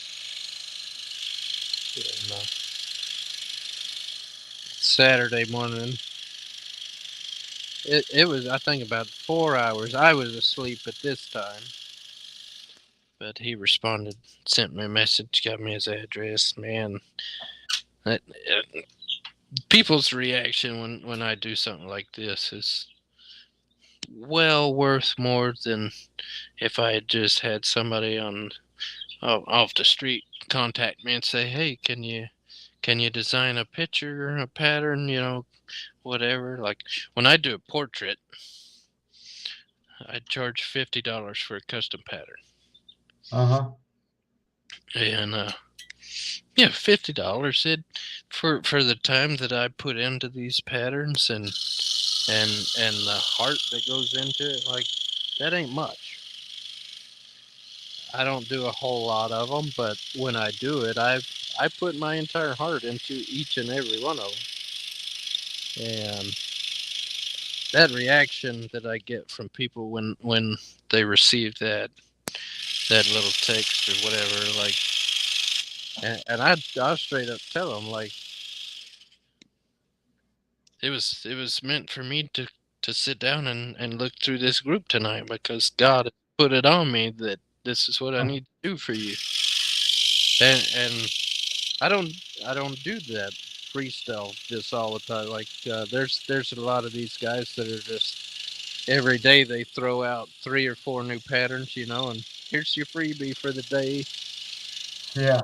I might do, 3 or 4 patterns in a month, or not even that, So, but every once in a while, I'll get one that just tugs on me a little bit, and I'll do it. And there's always a little more hand in it than my own, Yeah. and that reaction I get from them is to me worth more than that $50 bill that's going to be gone tomorrow.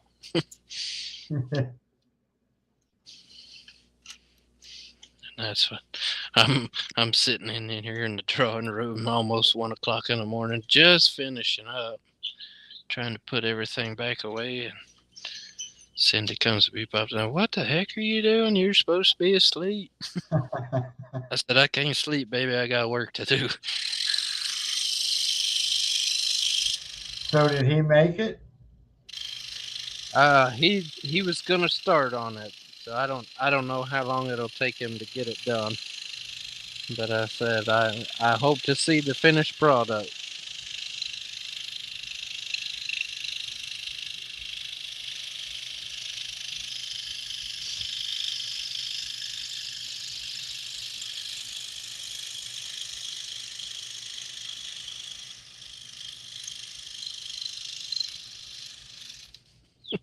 It don't look good when you're supposed to be asleep when they're with your woman and she wakes up and you're sitting in the living room with the laptop open and what are you doing? You're supposed to be asleep. Yeah. I'm supposed to be, but I'm not. I said, well, I laid down and I looked on Facebook and then I seen this and this led to that and that led to this and here I am. Now I'm almost finished and I can go back to bed. I'll be able to sleep through the night now knowing that I got it taken care of.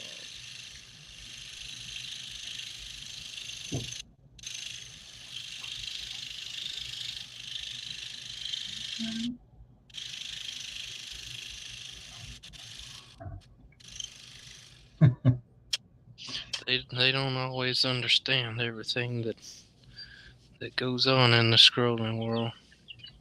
No. My wife just came in. What are you doing? You okay?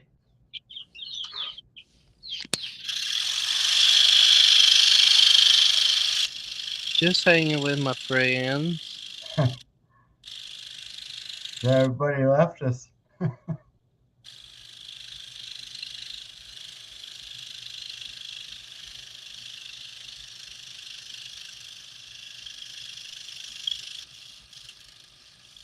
Well, that's why we kind of joke along. I say, I'm gonna go hang out with the boys now. I'll be back in a little bit. Yeah. That means 5 I'm hours later. in our room. Yeah. No, like tonight, like I'm going on a night shift starting tomorrow night. So this is my free time. I get to stay out in the shop as long as I can stay awake. Oh, okay. And this is my preparation night where I start adjusting to the nighttime working hours. So I'll stay up as long as I can here, and then sometimes I've stayed out here till about 4 or 5 in the morning, and then I go to bed. And at 6 o'clock in the morning, she's getting up to go to work. So, but no, and kind of work this thing out to where I'm not the single man anymore. I got other people in this house. Used to that, I could stay up out here in the shop all night and didn't have nobody else to keep a company with. Yeah. Finding that balance, I'm gonna come out to the shop for an hour or two, and that's all I'll do. And kind of split the time a little bit, manage the time a little bit better than what I have in the past. It's an adjustment for everybody, you know. It ain't just you by yourself anymore. Mm-hmm.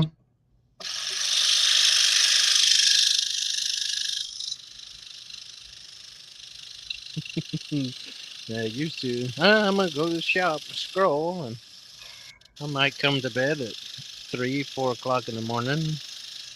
Then they don't understand that. Like, you're taking away from my time with you. But I spend time with mine, but with her being sick, she sleeps a lot now. right. Chemo's wearing her out. Oh yeah. That chemo's hard on you. And she's working now again after 4 months. Yeah. She's got the worst cancer I think you can get. So Yeah. she's got the small cell lung cancer. Okay. It's not curable. Right. This chemo is just, it wears her out. Even when we went last week, well, the 6th, 7th, 8th, and 9th. Now she's got to turn around and go back to 26th. She's done with the radiation. She had radiation in her hips, and she had one spot in her brain that needed it. Oh yeah. So she sleeps a lot. And then me, I'm disabled, so I can't work anymore. Right. My back give out on me as far as working goes. Right. So I'll hang out with Herb all day in the hangout.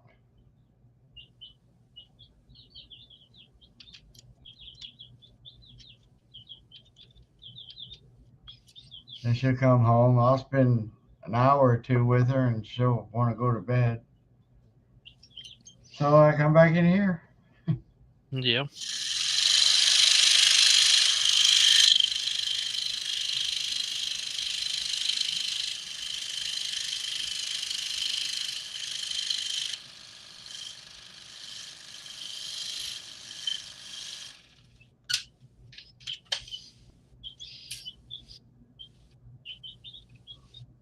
Now, if she wouldn't have ended up getting this, we went to bed at 10 o'clock every night.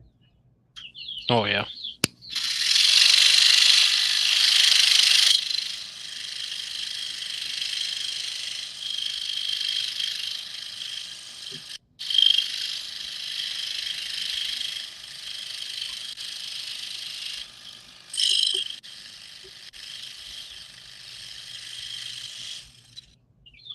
Let's see, all of September and most of October, I didn't even come in this room. See, I don't have a shop. Everything I do is in this back bedroom. Right. And I didn't even come in here for almost 2 months. I didn't cut nothing. I didn't even look at the computer.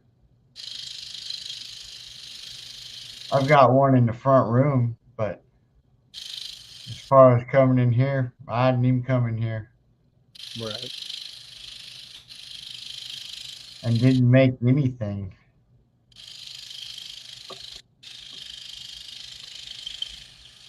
I don't know how much you remember. The last scroll off I did was the bird. That I think was right before I came in. Was that the second or the? Yeah, it was like the second one. I can't remember. I think I came in on the 3rd or 4th. They said yesterday is the first time I did the other one. Whichever one the butterfly was. Yeah, I didn't do the butterfly or the welcome sign. I had to skip those because I had to take care of her. But I did this with them. The Santa Claus. Oh yeah. Except I cut the border off after we were done. I didn't like it. Now that was just yesterday, I guess. Yeah, Saturday. Or I guess yesterday is now Sunday, huh? Uh-huh. Now I just got to cut this piece off because it don't look right now without the frame on it. Gotcha. But I think it just looks better without the frame myself. Just the silhouette there. And this is only the one. This is only the third one I've done ever with a Spyro blade.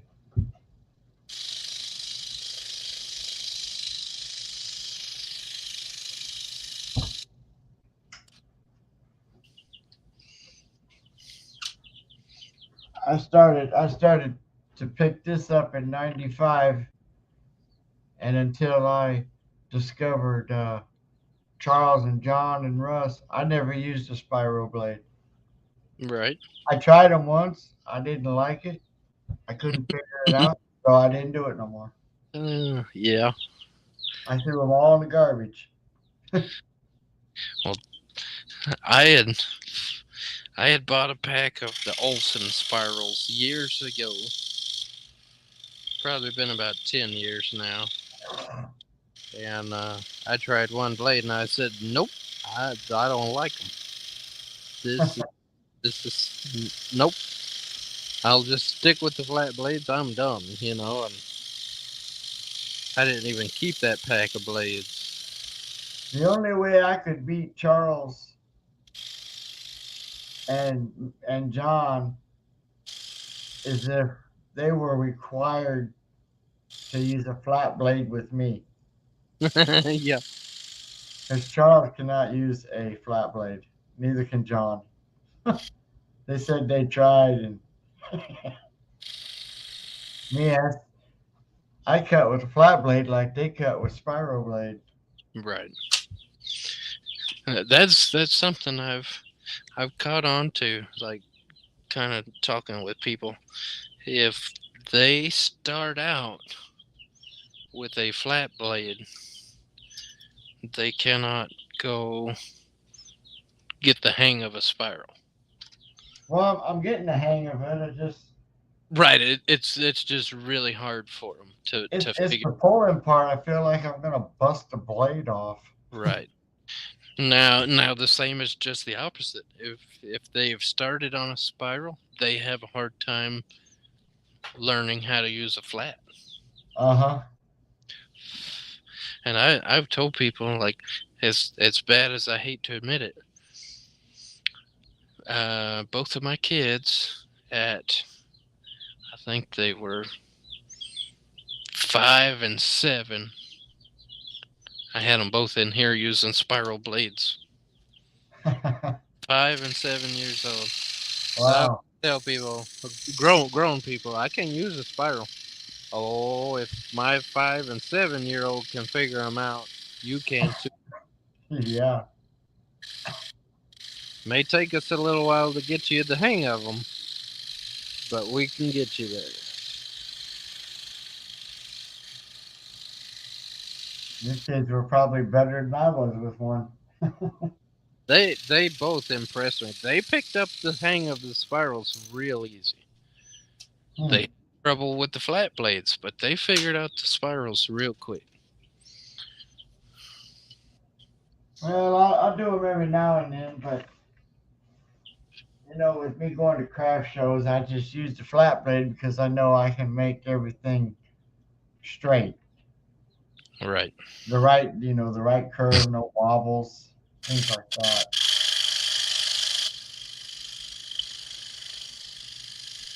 And even if I do make a little wobble, I know how to straighten it out with a flat blade also without removing too much wood.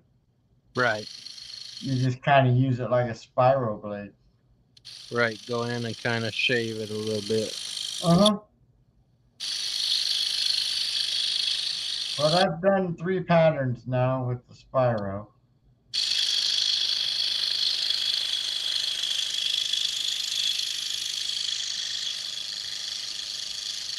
Well, it took me an hour and 15 minutes to do the Santa Claus. That's not bad. And it had 100 and, or no, I'm sorry. It had 217 holes in it. 217. They were all little cuts. Yeah. Bigger than those, but most of those. Just little tedious cuts. Yeah, but the nice thing was, they was all wiggly cuts. Not like what you're doing right this second, going straight down that line. Right.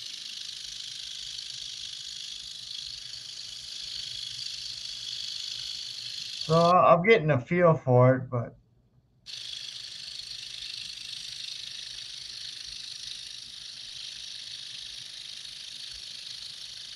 like these dog puzzles, I couldn't do that dog puzzle with a spiral blade. No. It would not look the same, trust me.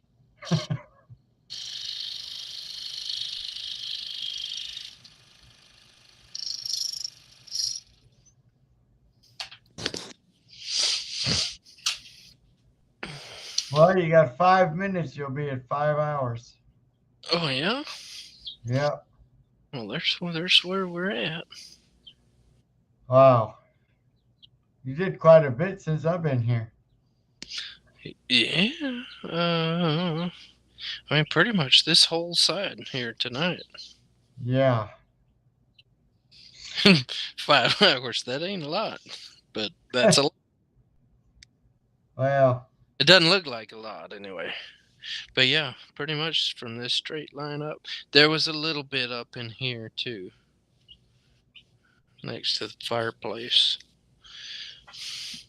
But there's a couple of some of them I'd only drilled halfway through, and some of them I didn't drill at all. So. well, didn't you do wasn't you doing some of them up on your right when I came in? Up there and up on the right. Yeah, over here. No, I haven't touched this side tonight. Oh, okay. But I guess I could turn it sideways and go ahead and finish up this tree line. There's a lot there. There's probably, I would say, 50 to 60 more cuts right here. Wow. Maybe. There may not be that many. I would say 50 tops. 50 tops.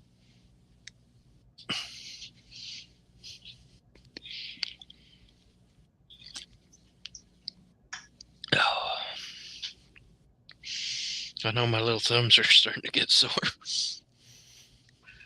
Well, you can stop whenever you want to. Right. My music done quit playing over there. Yep, my music decided it was bedtime.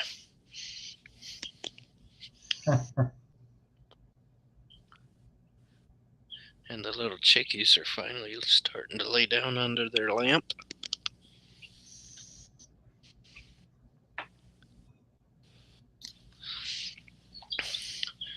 Yeah, coming up on 5 hours. I might go for another hour. I'm coming up on 20 to 4. 20.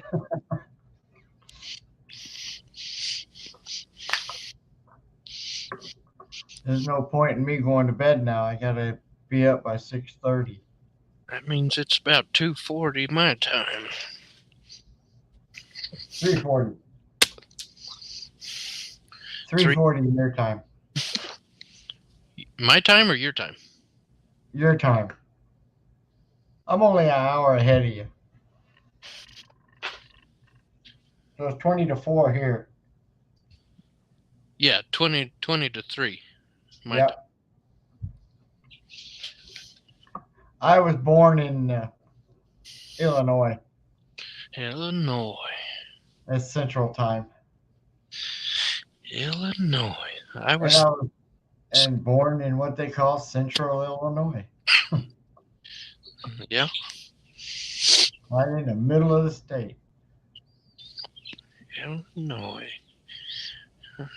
I went up there. Golly, it's been 3 years ago now. For the Midwestern Trade Show. Mm. Where And- was that at? Chicago? In Dubuque, Iowa. Oh, Dubuque. Yeah, I lived in Iowa too. I lived in Iowa City. About an hour. About an hour from Dubuque, Davenport, Dubuque. Yeah, I made that show 2 years in a row. First year, I took a week vacation and drove it. Mm. From Houston, Texas, I drove all the way up there. 18-hour drive. Yeah. And I had it split. So I actually left my house and I drove. Well, it was like 3.5 hours, and I spent the night with Charles. We tinkered around in his shop, and he put me up for the night.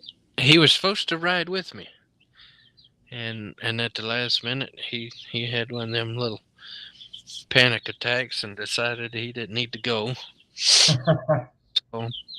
I had it split where we were going to take 3 days to get up there. We'd drive 8 hours, 9 hours, and spend the night, and then finish the trip. And it all worked out. I left his place. He's right below. I think it took me like an hour or hour and a half to get to Dallas. Is he south of you? He's kind of northwest of me. Oh, northwest. Okay. So I'm actually just right below Houston, Texas. Oh, all right. And he's about 2.5 hours, I guess, kind of northwest of Houston. I remember he always told us one time he was like 40 minutes from Waco or something. Right. And then Waco's right below Dallas. But I drove through Dallas, stopped and visited with my sister for a few minutes, and then got back. And Waco, famous town. I drove to, where was that? Kansas City, I think. I think that's where I spent the night. Kansas City, Missouri. Yeah. Like, shouldn't Kansas City be in Kansas? Kansas City, Missouri. Yep. Kansas City and Kansas City, Kansas, and Kansas City, Missouri is right across the river from each other. Right. But I did. It'd probably take me 14 hours to get from here to Davenport. Okay. Because it took only 15 hours to get to Peoria. When I was younger, like 7, 8 years ago, I could drive all the way through. Well, I pretty much did on my way home. There at the end of that show. Actually, I drove up there and shared a booth with the folks of Bearwood Supply. Okay. And then at the end of the show, they flew in to Chicago O'Hare International Airport, rented a little car and then drove across. I think it was like 4 hours from Chicago back to Dubuque, Yeah. something like that, 4.5. So they talked me into driving back over to Chicago, spend a little time goofing off and seeing the sights. And their airplane was supposed to leave Chicago at like 6 o'clock that evening. And I said, okay, y'all head out to the airport and I'll just head out and make my way home. So at 6 o'clock, I got the heck out of Chicago and I drove. I can't remember. I think I drove about 3 hours or so, 3 or 4. Somewhere. I drove as far as I could. I was getting tired. I spent the night, and I kind of mapped it out because I didn't want to cross the arch there in St. Louis. St. Louis in the dark. I wanted to see that arch in the daylight. So You gotta go in it someday. Yeah, and I was that day, and I found me a little hotel just right outside of town, about 10 minutes or so.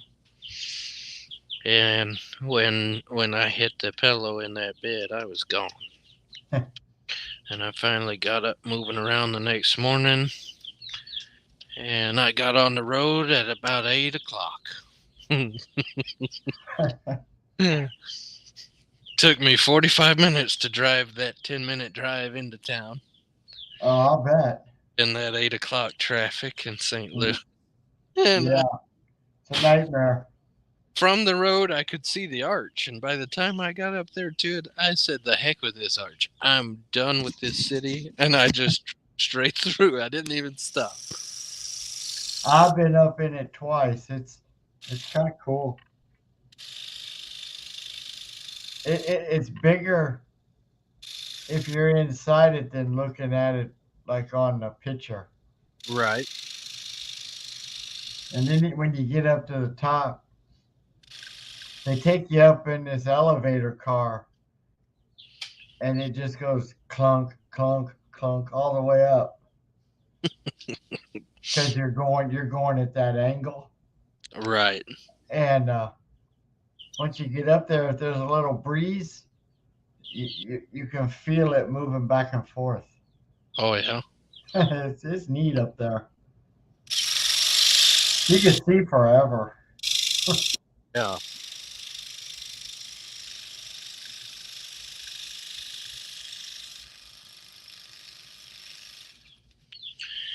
But yeah, I left.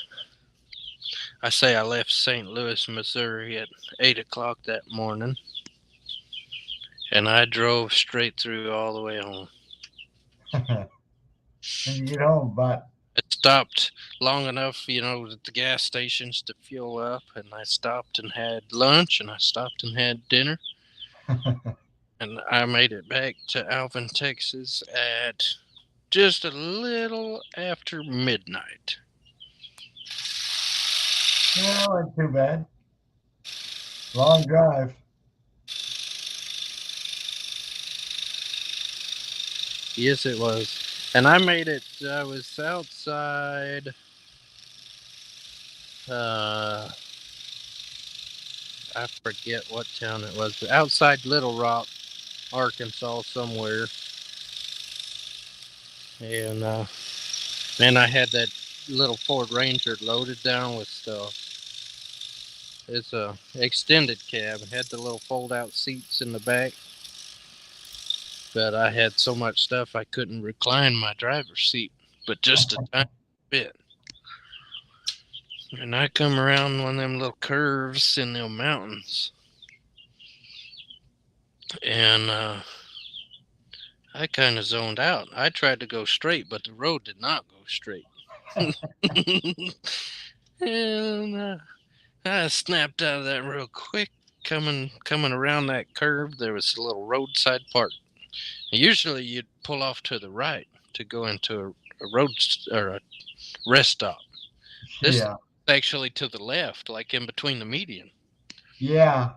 Me and I shot off of that interstate real quick, pulled in that rest stop. And I said, man, I gotta stop and take a nap. And I kicked back best I could. And I thought, I can't relax, I can't lean this seat back far enough to just really relax. And then I'll get up and walk around for a few minutes. So I went to the bathroom. And as I'm coming back out, I saw a picnic table over off to the side. And I thought, well, heck, I'll just go sprawl out on the bench of this picnic and lay down and take a nap. And then I just set a 30-minute alarm on my phone. And I woke up, kind of come to, moving around, and I thought, this was the dumbest thing you could have done. Just lay out in the table. Somebody could have come up and robbed you so easily. But I was so dadgum tired, I didn't care. Kind of got that tunnel vision driving around the mountains, and I just kind of zoned out, almost dozed off. You got to stop. But after that little 30-minute power nap, I was good to go. I get to where I started getting tired right before the sun would come up. And once the sun come up, I was wide awake. Yeah. Crazy.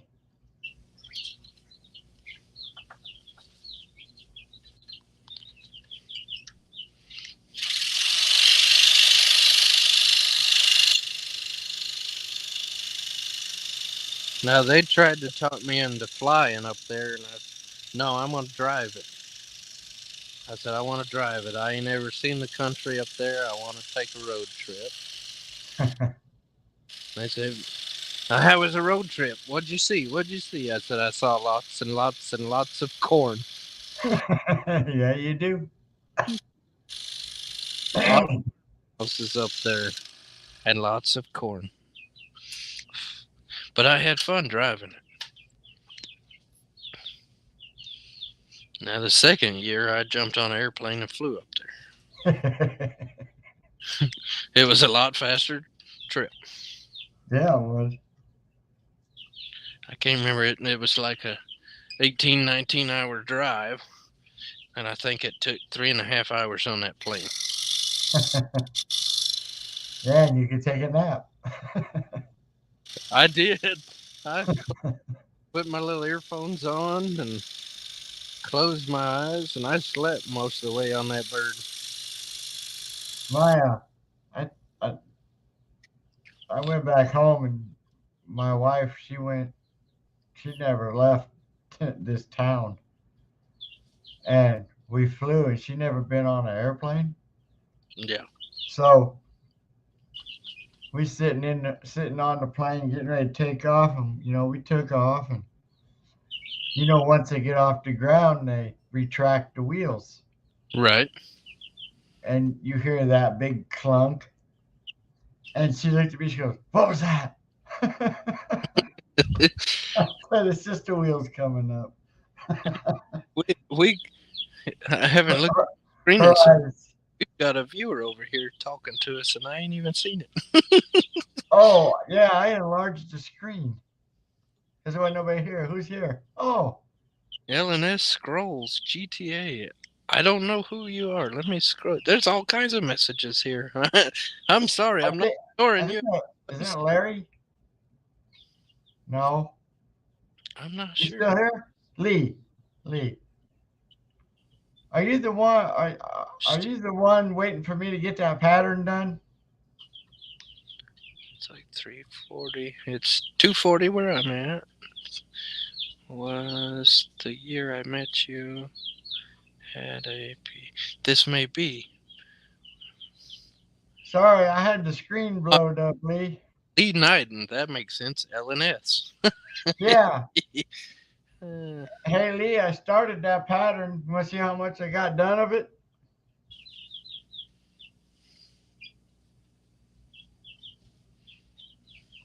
Still at the show. I'll wait for him to answer.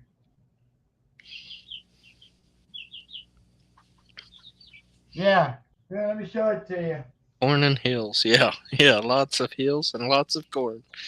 Mm, Um, here we go. There you go. Look what I got done so far.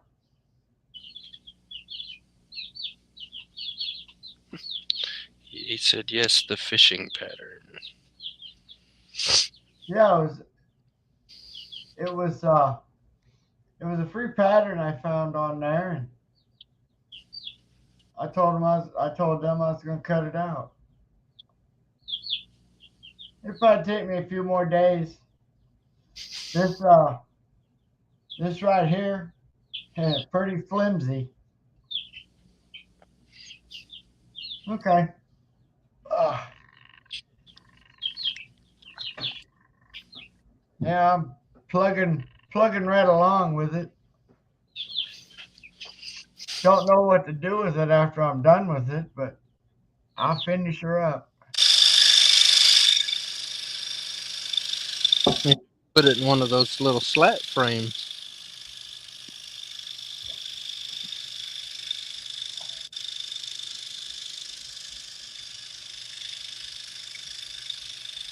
Let's see, what has he wrote? I'll read you some of what he wrote. Let's see. I kind of scrolled back and looked at where he came in at. You still going? Hey Wes, it's like 3:40 here. He's up there in your time. Yeah. Was the year I met you, Wes. LOL. Aren't you in Ohio or somewhere up there, Lee? I can't remember.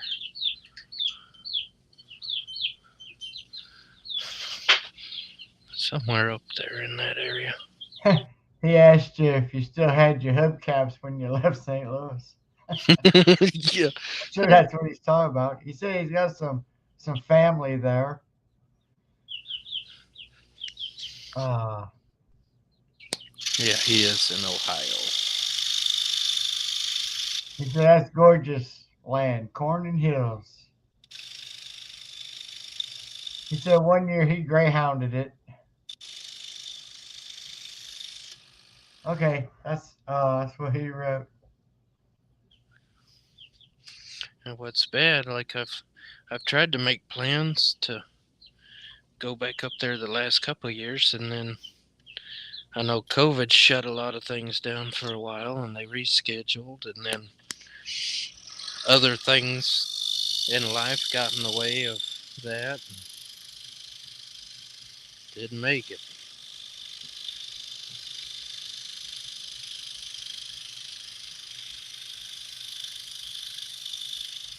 I tell you what, the last finished piece.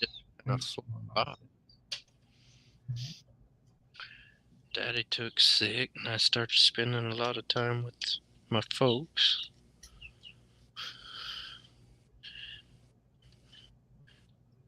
Trying to make a 5-hour drive every weekend or every other weekend, it seemed like, for a while. He said I wanted to see the country, so I started in Cleveland and then went to Iowa on the bus.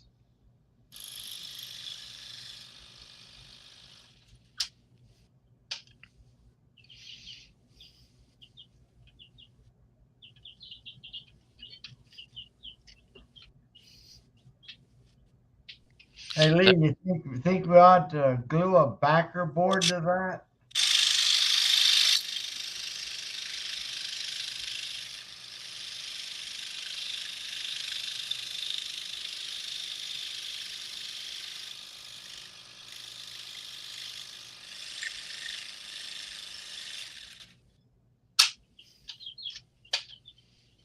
He said it was a long drive. It was 2 days. 2 days. Well, when you're on a bus, yeah. You had to stay over in Chicago. But you was ready to get out of Chicago, weren't you? I know I was. And I was only a couple hours. I lived there for a brief period of time. I was glad to get out of there too. We went over and messed around on on what was that, Navy Pier? Yeah. He said when he stayed over Chicago, like, he had to stay at the bus terminal. That's exciting. Yeah. Not.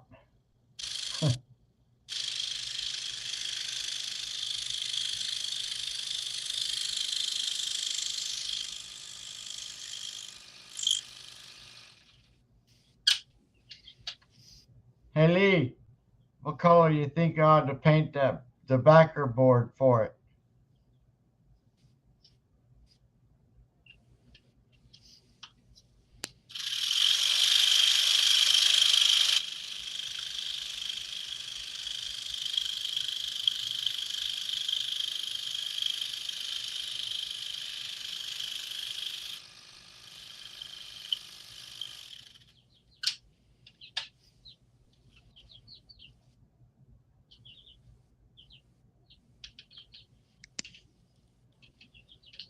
All right. Yeah, because I think that's the only way that thing's gonna stay together is glued to a board.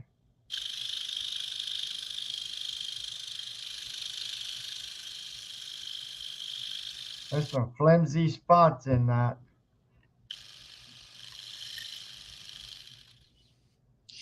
I'm gonna have to glue a backer to this one just to flatten it back out. It's been sitting in here so long it's starting to curl. Well, that where is it? That man's face, and then what is supposed to be the outline of the cap on the boy's head, that was all one cut.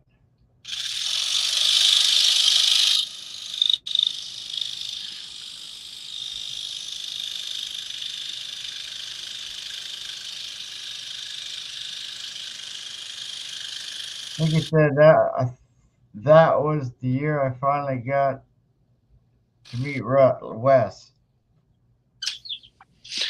That was when the DeWalt saw was still yellow too. Well, took a picture of me sitting in front of that saw up there at the show.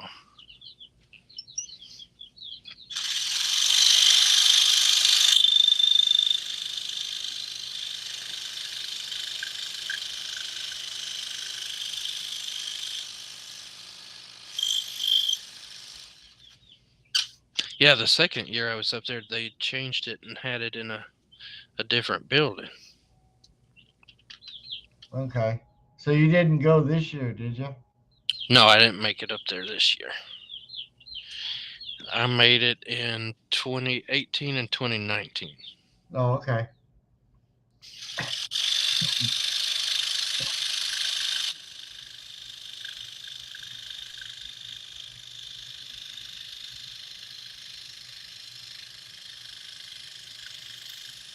Lee said he went that year too.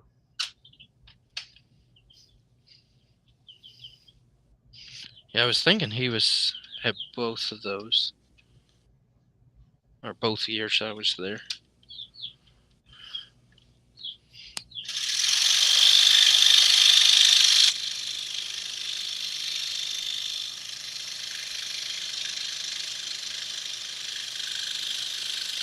We had a place in Iowa. It was called the Amana Colonies, and they used to have what they called a Splinter Fest. Splinterfest. Yeah, and it would be people that scroll saw, like Hagner was there. They had some lady that looked like she crawled out of the sticks of West Virginia that was one heck of a chainsaw artist. But you can buy wood there cheap. Oh, yeah. I come home with all kinds of wood. Well, I came home with a couple of pieces of live edge that He said he was there at the PS Wood booth. Yes. I got some aromatic cedar live edge and some hedge apple or Osage orange.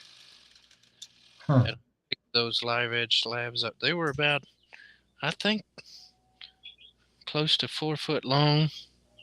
And that aromatic cedar was probably between 12 to 16 inches wide for $5 a slab. Yeah. And down here, those would sell for $20 or more a slab.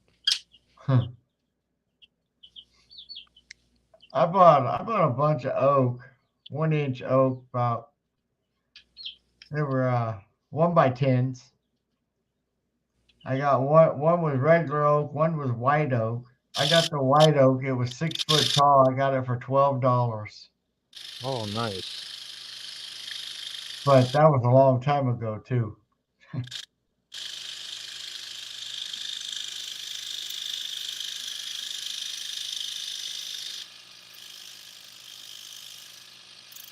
Then I got a bunch of other wood. I work with Barbara for the shows. Sometimes she has since retired from road.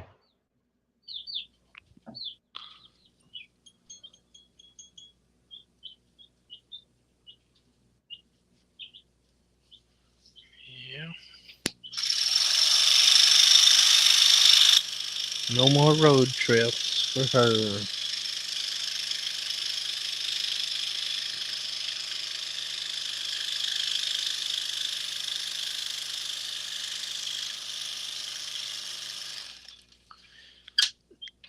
Yeah, when I get this one finished, I'm actually going to put some watercolor on this one. You are. Yeah. I mean the whole thing? I don't know if I'll do the whole thing. I know we're going to do the tree line with some fall foliage colors. Okay. Reds and orange and greens and browns in it. Huh. Wasn't so much my idea, but I like to leave them all wood grain finish. Whose idea was it? That was my lovely lady's idea. She's kind of, she's from Colorado, and she's down here. We don't have no fall. She's been down here for 25 years, but said if you could put some color in, because I've showed her some of these pictures where people color them. Uh-huh. She said, "Oh, that'd be neat if you colored the tree line," and okay, you win. He said he ain't been there in a few years, but he'll eventually get back. I have a club to promote now, so maybe. Oh yeah.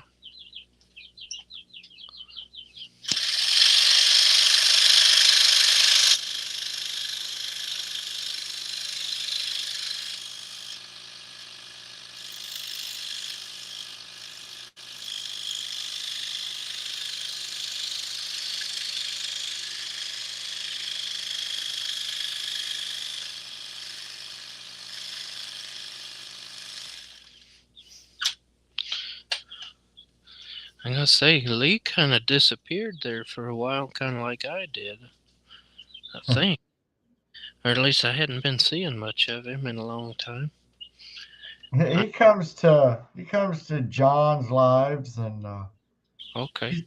he's I've seen him a lot. Okay. It may just be me though, because like I said earlier, I dropped off for about a year and a half or so. Didn't do much of anything.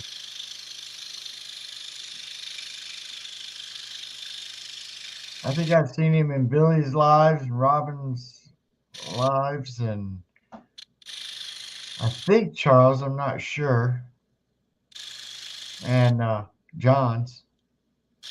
I know we did a few hangouts with him and Charles there back.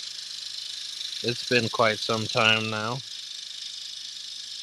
and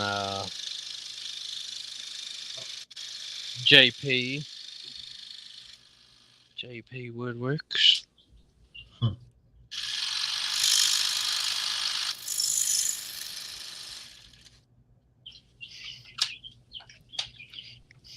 That was back when we still had Google Hangouts.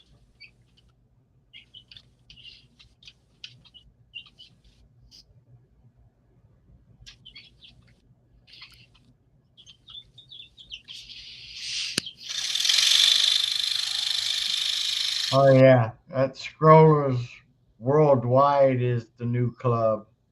Scrollers Worldwide. Yeah, I joined that when they put it up. That Facebook group? Yeah, I'll have to. I think it's a private group too. Okay. I'll have to. You can ask Lee, but I think it's a private group. You have to be invited in. Okay. He said his scroll saw been broken for a bit. He hasn't done any scroll sawing.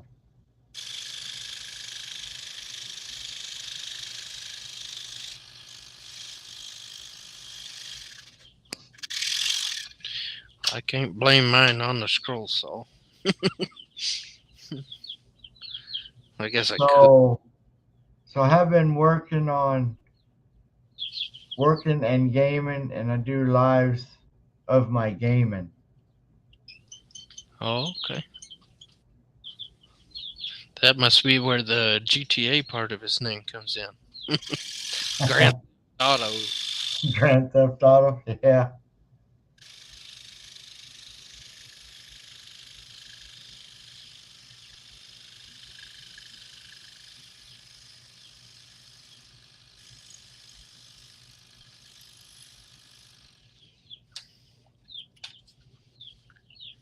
Yes, GTA. That was exactly what I thought. Whenever, and I knew I wasn't actually keeping up reading the chat earlier when Russ and John and everybody was here. They were all reading the comments, so I didn't see your name, but I knew you were here earlier because somebody had actually mentioned Lee's name. But as soon as I saw that GTA, that was what I thought. Grand Theft Auto.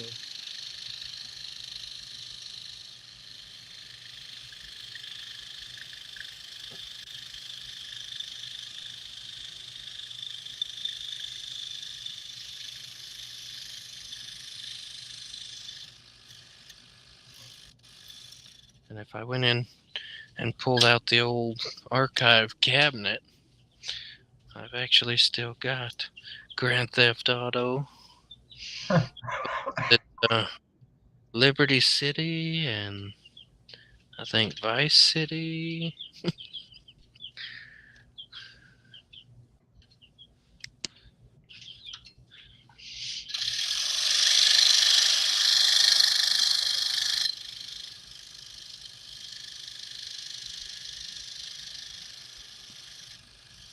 Oh, there's 2 or 3 of them in there in the cabinet. Huh. I was always more into the like the Gran Turismo game, the race car stuff. Said he hasn't done much scrolling, but I'll get back to it as soon as I get the saw working. Oh, it's broke. You had a DeWalt, didn't you? He says GTA 6 is going to be Miami. Miami.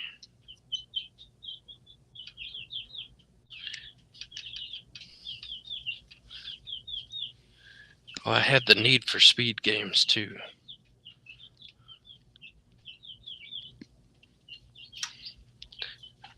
And then the Guitar Hero came out.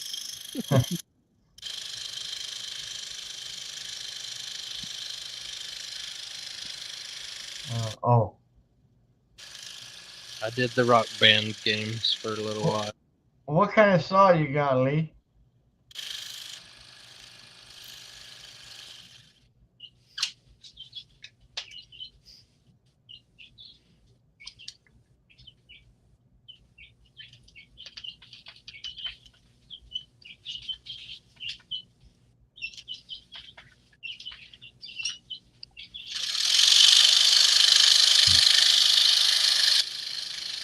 I get part.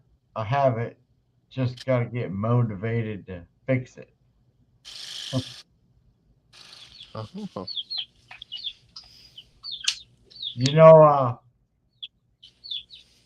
when my blade holders on my DeWalt quit, I bought the Pegasus blade holders. They're a whole lot better.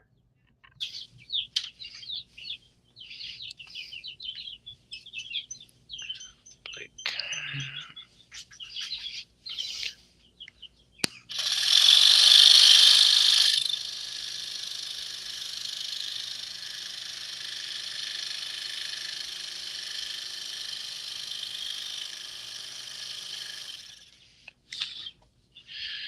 he said he does have the part.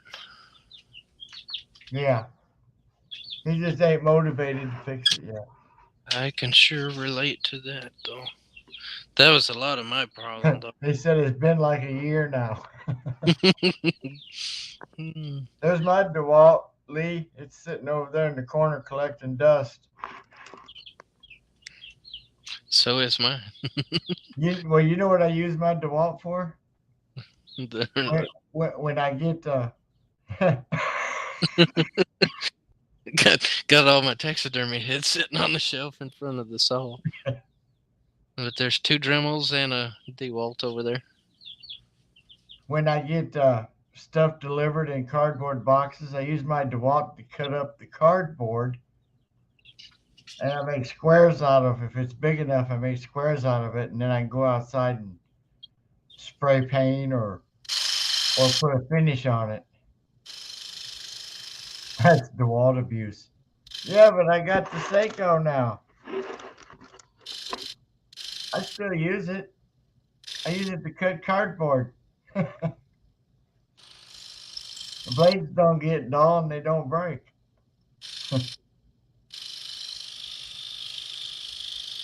That's kind of the same. I have, like, while I had this Pegasus all wrapped up, trying to keep it clean while I wasn't doing any scrolling. Like, I'd occasionally have some little knick-knack I needed to cut or something. I'd use that DeWalt.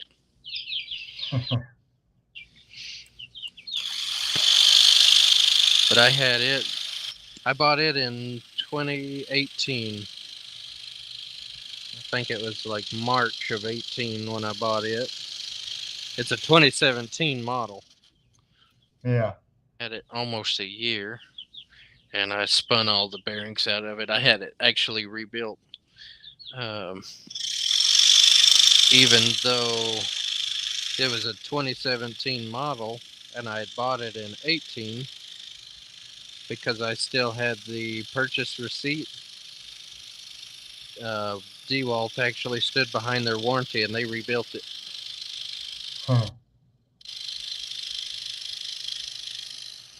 He said he thinks he's got a Type 1. It's on the motor. Yeah, if you look on the motor as part of the serial number, it'll tell you a year. And the type. And the type, yeah.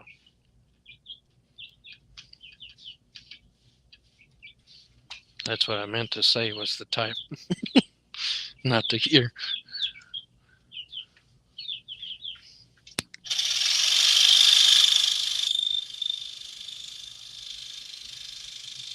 Yeah, they said even though the serial number said a 2017 model, they said we really can't verify how long the saw actually sat on a shelf before you purchased it. Yeah. So if you have the purchase date, we'll go off of that. And by the time, which I'd spun the bearings out at like 11 months. Wow, that's way too soon. And yeah, well, I ran this thing full speed all the time, and then that was the saw. I told you that one night I made a 7-hour cut nonstop. Yeah. But I was scrolling like that every day, 4 or 5 hours a day, every day, full speed all the time. He said never had an issue with mine other than clamps. And he said it's on the motor, yay. Yeah. Yeah, I pretty much got a brand new saw underneath the old shell. They rebuilt both upper and lower arms, put all new bearings in it. They rebuilt or replaced the speed control and I can't remember what all, something to do with the actual switchboard inside it too. I made on this one. I probably made over 100 pictures on it. Yeah.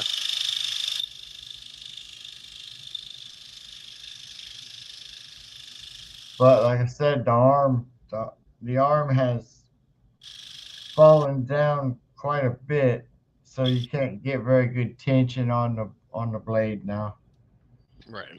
It will cut, but it just doesn't tension right. And that might be some of the bearings in that rocker arm. probably. I know when if you put the blade in, it probably sticks out a good ½ inch on the top now, instead of barely out like it usually was. Oh, yeah. He said he learned on a Delta. That was his dad's saw. Gee, where have I heard that before?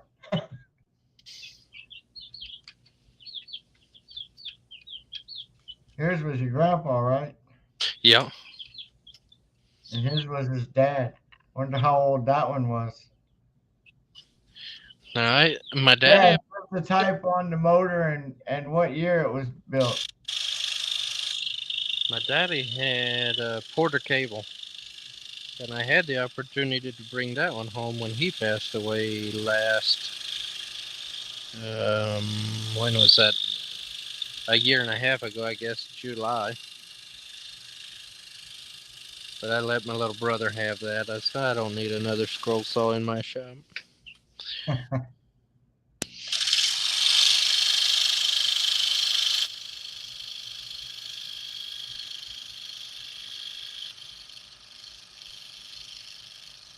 don't mind sharing.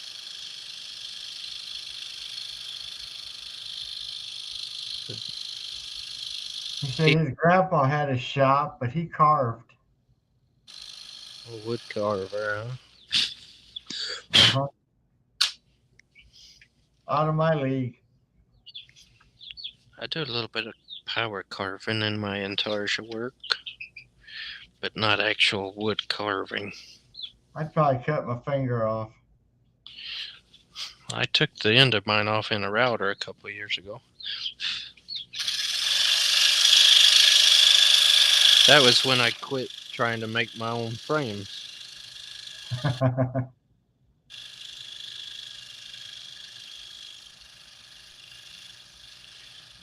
Funny thing, when I first started doing Intarsia, I have one of them RotoZip tools. Yeah. Got the base on it, but I had built a little wooden, almost, I want to say like a fence, but more of like a table for it, because it had 2 screws where you could actually mount it to the underside of a table and make like a router table. And I just cut the circle on this wood plate just big enough to get my round over bit through it, so there was no gap. And hold that rotozip upside down in one hand, and I'd run those pieces through it and round over my intarsia work. Gotcha. No, that's not what got me. But this goes back to like 2017. There was a lot of people in the Facebook groups that kept saying, "We want to see some videos of how you do your stuff." Like they was wanting some how-to videos, you know. And that's actually where I got started on all these lives. So I said, you know, I can't really promote what I do in my shop because it's not really safe. If y'all want to see how I do things, I don't mind showing you. So I did for a while, you know. I'd do all my cutting pieces and show them how to do all that. And I'd straight up say, you know, I don't condone this for just anybody because it's not really safe. You know, there's a lot of other techniques to do this, but this is how I do this. You know, I've adapted this tool to be as safe as I can get it, but it's still not. Yeah. And it caused a lot of controversy with some people, you know, like, and they'd be talking that smack on there, like telling me how stupid I was. And got a good hand doctor on speed dial because you're gonna need it. And blah blah blah. And I said, well, you know, you're right. You know, eventually I'm gonna get a finger, and I know this because I'm using a tool in a way that it's not designed to be used. You know, anything can get you. A scroll saw get you, a table saw, anything. You run it long enough, you're going to have an accident. And people's wanting to see how I make my frames. And I'd done something a little bit different. And I'd got out there, I was going to build a frame out of 3/4 inch hardwood maple. And I had built me a little jig to put this frame together. I had been working all day at my day job, and I come home and I was tired. Come home and I put all that jig together, getting it all ready. And went and got my router bit with a 1/2 inch rabbit. And, you know, working with softwoods, you can run a 1/2 inch rabbit with no problem. Uh-huh.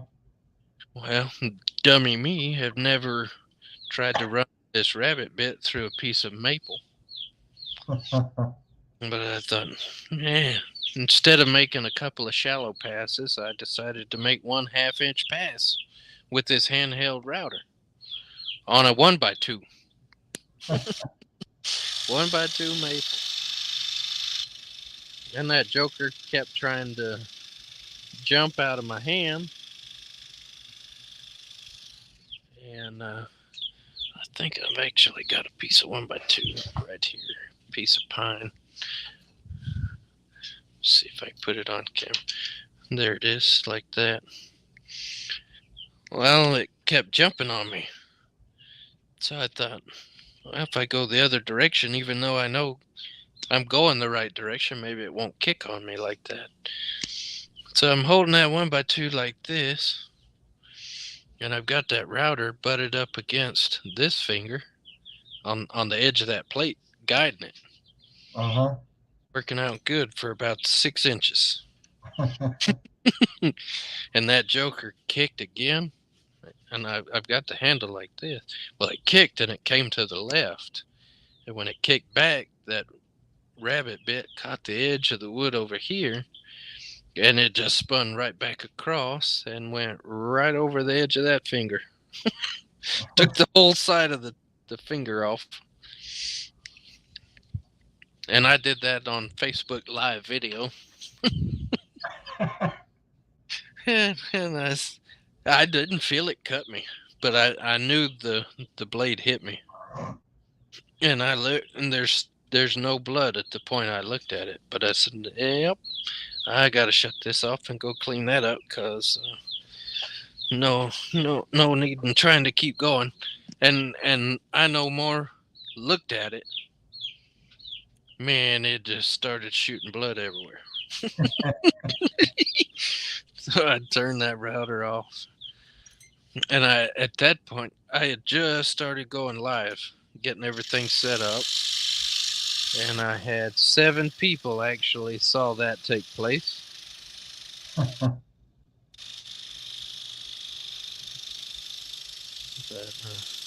And I knew it was one of those things where I was already tired.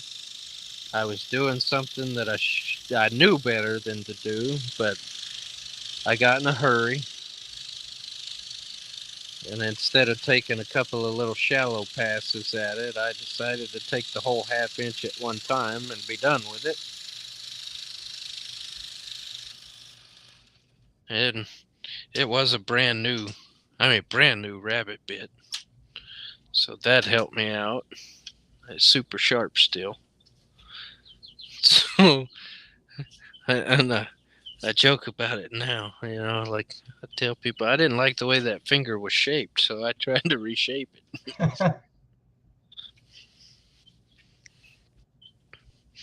But it could have been a lot worse than what it was.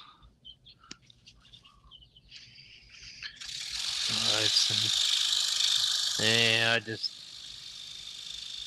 I know I'm doing things I shouldn't be doing because these are the only tools I have to make these frames. It's better for me just to give it up,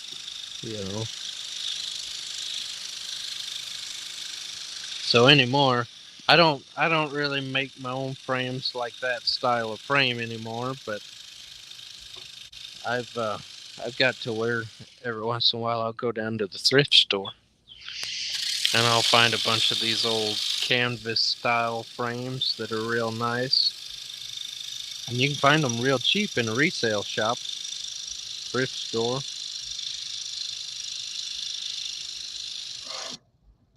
And that's what I use anymore.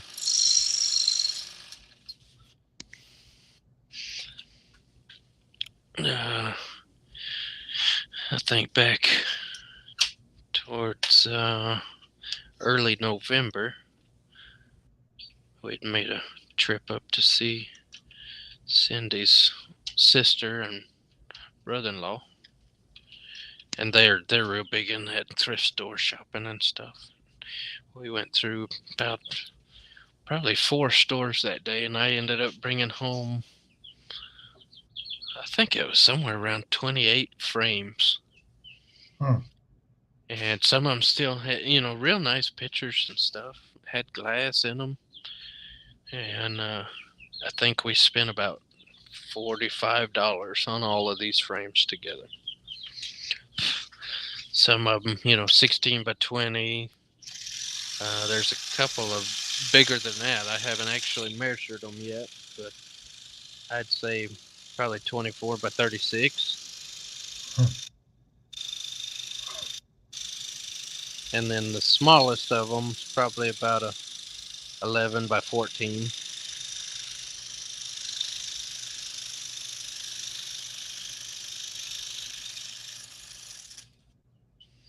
And I've got a couple. My turkey that I was telling you about earlier. Uh-huh. And then there's another one in there. They're sitting on the wall fairly close to each other.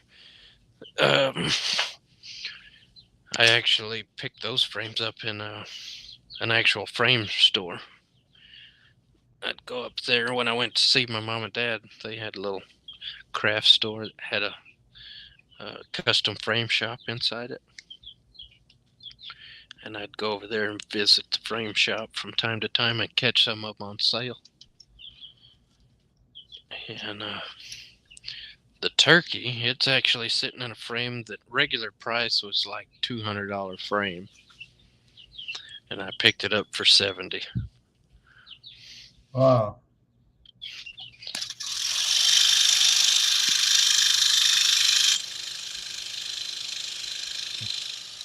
So like some of these really, really nice ones, I'll splurge a little bit and go find me one of them nice frames that's on sale.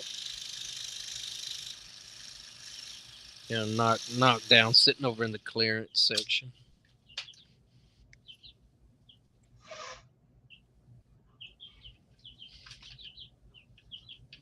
Wonder if Lee's still here. Looks like he dropped off. We're at 0 viewers again. Oh, okay.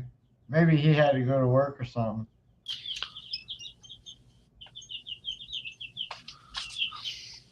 Or back to bed.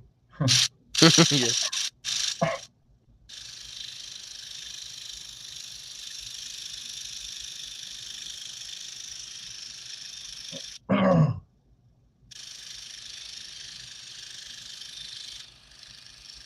I don't know.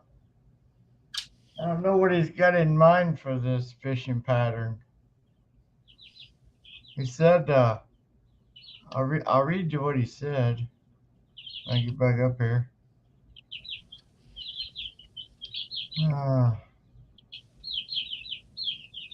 I went too fast.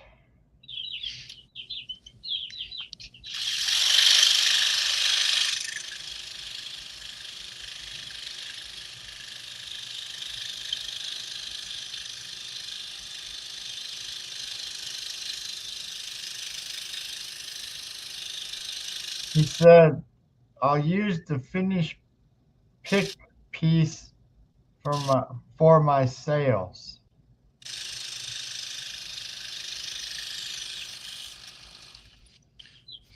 I'm not sure what he's got in mind for that. Am I making it for him to sell?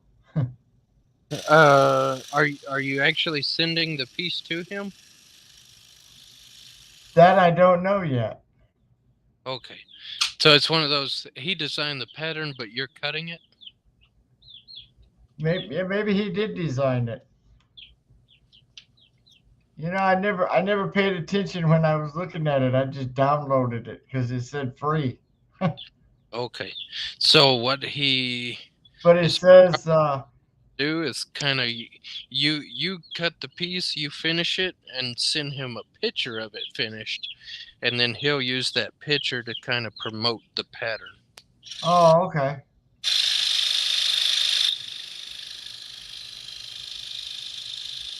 It's kind of like, here's the design, but here's what it'll look like actually finished, kind of thing. That's kind of what I'm leading to believe. Yeah, because he just said yes, it's a fishing pattern. Sure, can't wait. Looks awesome, absolutely gorgeous. I'll use the finished piece pick for my sails. Yeah, the finished piece picture. I think that's what he's meaning. Okay. Kind of, here's my pattern, art cut it, and here's what it'll look like.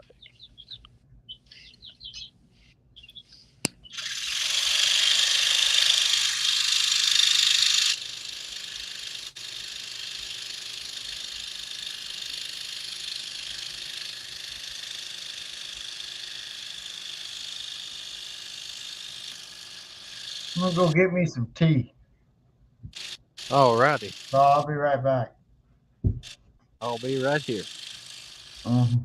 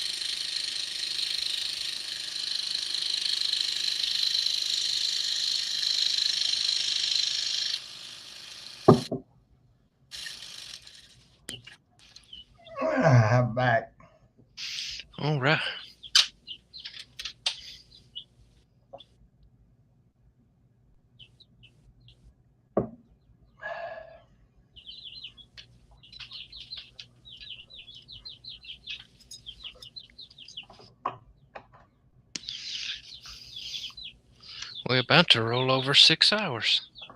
Yep. Of course, I think I missed the first 2.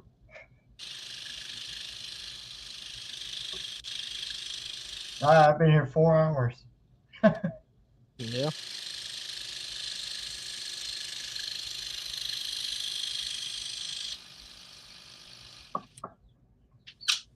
Yeah, I've been doing other stuff too. Besides scroll sawing. Yeah. Well, I went to a craft show here a little while back, last month, and there was a guy selling that diamond art stuff. You ever seen that before, right? Uh-uh. Oh, well, here, let me give me a second. I can find everything. Or are you talking where, like, there's a bunch of little beads that make a picture? Yeah. Okay. Yeah. Well, this guy was selling them at the craft show. That he can't work anymore, and so he sits in a chair all day and does it. Well, I Okay. thought, well, that's kind of cool. So what did I do? I went out and bought one. I did the butterfly already. This is a rose here. Let me see. I'll bring it up here. Yeah, that way you can. I'll try to keep it out of the light. Okay. See all the rows? Yeah. I mean the rows. The different beads. Yeah, well, butterfly, that was all right. I finished it. It took me a couple days. And we talking about how many cuts are in a pattern. Yeah. I have to look at this thing, and I've already put in 121, and they didn't even put a dent in it. So I was thinking, God, there must be 5,000 of them in there.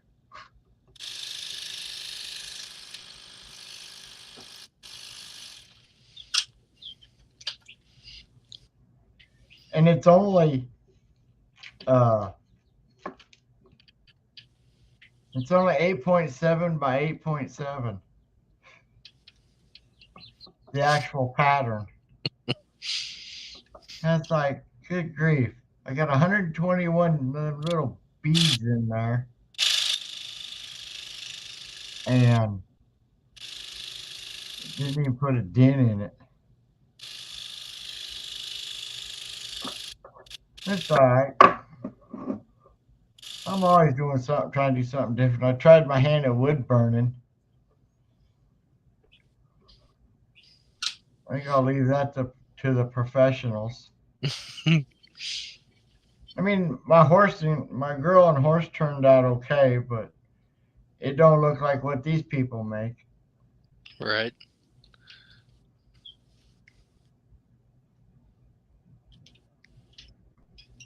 I think I'll just stick to the scroll saw.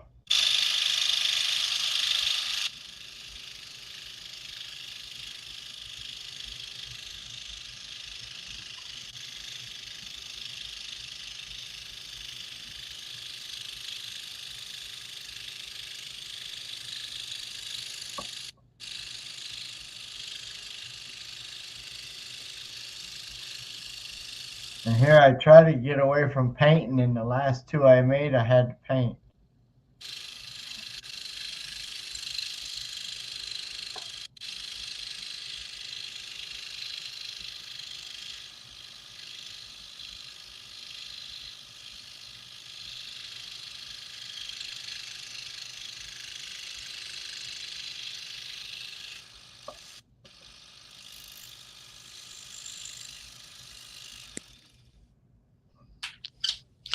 I've done a few that people wanted something that was painted like that. And I've got to where I tell them, I'll do the cutting, you do the painting. Well, I don't have that option. There's been a few that I've actually painted, but if it's something big like that, it's like, if we can agree on a color, or if they give me, my discretion at the particular color, I'll go do it. But they want something, like specifically matched. I say, I'll cut you. You get the raw piece. You finish it however you want it finished. Well, I was at a craft show one time, and a lady came up and said, "Do you make kid puzzles?" And I said, "I can, but I don't have any." So I made a horse, and it had the alphabet. I used a black marker, and I just wrote the alphabet on it. And I made a whale, an octopus, a butterfly, and I made this here. Oh yeah. You should be able to see that without blowing it up. Yeah, I can see that pretty good. So you dump the letters out, and then the kid can put them back in. It's got the letters are about this big. Oh yeah. And I was like, yeah, I'll go ahead. So I come home and I told her, I said, I got to make some puzzles. So I made them all. They're all gone. I'd like to get me one of them. Well, I am eventually. I'm going to get one of them circuit machines. Oh yeah. And then use the vinyl to, do the letters. Right. Then I can stick them on instead of trying to do it freehand and it's all crooked. And, Right. They didn't mind. I made a little clock puzzle, and I made a snail, and it had the numbers 1 through 10 on it. Yeah. And them are gone. The last one I had, it was an alligator. It was probably 2 inches tall and long enough to put the alphabet on. And this woman, she was probably in her early 70s. And she says, "Oh, I like that alligator. I think I'll get it." So she bought it, and I said, "You gonna give it to your grandkids?" Or she goes, "No, I'm gonna take it home and put it together." Keep it I for. was like, okay. Well, there went that blade. Boy, blades don't last very long, do they? It varies. It varies. That was the last one in that pack, so I got to open a new bag.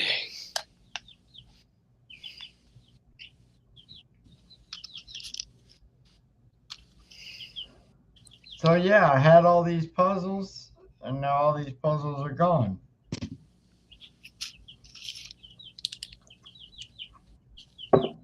That's the only one I've made so far is the ABCs. Oh yeah. I try to make what people will buy. Right. I don't have a whole lot of room to store patterns Right. that I finished. So right now I think I got about 100. Here's a couple of silvers. I think these silvers are going to be Nequa blades. I'll try them for a little while.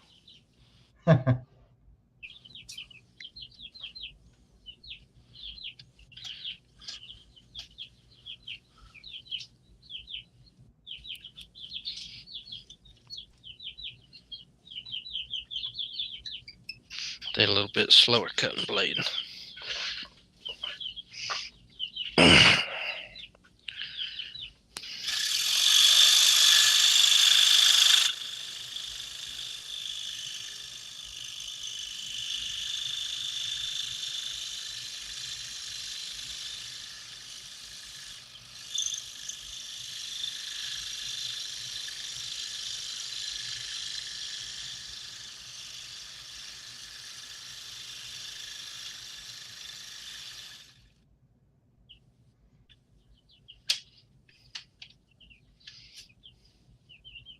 It's always nice with a new blade, isn't it?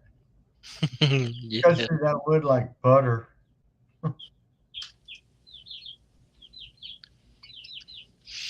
The 2-aught Nikwa blade is just a hair bigger than the Pegasus blades are, Oh yeah. but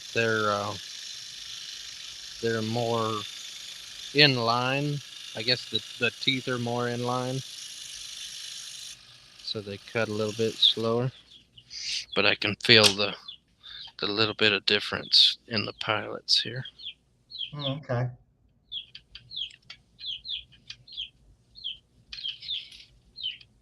Seems like it's not. It's fatter, isn't it? Yeah, it's just about the exact size of this number 64 drill bit.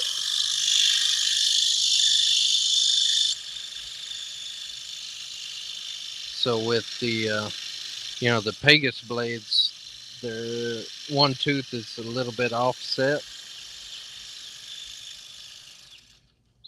kind of kicks off to the side a little bit, more like this almost. Uh-huh. Whereas these Nikwa or Flying Dutchman, they're going to be like straight line blades. Oh, okay. So feeding the Pegasus blades through, you can feel a tooth kind of touch the edge of the pilot hole, but with these, it's the exact size, so you're feeling it all the way around Ah, as it's feeding through. that's gonna slow you down. Well, with the Nikwa blades, they're a little bit stiffer. Well, maybe it'll last longer. A lot of people say they do because they don't have, and it's kind of controversial because even though it feels like a stiffer blade, they're more forgiving as far as tweaking them. Okay. With the Pegasus blades, you tweak one and it'll usually kink, and Yeah, I found that out yesterday. like a lot of people break them real easy after they tweak a little bit. I cut one hole getting ready to feed it in the other one, and it dropped a piece of wood and it busted it right in half. Yeah. I was like, seriously?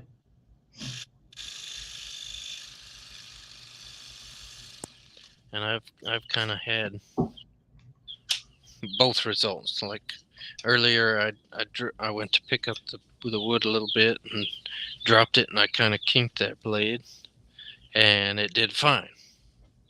Afterwards, it straightened on out, and I ran it for a little while more before I broke it.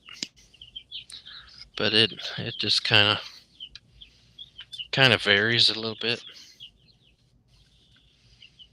Sometimes you'll kink those Pegasus blades, and as soon as you straighten them out in the clamp and try to tension it, it'll snap wherever it kinked.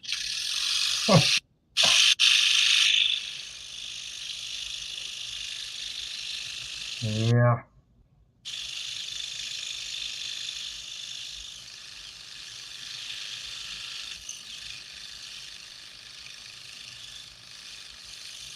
Yeah, when I use my flat blades, and you start out, it's like cutting through butter, and then it starts to slow down. Yeah. And I don't break them, but when it starts to eat, I can smell the Oh yeah, you can. wood. I'll change the blade as soon as I smell that. Yeah. Do you run your saw full speed, or do you have it slowed down? Mine's slowed down. I don't need to run at full speed. Okay. Because I know a lot of times, and you'll hear a lot of people tell you that, like, you're cutting too fast. You don't break the blade, but you dull them out when you run too fast. And the reason for that, like your friction, you're heating up the blade, and the heat friction will dull them out quicker. At Yeah. a I seen on YouTube where somebody was using. If you use soap, run your saw and put soap on the blade, it'll keep it from overheating. It don't. no. Eh, all that it does is make your room smell like yeah. you took a shower. You smell the soap.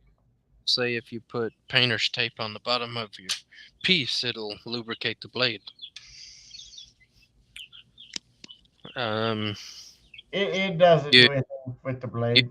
No, you can't put an adhesive on anything and expect it to lubricate, because all it's going to do if it does warm up is gum the blade. Well, to tell you, I use blue painter's tape.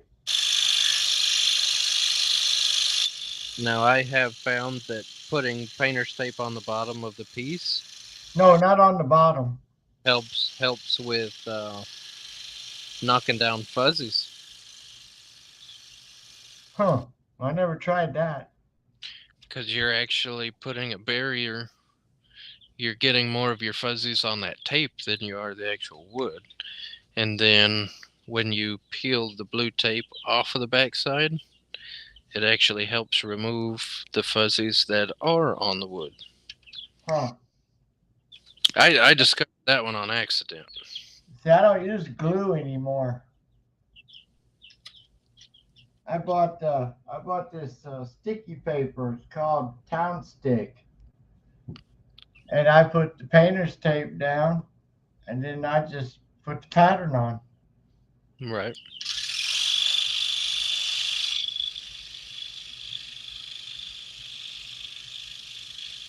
Now for this fishing pattern, I did put shelf sticky paper on it. The shelf liner. Yeah, and then put my printer paper, my sticky printer paper on it, and it's holding up fine. That's what's on that fishing pattern I'm doing. Yeah. I just got tired of buying glue. Right.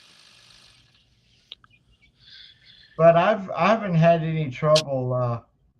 Now I won't use the painter's tape with a spiral blade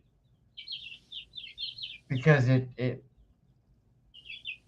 tears it, and Right. so you got painter's tape and fuzzies all over the place. But yeah, I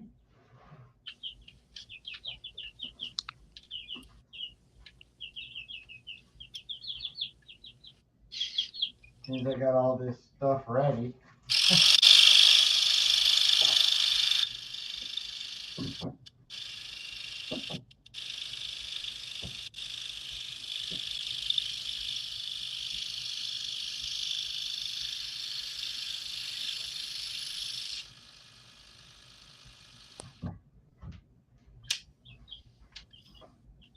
So I got a bunch of dogs ready to go, but see, I just painter's tape and stick the pattern on it.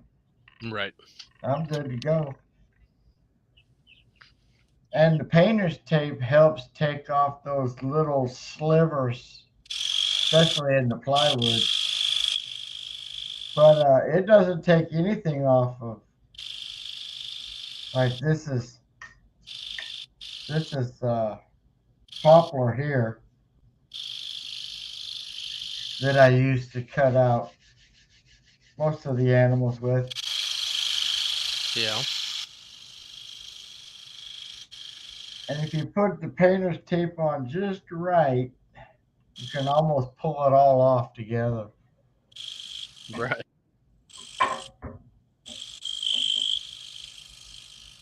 But I got what? 1, 2, 3.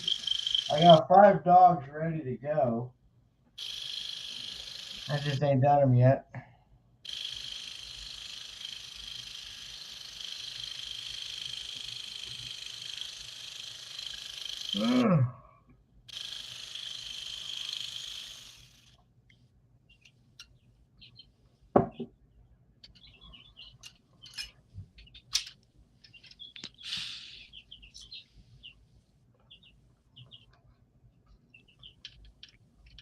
6 hours and 20 minutes.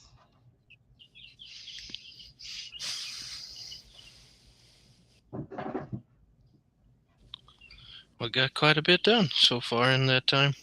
Yeah.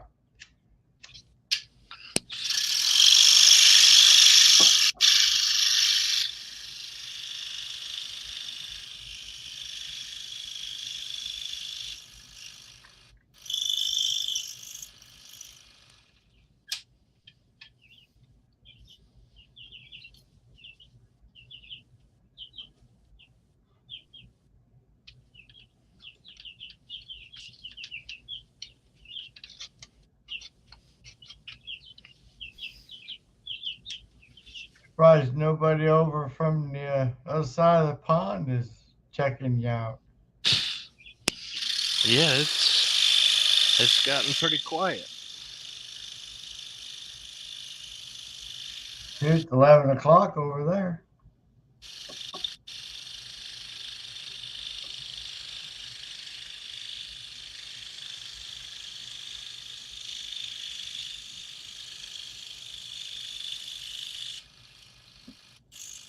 Of course, I guess some people have to work too.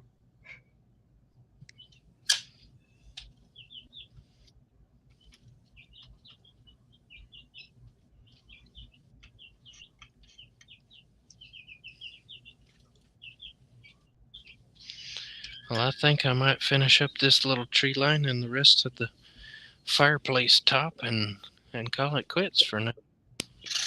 That's fine. I've made it to where I don't have to worry about going to bed now. I should be getting up in about an hour. Yep. So I won't be sitting here trying to stay awake. I can just talk to her. There you go.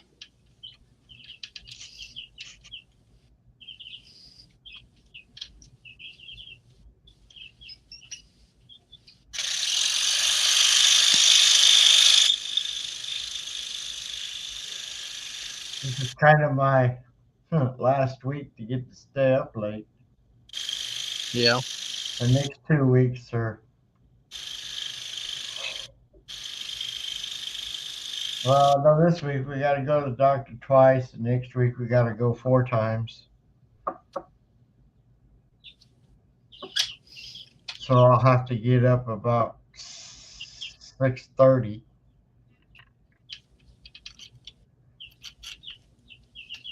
It takes us about, well, we got to be at 8:30, so we're going to hit work traffic. So it'll probably take us an hour to get there. Right.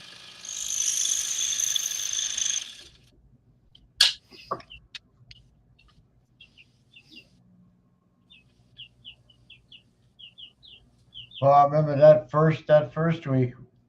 God, we put 700 miles on the car that week, and we only went to the next town over and back. It's amazing.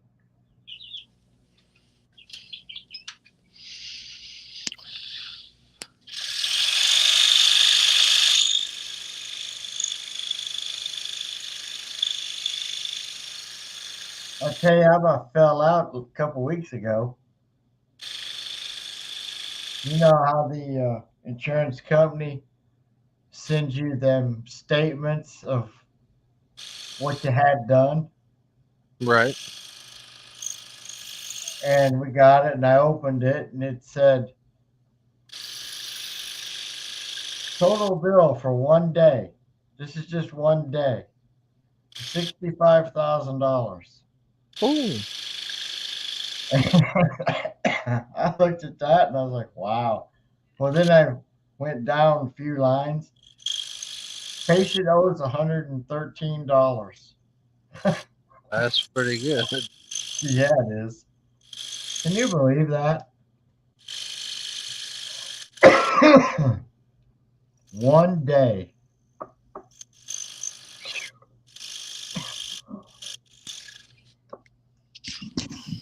Well, I don't know about down in Texas, but here they have a chemo pill that people can take. I've heard a little bit about it. I don't know much about it, but I have. Well, the only thing I know about it, it's about $13,000 a pill. Ooh. That's a lot of money. Yeah, it is. Now, how much does insurance pay for it? That I don't know. I just know what the pill costs. Right. And I don't know how many they would take in a month. It may be one. I don't know. Maybe she can get on that next year. Yeah. She's on the 27th. We start round 3. I'm sorry. Round 5.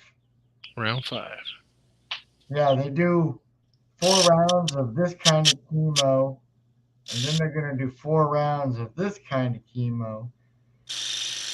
And the next one, they're going to do 26 rounds of this kind of chemo. Well, if you do the math, you only do chemo once a month. Right. So that's another year and a half, basically. Yeah. Unless something's happening good inside. See, her her initial assessment was, okay, her right lung is completely blocked with the tumor. Okay. She has,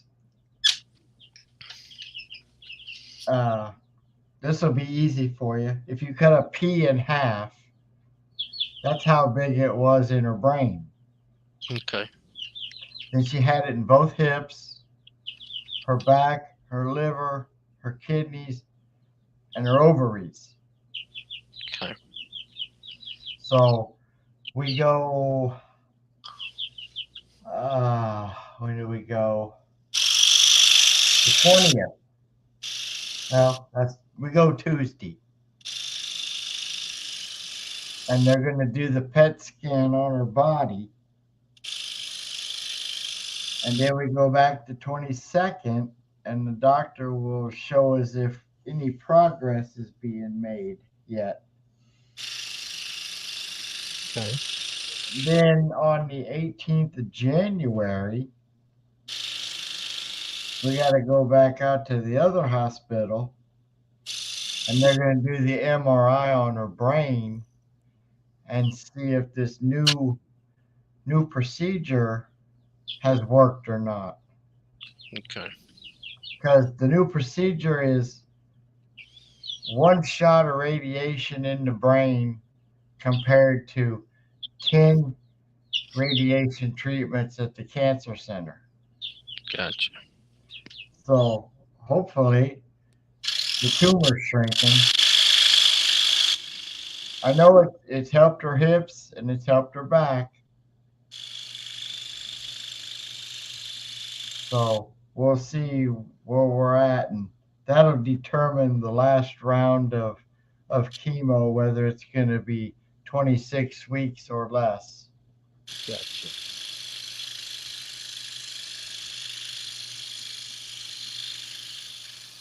So that would be great if we went, when we go Thursday and they say it's shrinking, that'd be my Christmas present.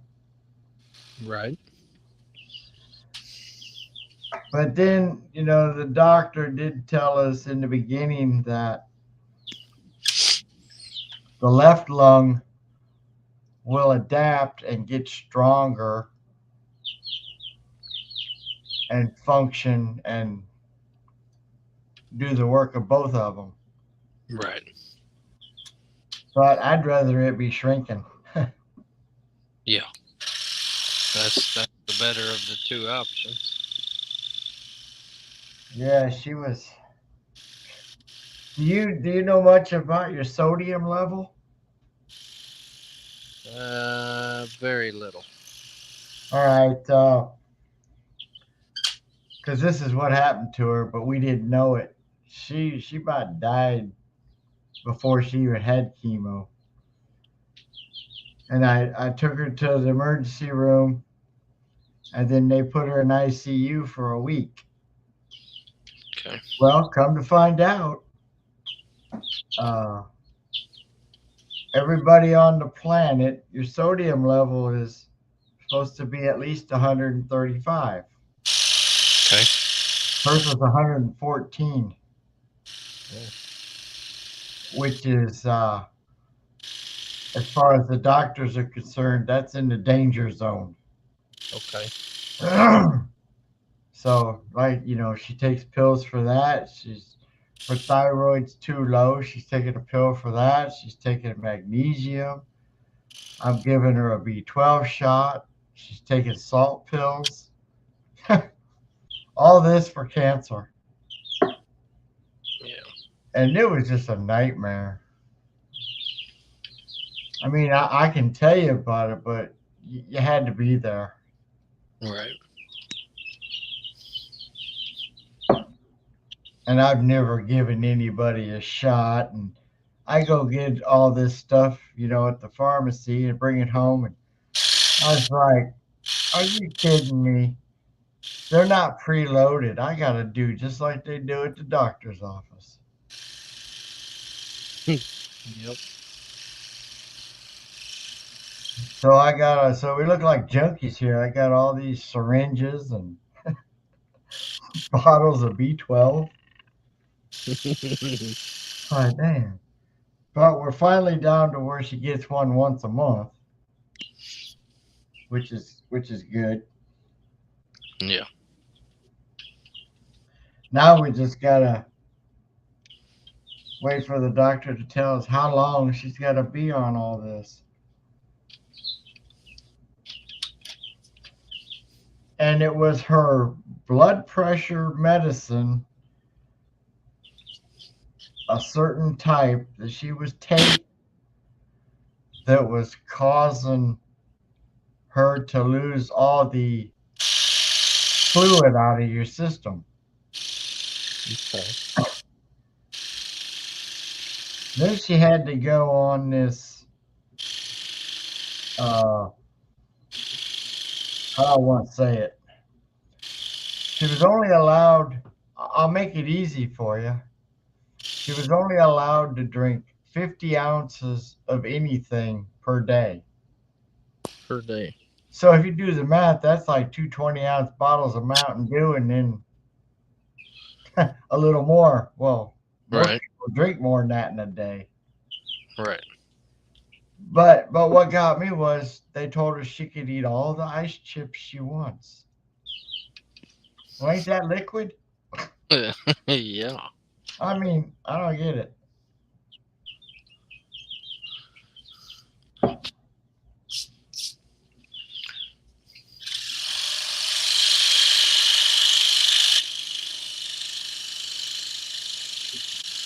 It just amazed me what cancer does to a person's body. Wow. Yes, sir.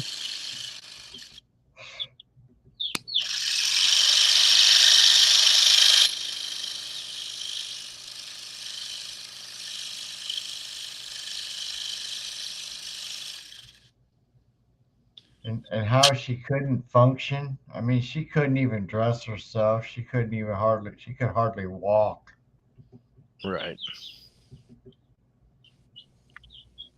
So that's when I knew I wasn't going to be in here for a while.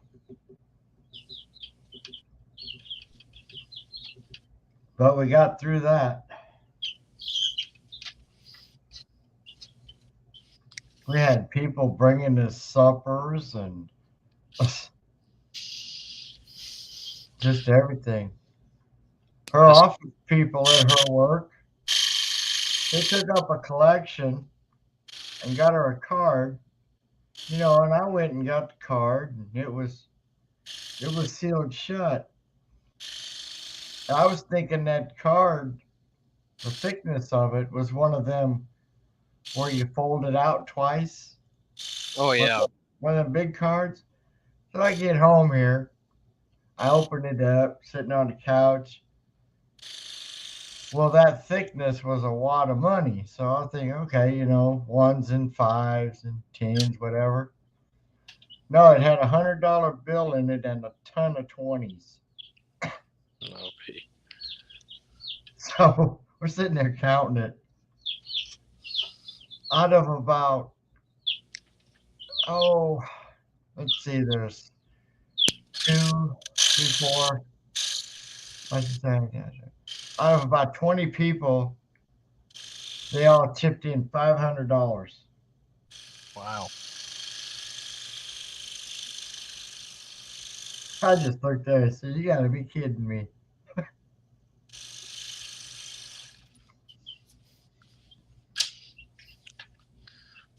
Then we have this place. It's called the Barry Joyce Cancer Center in town here, and what they do is help people out for family members that have cancer. Right. So they give you a meal once a month. They give us a $150 gas credit.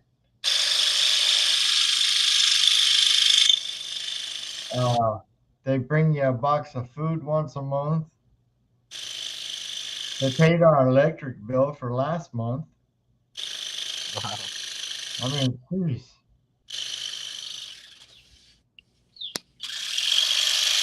And they paid so much the electric bill, we had a $4 credit still. Then the cancer center, they give you a $25 gas card every time you go for chemo. Oh yeah.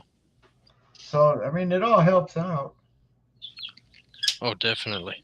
But now she's back to work, so everything's good.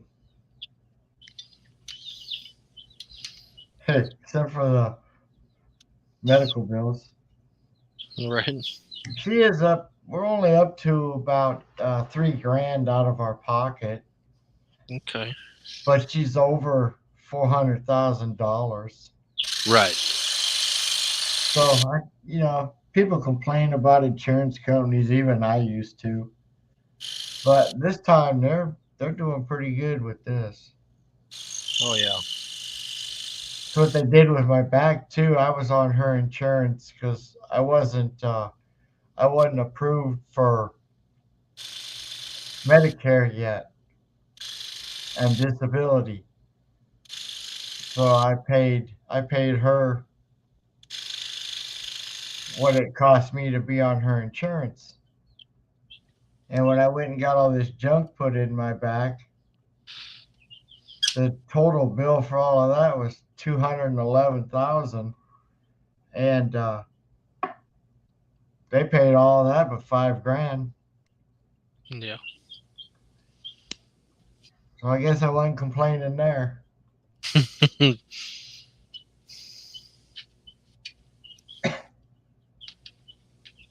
Yeah, we'll be paying medical bills the rest of our lives. Because she'll have to have some kind of treatment the rest of her life, and Right. these pills she's taking and everything else.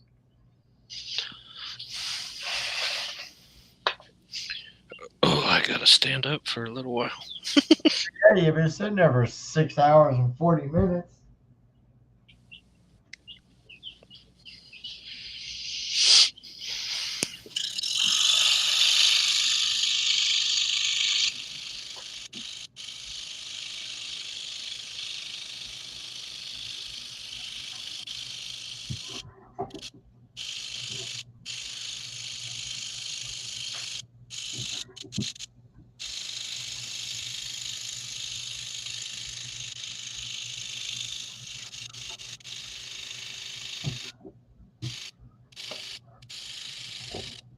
I'm doing good to sit for half an hour. Probably why I never had an office job. I couldn't do that. Right. I'd sit there 8 hours. No. I'd have to go to the bathroom a lot. Right.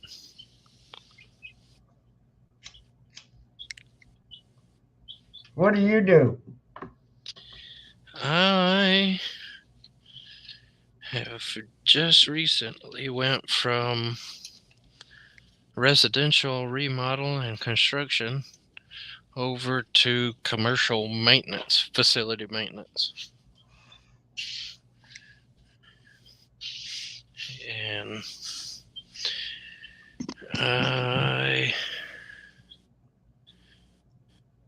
up until, let me think how long I've been gone. A little over a year. It was a year. And a year ago in September? No. A year ago in August, I worked for Ace Hardware. And I was with Ace for about 6 years, or a little over 6 years. So do you work at like a factory or?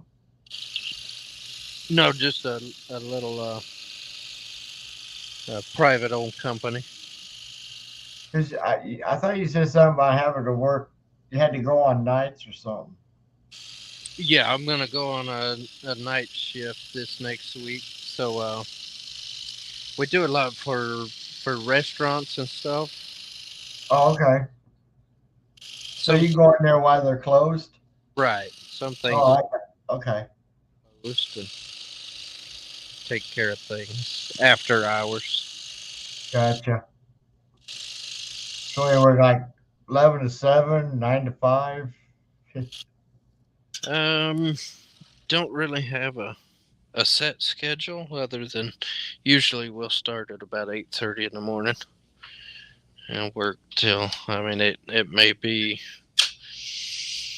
3 o'clock in the afternoon. It might be 9 o'clock that evening before we get off, depending on what kind of calls come in. Oh, okay. So you could almost stay home and just wait for the phone to ring. Almost. Wouldn't that be nice? Of course, then you'd be on call 24/7.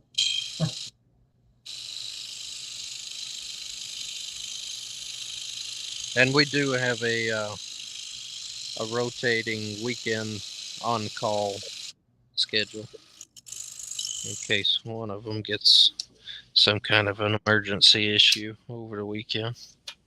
Yeah. Yeah, some of these restaurants, you know, if a toilet gets backed up or sink drains get backed up or something, they'll call us to come out. That probably happens on the weekend more than during the week, you'd think. More people go out to dinner. Some weekends are real quiet, and other weekends it's like nonstop. Jeez. What's your radius? Typically just around the Houston area. So,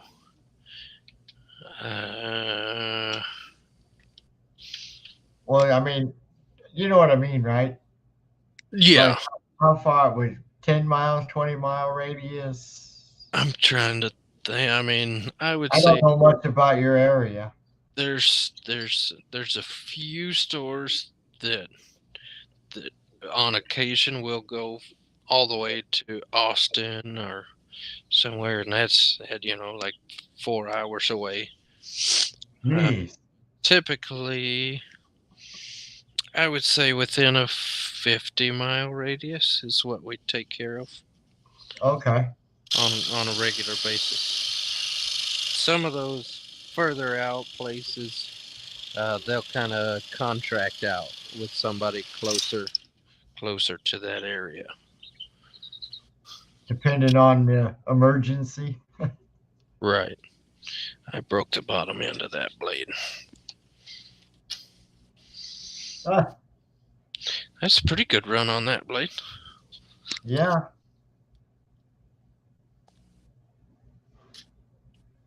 What do you got, about 10 more? Let's see. There's a couple in here that still don't have holes drilled. 1, 2, 3, 4, 5, 6, 7, 8, 9, 10, 11, 12, 13 in the trees. Yeah, that's close. 14, 15, 16, 17, 18, 19.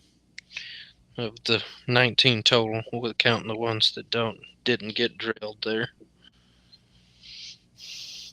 And then we've got 1, 2, 3, 4, 5, 6, 7, 8, 9, 10, 11, 12, 13, 14 more in the chimney. Oh,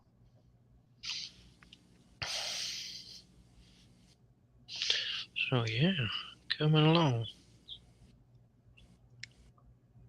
yeah, you got 14 minutes will be 7 hours. 14 minutes.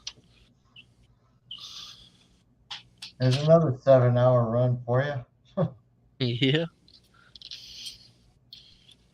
Of course, if you were sitting there by yourself, would you have lasted this long?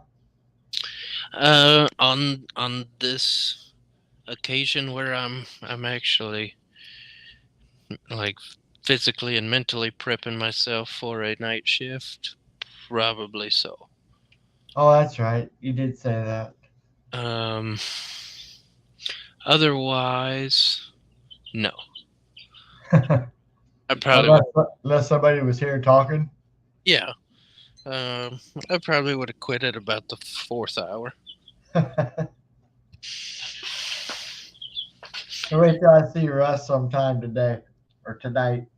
I'll say, Russ, you left too early. You stayed for 7.5 hours. 8 hours almost. You don't need no sleep.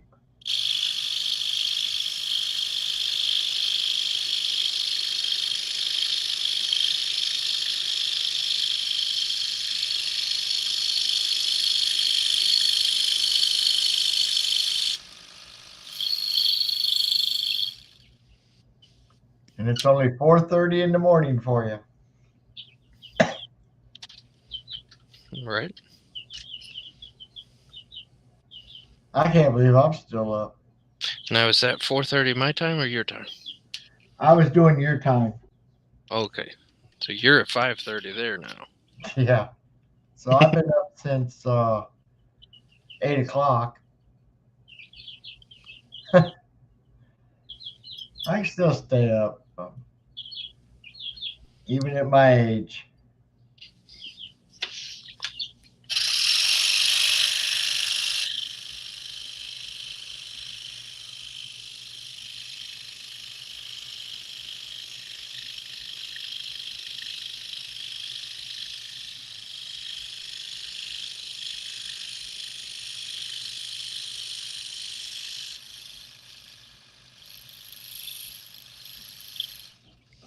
It doesn't feel like it should be that time for me though yet.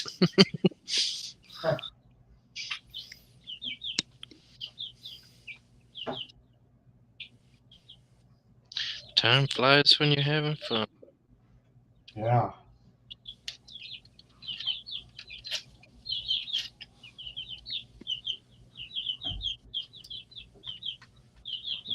She gonna get up and she goes, didn't you go to bed? No. I was watching somebody cut, keeping them company.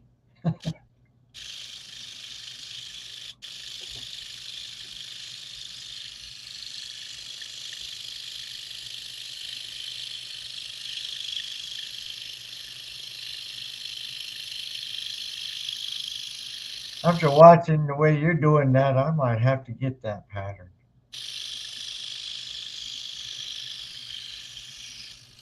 I kind of like it now that I see it being done.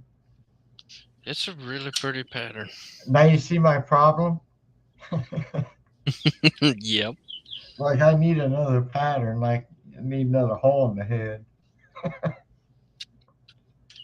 Yeah, I've got a stack of patterns printed off too. Oh, Some of them mine's a lot of Botus Helder does a lot of patterns. I've got a few of his. well, I don't have your patterns except for Herb's, but you see this stack of paper? Yeah. I want to try to get all that done before March. And then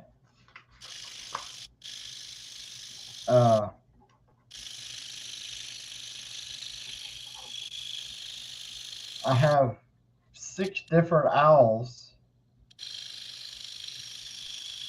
I don't know if you can see it very well, but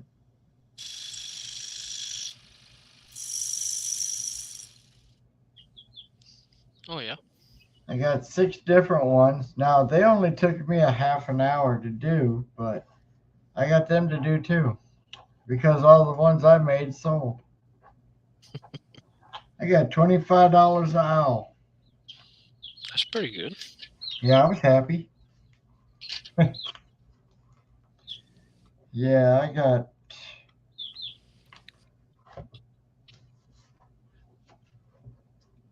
I don't know. I'll get them done somehow. I always do.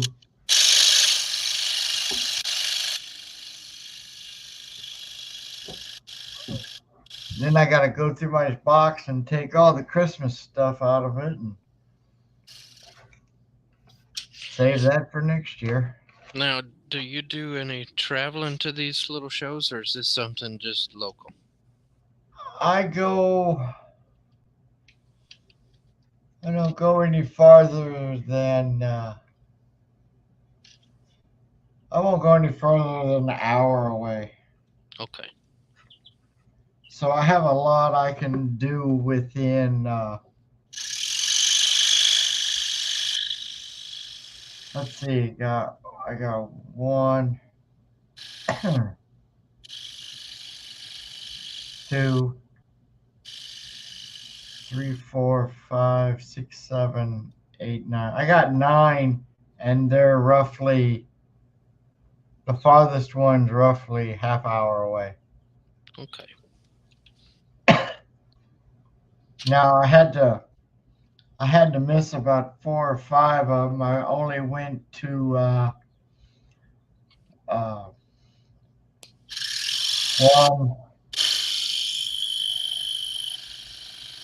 2, 3. You go to 3. I could only go to 3 after she got ill. I had to miss about 3 or 4 of them. Okay. But all together, I still made $1,000. Okay. So I didn't do too bad. See, I have a goal for craft shows. Whatever I got to pay to go is what I'd like to at least make. Right. Most of them are $50. They last from, most of them last 10 to 4. Okay.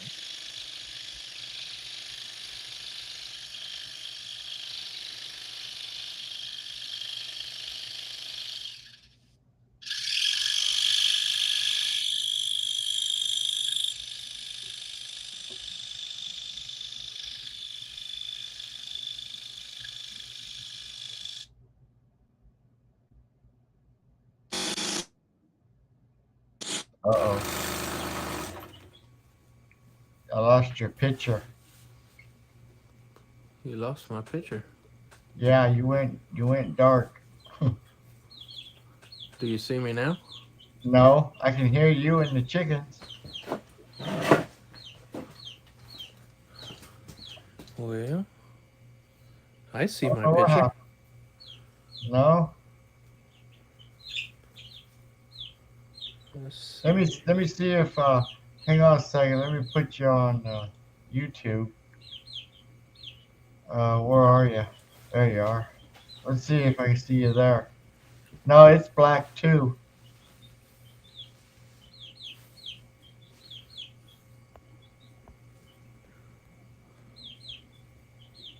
Do you see you now? Yeah. Okay. How about now? Nope. Huh. Yeah, all of a sudden it just went black. Want me to try to go out and come back? Well, you came up though. Yeah. Exit. Huh. I don't know what happened. It made this weird noise. Let me. Okay, I see your little You circle. see my emblem now? Yeah. And now I'm blank again? Yep. Huh. That was it. Did it once before, but it came back on. So that's why I didn't say nothing. But this time it went black, and then it made this stuttering noise, and then your voice and your saw come back on.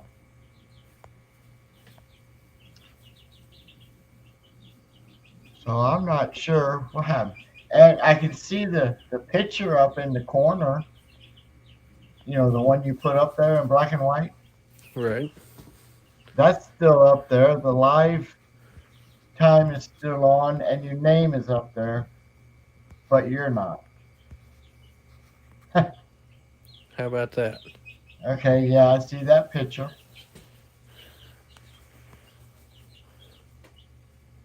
I'll be darned.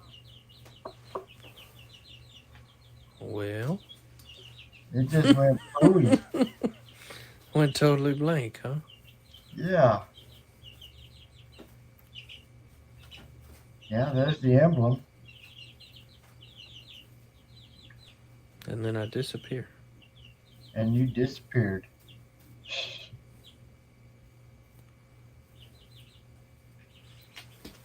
Everything else is up there but you. Your background picture with the lightning, Okay. your name, the time, and the picture. That's Okay. all up there. Stay here. Let me see if I can remove myself from the stream and come back in. Okay.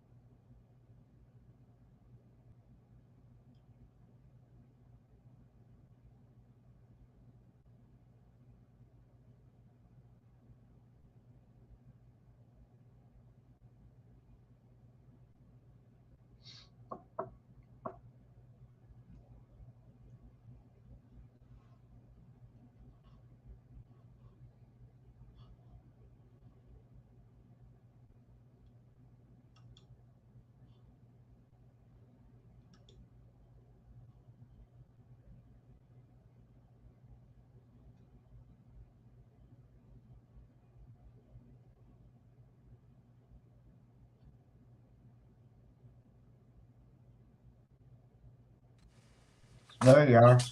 You can see me again? I can see you now. All right. Wow, that was weird. Yeah. I don't think we've had that happen. The camera must have got tired. I guess so. That was crazy. Said I need a break, boss. Need a break. Yeah, it went black and it went, and poof, you were gone. Well, here we are. We're rolling up at 7 hours. Yep, 7 hours. We've almost got the right side of this done, though.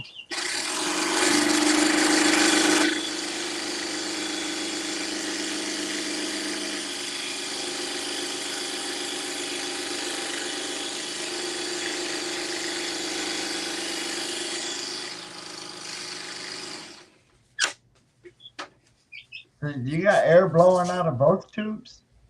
No. Actually, the clear tube is piped into the dust collector. Oh, okay. So when I'm not using the blower, Yeah, I couldn't use that because I use a window fan. right? That's my dust collection. Yeah, this clear tube actually comes around the back side of the saw, and then it comes back up underneath the table, and is plumbed into the dust port there. I've seen it get up like that before. I don't remember where. That's a little homemade job there. That's actually a water line for an ice box. Yeah.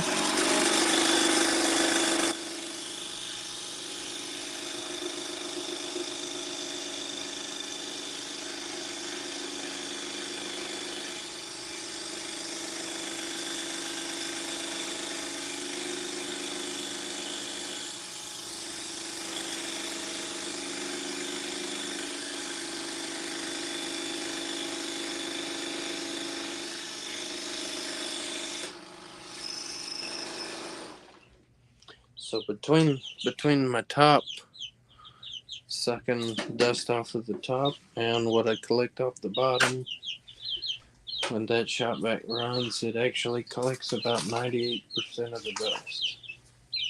That ain't too bad. So in this 7 hours of cutting, I've got a pretty good mountain of dust underneath the saw. Yeah.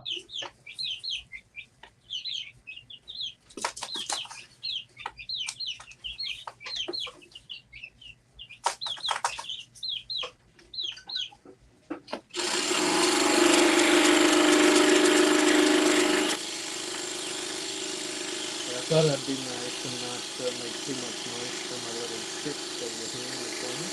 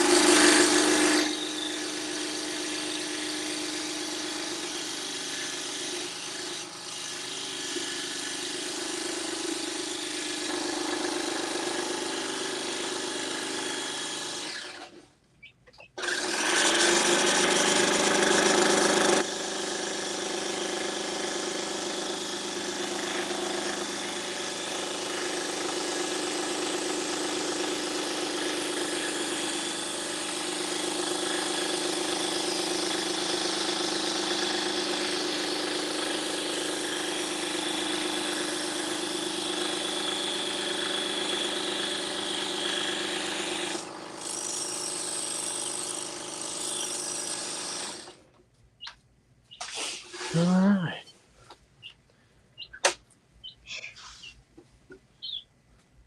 Minus the 1, 2, 3, 4, 5, 6 on the trees that I didn't get drilled. The right side is now done. I'm going to go ahead and finish this top end of the fireplace. And then I'm going to shut it down and take a break.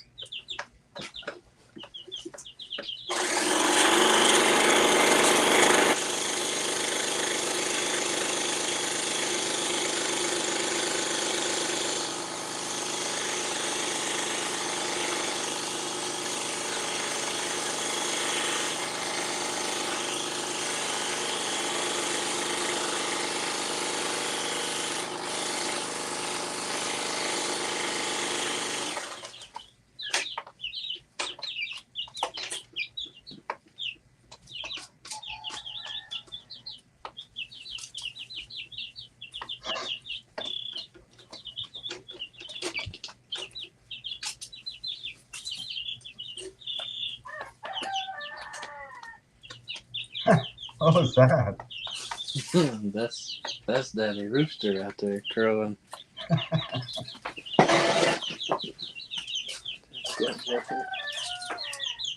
5 o'clock in the morning, he's crowing.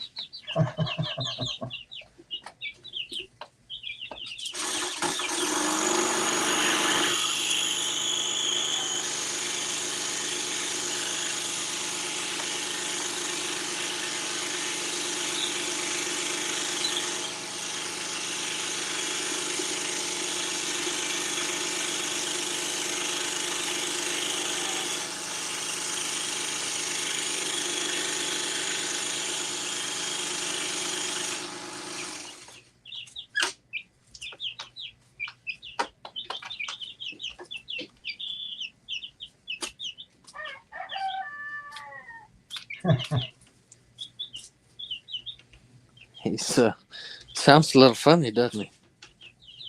Yeah. I've that Joker likes to sing. So I've actually got a choke collar on him, so he can't sing full blast. So now he kind of sounds like a squeak toy.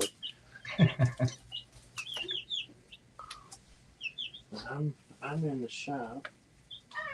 My door's closed. He's still another probably 30 feet away from the house. And he was getting to where you can hear him on the front end of my house singing full blast. Neighbors are starting to not be so happy with him.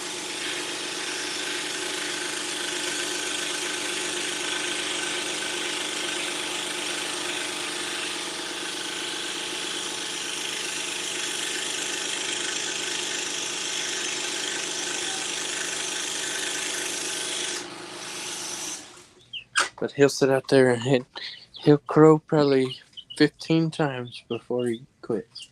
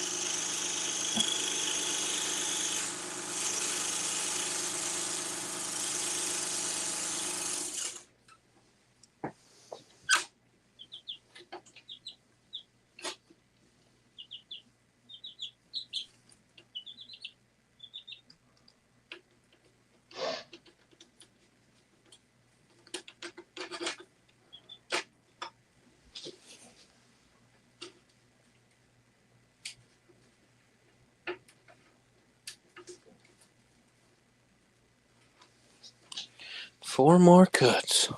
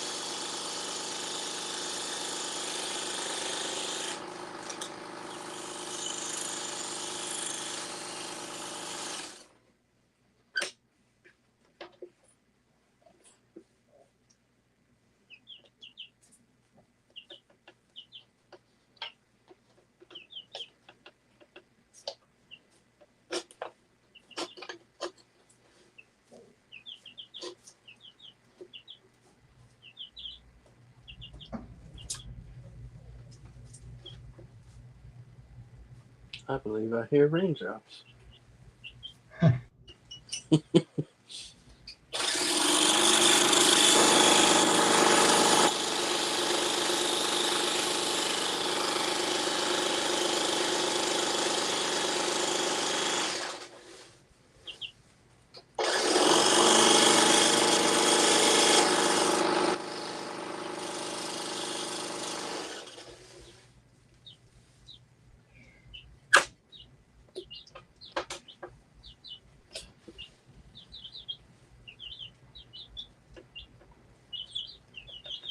I do hear raindrops falling.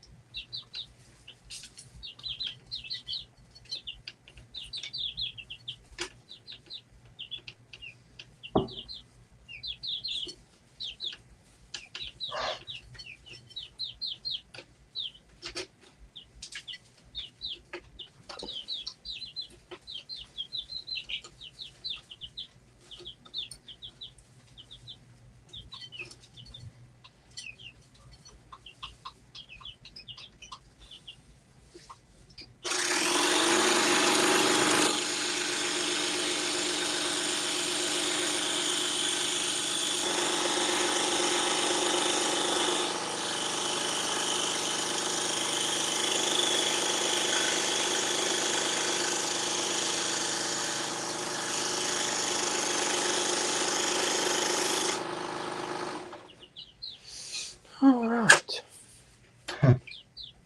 Jeez. Quit.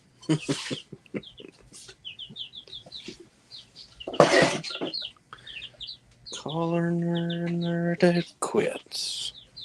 Makes it look like you got less to do now. Let's see, you got the ones you got to drill, saving that one for last. So all you got's the left side of that. Yes, sir. That's pretty much all trees, isn't it? Yeah. Well, there's a little tiny bit of roof line left. Oh, yeah, okay. And then there's a couple in here that didn't get drilled. Okay. Or at least they're about halfway drilled. Man. Oh, that's cool. Let me see. Not much wood left when you get done. No. Not much at all. There you can kind of see what's left of the roof line. Oh, okay. About another, Maybe 10 or 12 cuts there in the roof. we think another 7, 8 hours. I think probably 5. 5 or 6. Okay. Wow. And then I'll actually cut my name out over here. Oh, all right. Yeah, I course, think maybe. You won't get back to it for a while, though, will you? I would love to have this finished before the end of the year. So might after, cause I'm only gonna sleep for about 6 hours, and that's like getting a good rest for me. So I may Huh? tinker with it a little bit during the daytime. You got 13 days left. Yes, sir. Yeah, you'll probably finish it. You might not do it on camera, but you'll get her finished. Right. Man, So we'll call this 7 hours and 25 minutes today.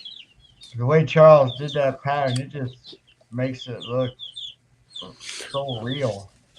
Yeah, and on his pattern, the tree line actually comes all the way up and across. So what's that? Another 100 cuts? Oh no, I probably took 400 out. Oh my gosh! In that little Yeah, spot? they were. Yeah, and this all the way across. Good God. I mean, these, you could see how small these cuts are Yeah, I've with been my looking hand. at some of them. You put the drill in, the blade in there, and done. Right? Take longer to set it up than it does actually cut it. Yeah, Somebody's that trying to problem. knock on the door. Man, that's pretty cool. That's gonna look cool. Are you gonna leave it plain? I will Except for probably. the paint part. I still haven't debated completely on what. I'll probably just do a black backer, but we are gonna do some watercolor in the trees for sure. Yeah. Do the reds and orange and greens and browns, Sure. and I may do just a light touch of blue up here in the skyline, What about red? and then I would probably do something with the chimney. Well, there's Red? actually two of them. Reddish brown brick. So you got a little fireplace over here and one here. So Oh, I didn't even notice that looking at all them trees, right, all them holes in yeah, the tree. that back cabin's a little more camouflage over there. Yeah, it is. But now that you showed it, it's starting to stick out now. Let's see. Wow. I don't know if that will help any.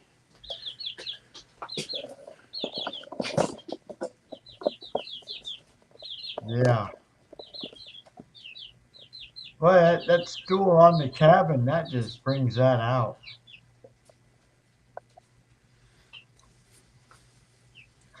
Ain't that something?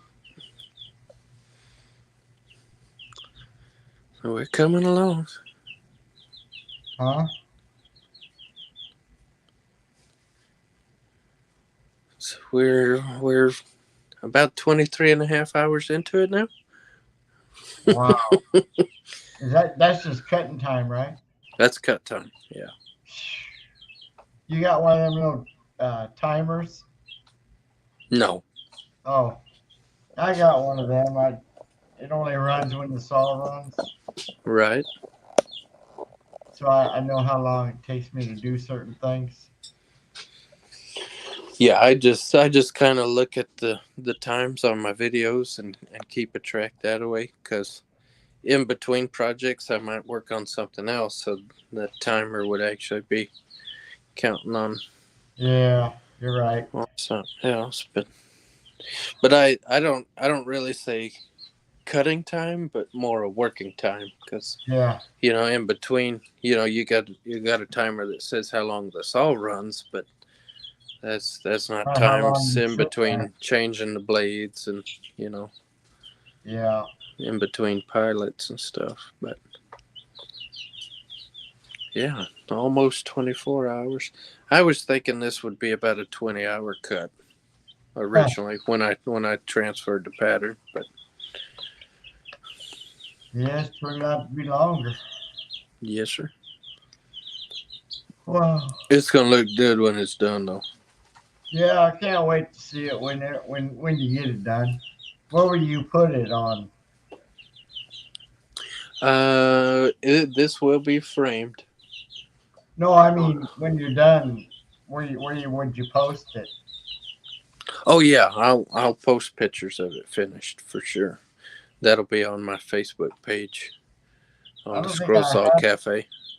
Oh, okay. I'll just look that up next month. Yeah, Scroll Saw Cafe. I mean, yeah, you still got to finish cutting it, but then somebody else gonna paint it. No, I'll do all that too. Oh, well, that'll probably take you a little while too. Right. But yeah, because I've actually the signature is drawn up, and I really don't want to change the 2 to a 3. Not that it's that big a deal. It's still in pencil, But Yeah. my goal is to actually have the culling done. Oh, you'll finish it. Now this other one, I will have to change the date because 2022 on it is not going to happen. No. But Have you got the holes drilled yet? no, I've just got the pattern drawn on it. It'll probably That's take it. you to 2023 to drill all them holes. It won't take long to pop the holes. Oh, It might take me about 10 minutes. 10 minutes? Oh yeah, I use let's see here if I can reach it. You got the Seiko going? Oh, Dremel. Just a Dremel. Oh, okay. This is actually a number 60 drill bit, so it's a little bit bigger than what I used on the cabin. But yeah, that was a fun little piece to draw up there.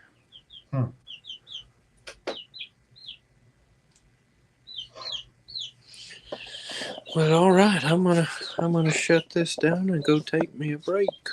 Alrighty. I'll see you later. Alrighty, sir. Thanks for joining and thanks for sticking it through. Yeah, I'll stick around with you to the end.